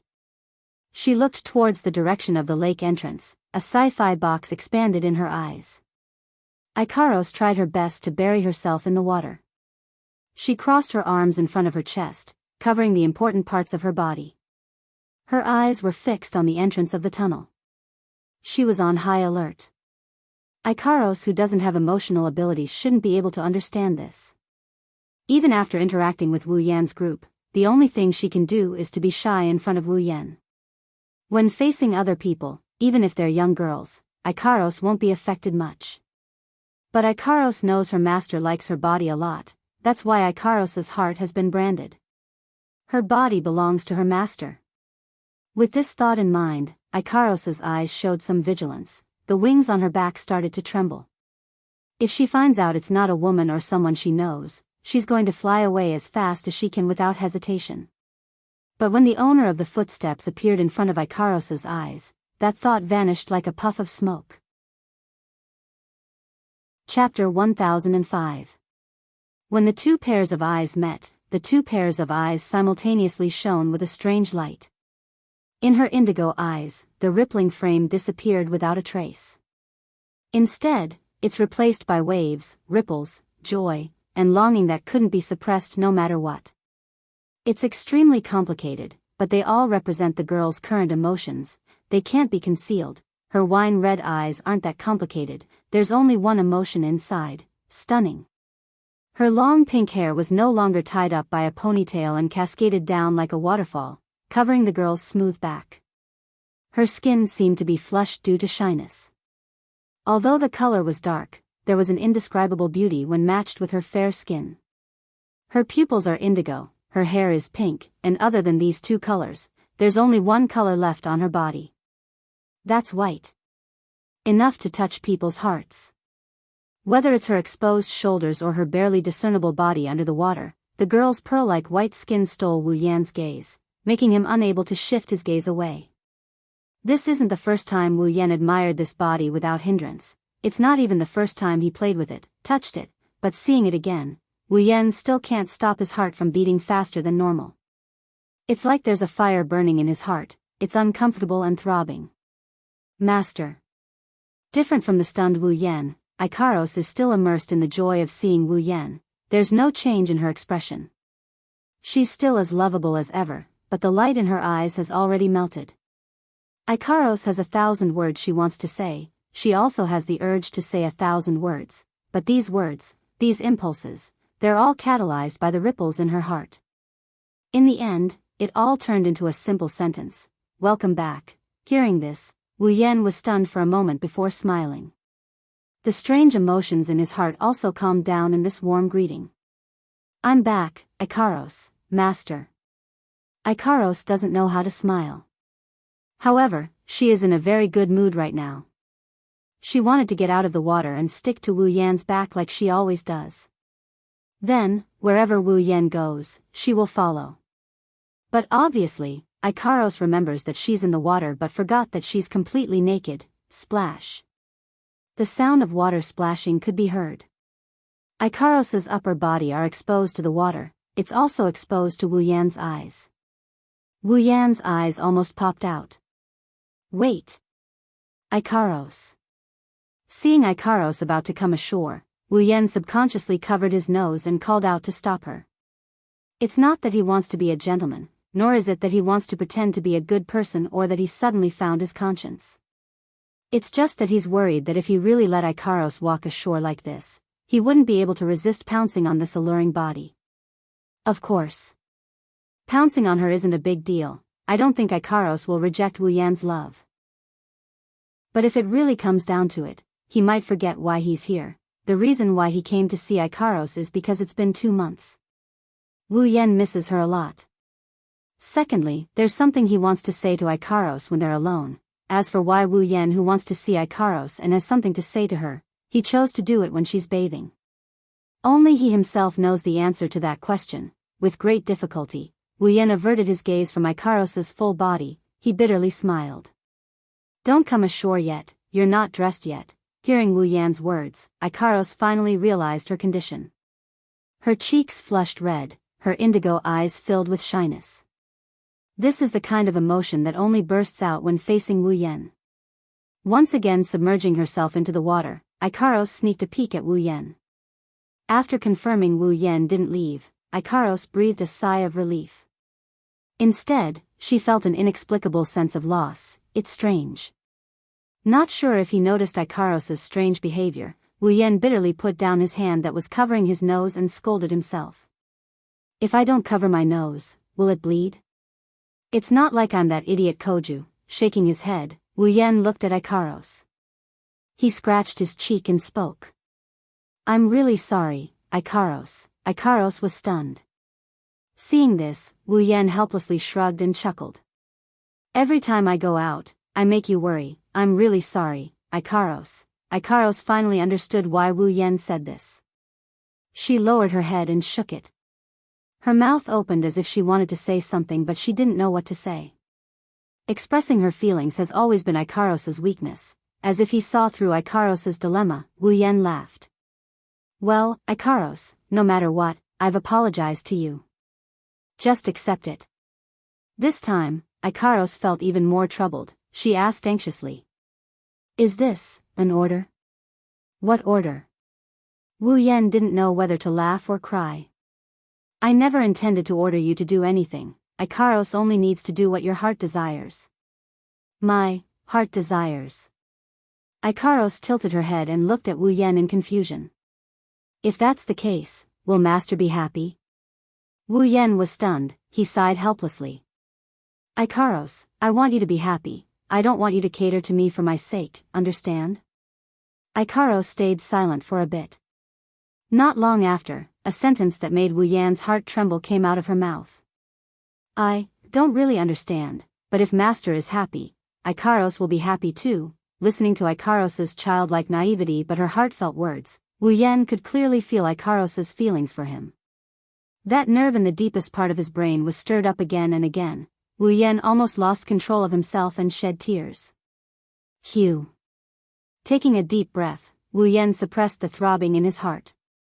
He raised his head and met Ikaros's expressive eyes. His face was full of helplessness and love. Then I'll be the same. Smiling gently, Wu Yan said to Ikaros. As long as Ikaros is happy, I'll be happy too. So, Ikaros, tell me, what should I do to make you happy? Happy. Ikaros pressed a hand to her chest, as if her heart would jump out of her chest if she didn't. Following Wu Yan's guidance, Ikaros searched through her memories, trying to find the happy part and summarize the happy part. After a while, she finally got the answer in her heart. I want to follow Master forever. In an instant, Ikaros's eyes shone brightly, so bright that it covered the moonlight and starlight around her. Following Master, Ikaros is very happy, you. Wu Yan didn't know what else to say. This Ikaros, he didn't know if it was intentional or not, but every word she said was teasing Wu Yan's heart, causing it to beat uncontrollably. Even if it missed a beat, it wouldn't be strange. But one thing is for sure, if he doesn't treat this girl well, even getting struck by lightning would be a light punishment. Making this decision, Wu Yan's face lit up with a smile. Ikaros. Walking to the lakeside, Wu Yan waved at Ikaros. Come here, Master. Blushing, Ikaros looked at Wu Yan, who was waving at her from the lakeside. She was very shy, but in the end, she chose to listen to Wu Yan and slowly walked out of the lake. In Wu Yan's eyes, everything around him has disappeared, whether it's the lake, the grass, the mountains, the sky, the earth, everything is gone. All that's left is this extremely beautiful body in front of him that's being held by her master with a blushing face. Reaching out, he wrapped his arms around Ikaros's smooth waist. Wu Yan gently and domineeringly pulled her into his embrace and straddled his body. I won't leave you again. Following that sentence, Ikaros felt Wu Yan's forceful entry. Her moans coexisted with the night. Chapter 1006. When Wu Yan opened his eyes again, the sky in his field of vision had been replaced by an azure sky. The night sky had faded away without him noticing. The sound of the wind and the chirping of the birds entered Wu Yan's ears, waking him up from his dazed state. Only now did he realize that he had spent the entire night in the midst of the reeds by the lakeside. His gaze swept from the azure sky to the lake. The clear water was still rippling, creating circles of ripples. The ripples were so light that they were almost invisible to the naked eye. Wu Yan could faintly hear the sound of flowing water coming from all directions, from far to near. Rubbing his eyelids, Wu Yan sighed, not knowing whether to laugh or cry. He didn't think that he would really have slept in the wild for a night. If not for the fact that he was a vampire instead of an ordinary human, he would have caught a cold long ago. After all, he was still naked. Patting his head, Wu Yan was about to get up, but as soon as he moved, he felt an extremely heavy, yet light, contradictory weight in his arms. He was a little dazed, but then he remembered something and smiled. He glanced in front of him. The first thing he saw was a strand of bright pink hair. Then, he saw a pretty face that was flushed red. A breathtakingly beautiful face. Perhaps it was because she had slept for an entire night in the wilderness. The beautiful girl's pink hair was covered in raindrops. The raindrops flowed down her soft long hair and slowly dripped down.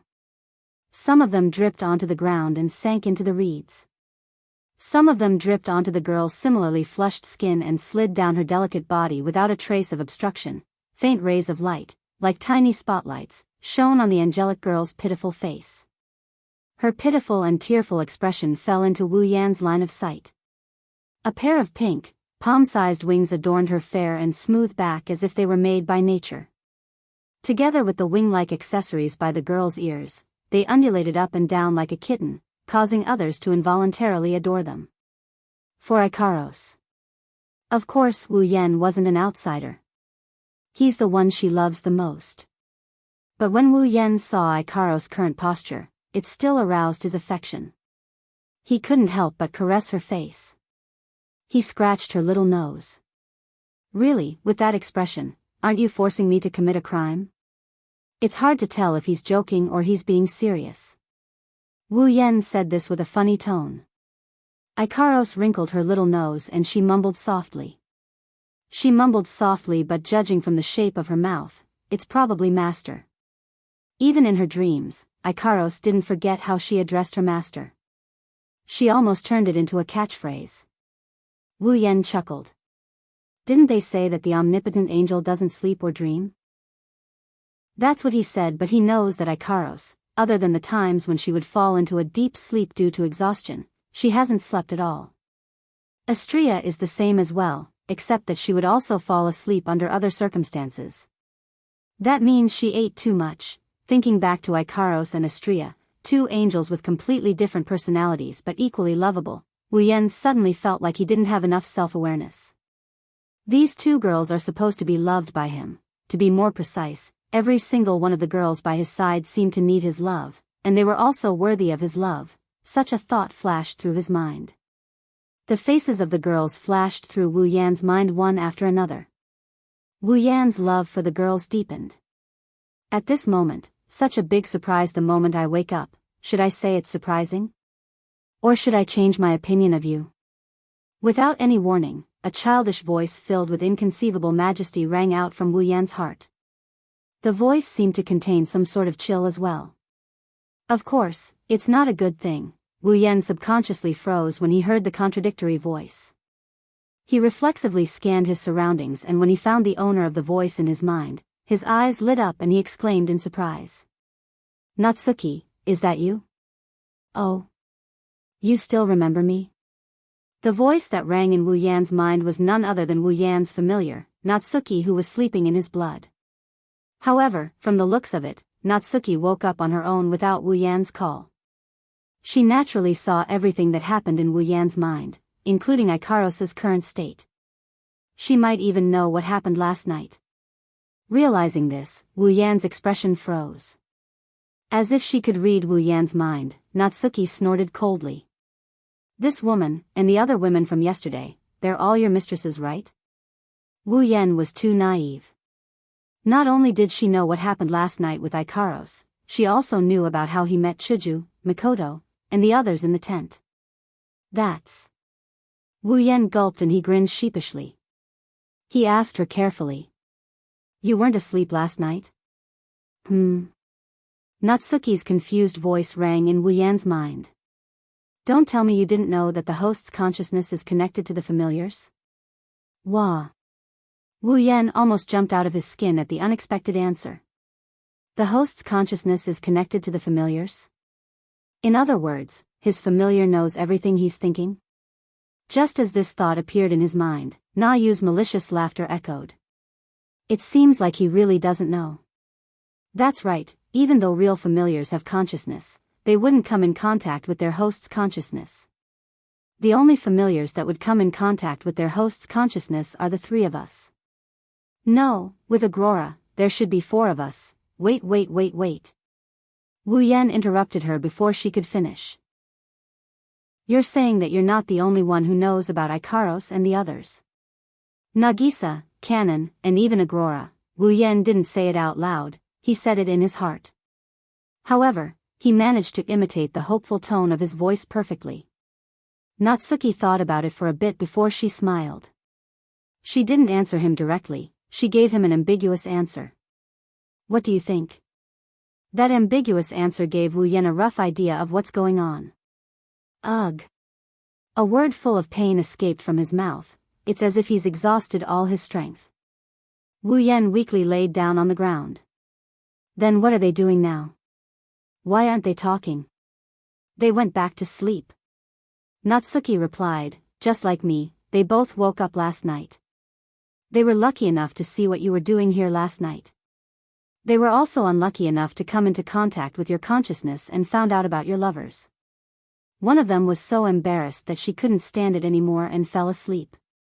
The other one was so angry that she didn't want to talk to you anymore and also went to sleep. Wu Yan's heart trembled with every word Natsuki said. By the time she was done, Wu Yan's heart was shaking like a nervous system. He forced a smile that was uglier than crying. What about you? What do you plan to do? Ha. Natsuki's voice sounded like a sneer. Natsuki replied. Even though I'm not interested in watching you fool around, I'll let you know when you're done. Don't forget to take care of your familiars. Yes. Wu Yan tried to figure out if Natsuki was angry from her tone, but he gave up when he heard her laugh. He laughed bitterly. Then, aren't you going to come out and meet everyone? No need. Natsuki was as merciless as ever. I'm not in the mood to interact with your mistresses for the time being. The same goes for Nagisa and Kanae's Kanon. Natsuki seemed to have disappeared after saying that. This time, Wu Yan sensed that Natsuki's consciousness had fallen asleep. He frowned in confusion. I have to pay more attention to my body's condition in the future. Chapter 1007. Under the influence of the clear sky, the atmosphere in the campsite seemed to have livened up. After the night's rest, the garrisons walked out of their tents one by one and began a new day of camp life. Some washed up, some put out the bonfires that had been burning for the whole night, some cooked, and some contacted the higher-ups of their families. For a moment, every corner of the camp was filled with noise and clamor. After keeping watch for an entire night, the patrolling guards yawned and returned to their tents to rest. Those who weren't patrolling the giant beast's forest at night were preparing to gather. Then they would head towards the giant beast's forest to fulfill their duty. Walking out of the only path in front of the lake that was surrounded by mountains on three sides, Wu Yan first saw the Misaka sisters wearing goggles shuttling back and forth between their tents. They seemed to be very busy. Just like the other guards in the campsite, they were preparing to wash up, cook, and head into the behemoth forest to hunt. They were extremely busy. Looking at the sisters who looked exactly the same as him, Wu Yan's heart skipped a beat. He remembered that the Misaka sisters were clones who learned their daily routines from the learning device. Even though they had their own consciousness, they lacked vitality when they moved. It made him feel uncomfortable and pitiful for the Misaka sisters. But now, the Misaka sisters not only moved in a regular manner, they even learned how to cook, wash up, and even communicate with each other. This was something that would not have happened in the past. After all, the Misaka sisters' consciousness was connected to the Misaka network. If they wanted to say something, they could say it through the Misaka network. It was very convenient. Also, it was very efficient. No matter how long they talked, it only took a single thought. It was as if their minds were truly connected. Under such circumstances, the Misaka sisters who relied on their rationality would naturally choose the most convenient way to communicate. At least, that was the case when there were no outsiders around. Therefore, the Misaka sisters communicated with each other. Almost none, now, even if there were no outsiders, the Misaka sisters would still communicate with each other in person. All of a sudden, they became very humane. They must have begun to realize that some words could not express the feelings in their hearts if they did not say it personally. Isn't this proof that the Misaka sisters are gradually becoming more like normal people? No, it should be said that if it weren't for the fact that the Misaka sisters all looked exactly the same, which made them feel unreal, and their tone was close to zero emotions, which made them sound too robotic, it wouldn't be too much of a stretch to think that they were normal people right now. The sisters were also trying their best to live their lives in their own way. Looking at the energetic Misaka sisters, Wu Yan couldn't help but smile. It seems that the sisters will soon be able to think like normal people. Just as Wu Yan's mind, the Misaka sisters who were closest to him finally noticed his presence. They all looked at Wu Yan. Onie-sama. Do. Misaka 10047 cheered in surprise. This was the Misaka sister who was expressionless, motionless, and speaking to Wu Yan with a monotonous tone. It really is Onie-sama. Onie-sama is still alive. Do. Misaka 14309 expressed her feelings after not seeing Onie-sama for a long time. This was the Misaka sister who was expressionless and motionless, but she was looking at Wu Yan as if she was looking at God. I heard that Lord Big Brother has already abandoned Big Sisters and ran off to find a new lover. Now that you're here, according to Misaka's judgment, it's very likely that you've been dumped. Misaka 9776 didn't hide the secret information she obtained and gave Lord Big Brother a look of disdain. This was the same Misaka sister who was looking at Wu Yan with disdain, but in reality, she was looking at him like he was an animal. According to the secret information given by 9776, Misaka came to a different conclusion. Misaka felt that Onie-sama did not abandon us because he wanted to find a lover, but because he wanted us. Therefore, Misaka 19794 decided to protect Onie-sama and tried to hint Onie-sama. She said she wanted to protect herself, but in the end, she gave a sister who was more likely to cause Wu Yan to suffer the fate of being chopped to death. I see. Onie-sama finally decided to make a move on Misaka. Do. Misaka 3399 took a step back and hid the joy in her heart. Misaka believes Onie-sama shouldn't abandon us. If Onie-sama wants to make a move on Misaka, Misaka can share Onie-sama with the sisters.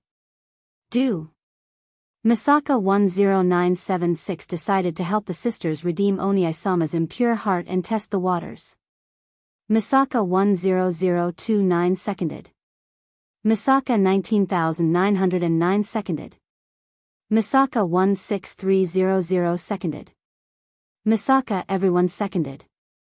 As the Misaka sisters' words became more and more ridiculous, Wu Yan's forehead was covered in cold sweat. Looking at the Misaka sisters getting closer to him, Wu Yan's mouth twitched. He grabbed Ikaro's hand and ran away in a sorry state. Have a normal person's mind? That's going to be tough. Holding the hand of a shy Ikaros, Wu Yan led her into the big tent shared by the rest of the party. There's a big table in the middle of the tent. Around the table, there's a lot of chairs. Counting carefully, it's the exact number of people in Wu Yan's party. There's also a table at the edge of the tent. Other than that, there's nothing else in the tent. This tent is used by Wu Yan and the girls when they are having a meal or discussing important matters. Usually, the girls would gather here when there's nothing to do but to drink tea, eat snacks, and have some fun. A table and chairs are more than enough for that. Currently, Flander-chan and Yoshino are playing around by the side. Astria and Toka are eating and drinking. The other girls are all sitting on chairs with serious expressions. They look like they're discussing something important.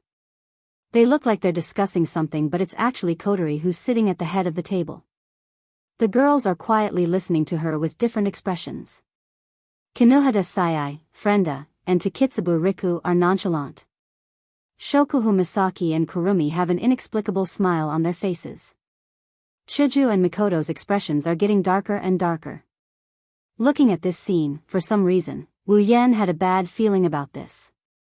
His intuition is telling him that if he continues to stay here, he won't have a good ending. Wu Yan's expression changed. In the end, he chose to believe in his intuition. He pulled Ikaro's hand and quietly turned around. He then tiptoed away from the tent. Just as Wu Yan was about to leave the tent, Ikaros, who has been looking at him with a confused expression, suddenly spoke up. What's wrong? Master. The air suddenly froze. Hearing Ikaros' voice, Wu Yan knew he's in trouble. He quickly channeled his mana to teleport away from this place, but before he could do so, two small hands pressed down on his shoulders. Wu Yan's body trembled. His face stiffened as he slowly turned around. He saw Chuju and Mikoto with bulging veins on their foreheads. Their eyes flashed dangerously as they looked at him. It's that smile that sent a chill down Wu Yan's spine. Gulp. Gulping down his saliva, Wu Yan started to smile obsequiously. What's wrong? Madams? If it was any other time, Hinajuku and Mikoto would have blushed the moment Wu Yan said the words two madams. But this time, the girls didn't blush at all. Instead, their faces darkened. Nothing. Chuju and Mikoto spoke up at the same time. We just want you to introduce your new sisters to us. Wu Yan's vision darkened. There's only one thought left in his mind. It's over. Chapter 1008. Introduce the new sisters to you guys? That's all? Wu Yan screamed in his mind when he saw Chuju and Mikoto's gloomy faces. This isn't just all. It's obvious that Chuju and Mikoto already know about Natsuki, Nagisa, and Kanon. No, it's more accurate to say that all the girls know about them. No wonder Kotori was the only one talking while the girls were listening. Kotori was the one who told them all about what he did during the devouring blood raid.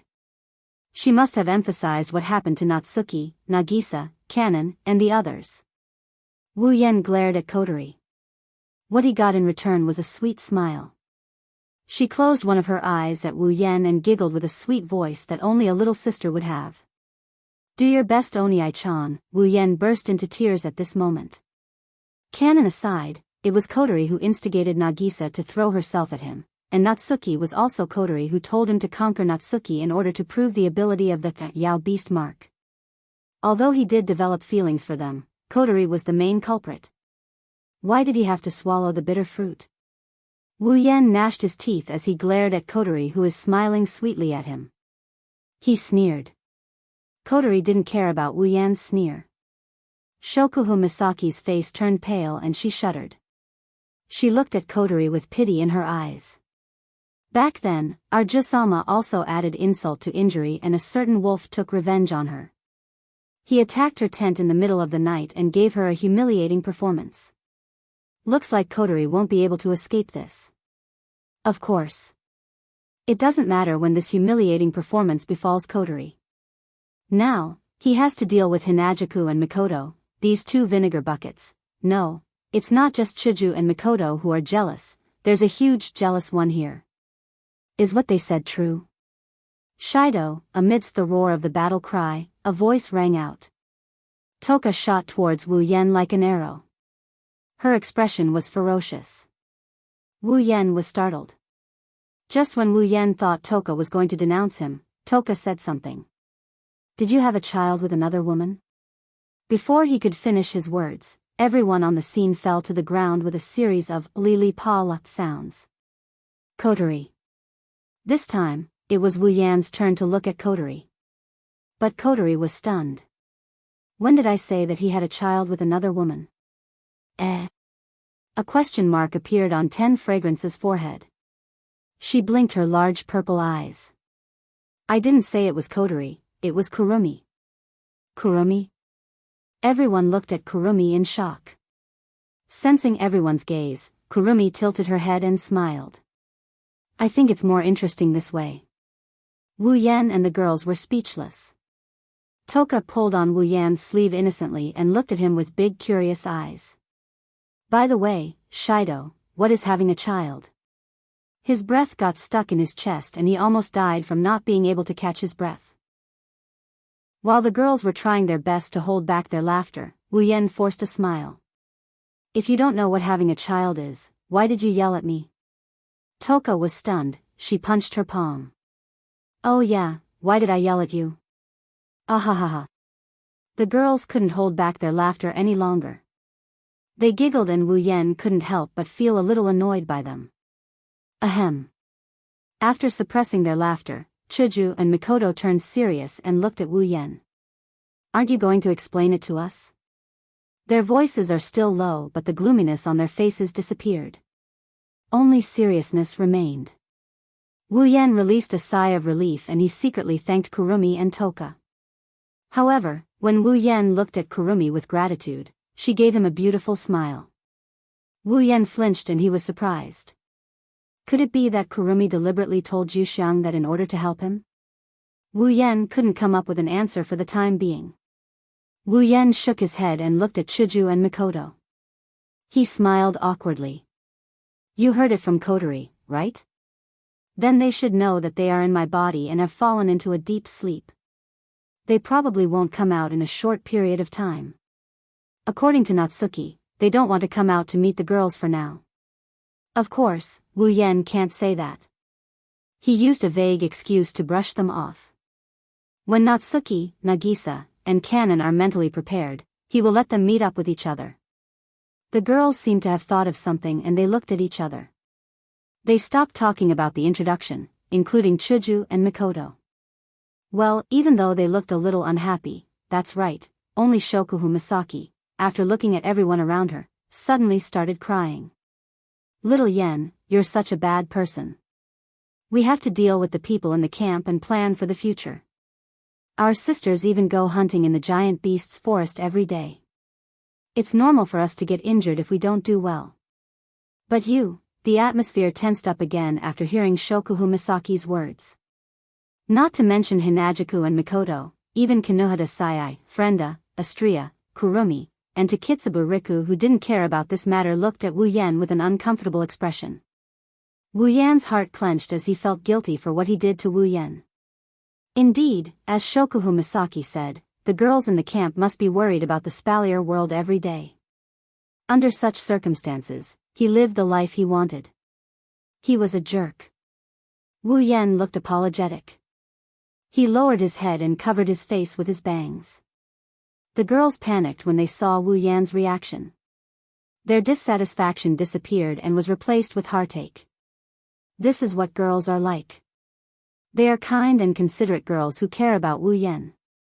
No matter what Wu Yan did, no matter how much injustice they feel, they will still act with Wu Yan as their everything. No matter how unreasonable it is, it's all the same. Yen. Hinajuku and Mikoto came to Wu Yan's side. They wanted to say something but they couldn't bring themselves to say it. They looked at Shokuhu Misaki with pleading eyes.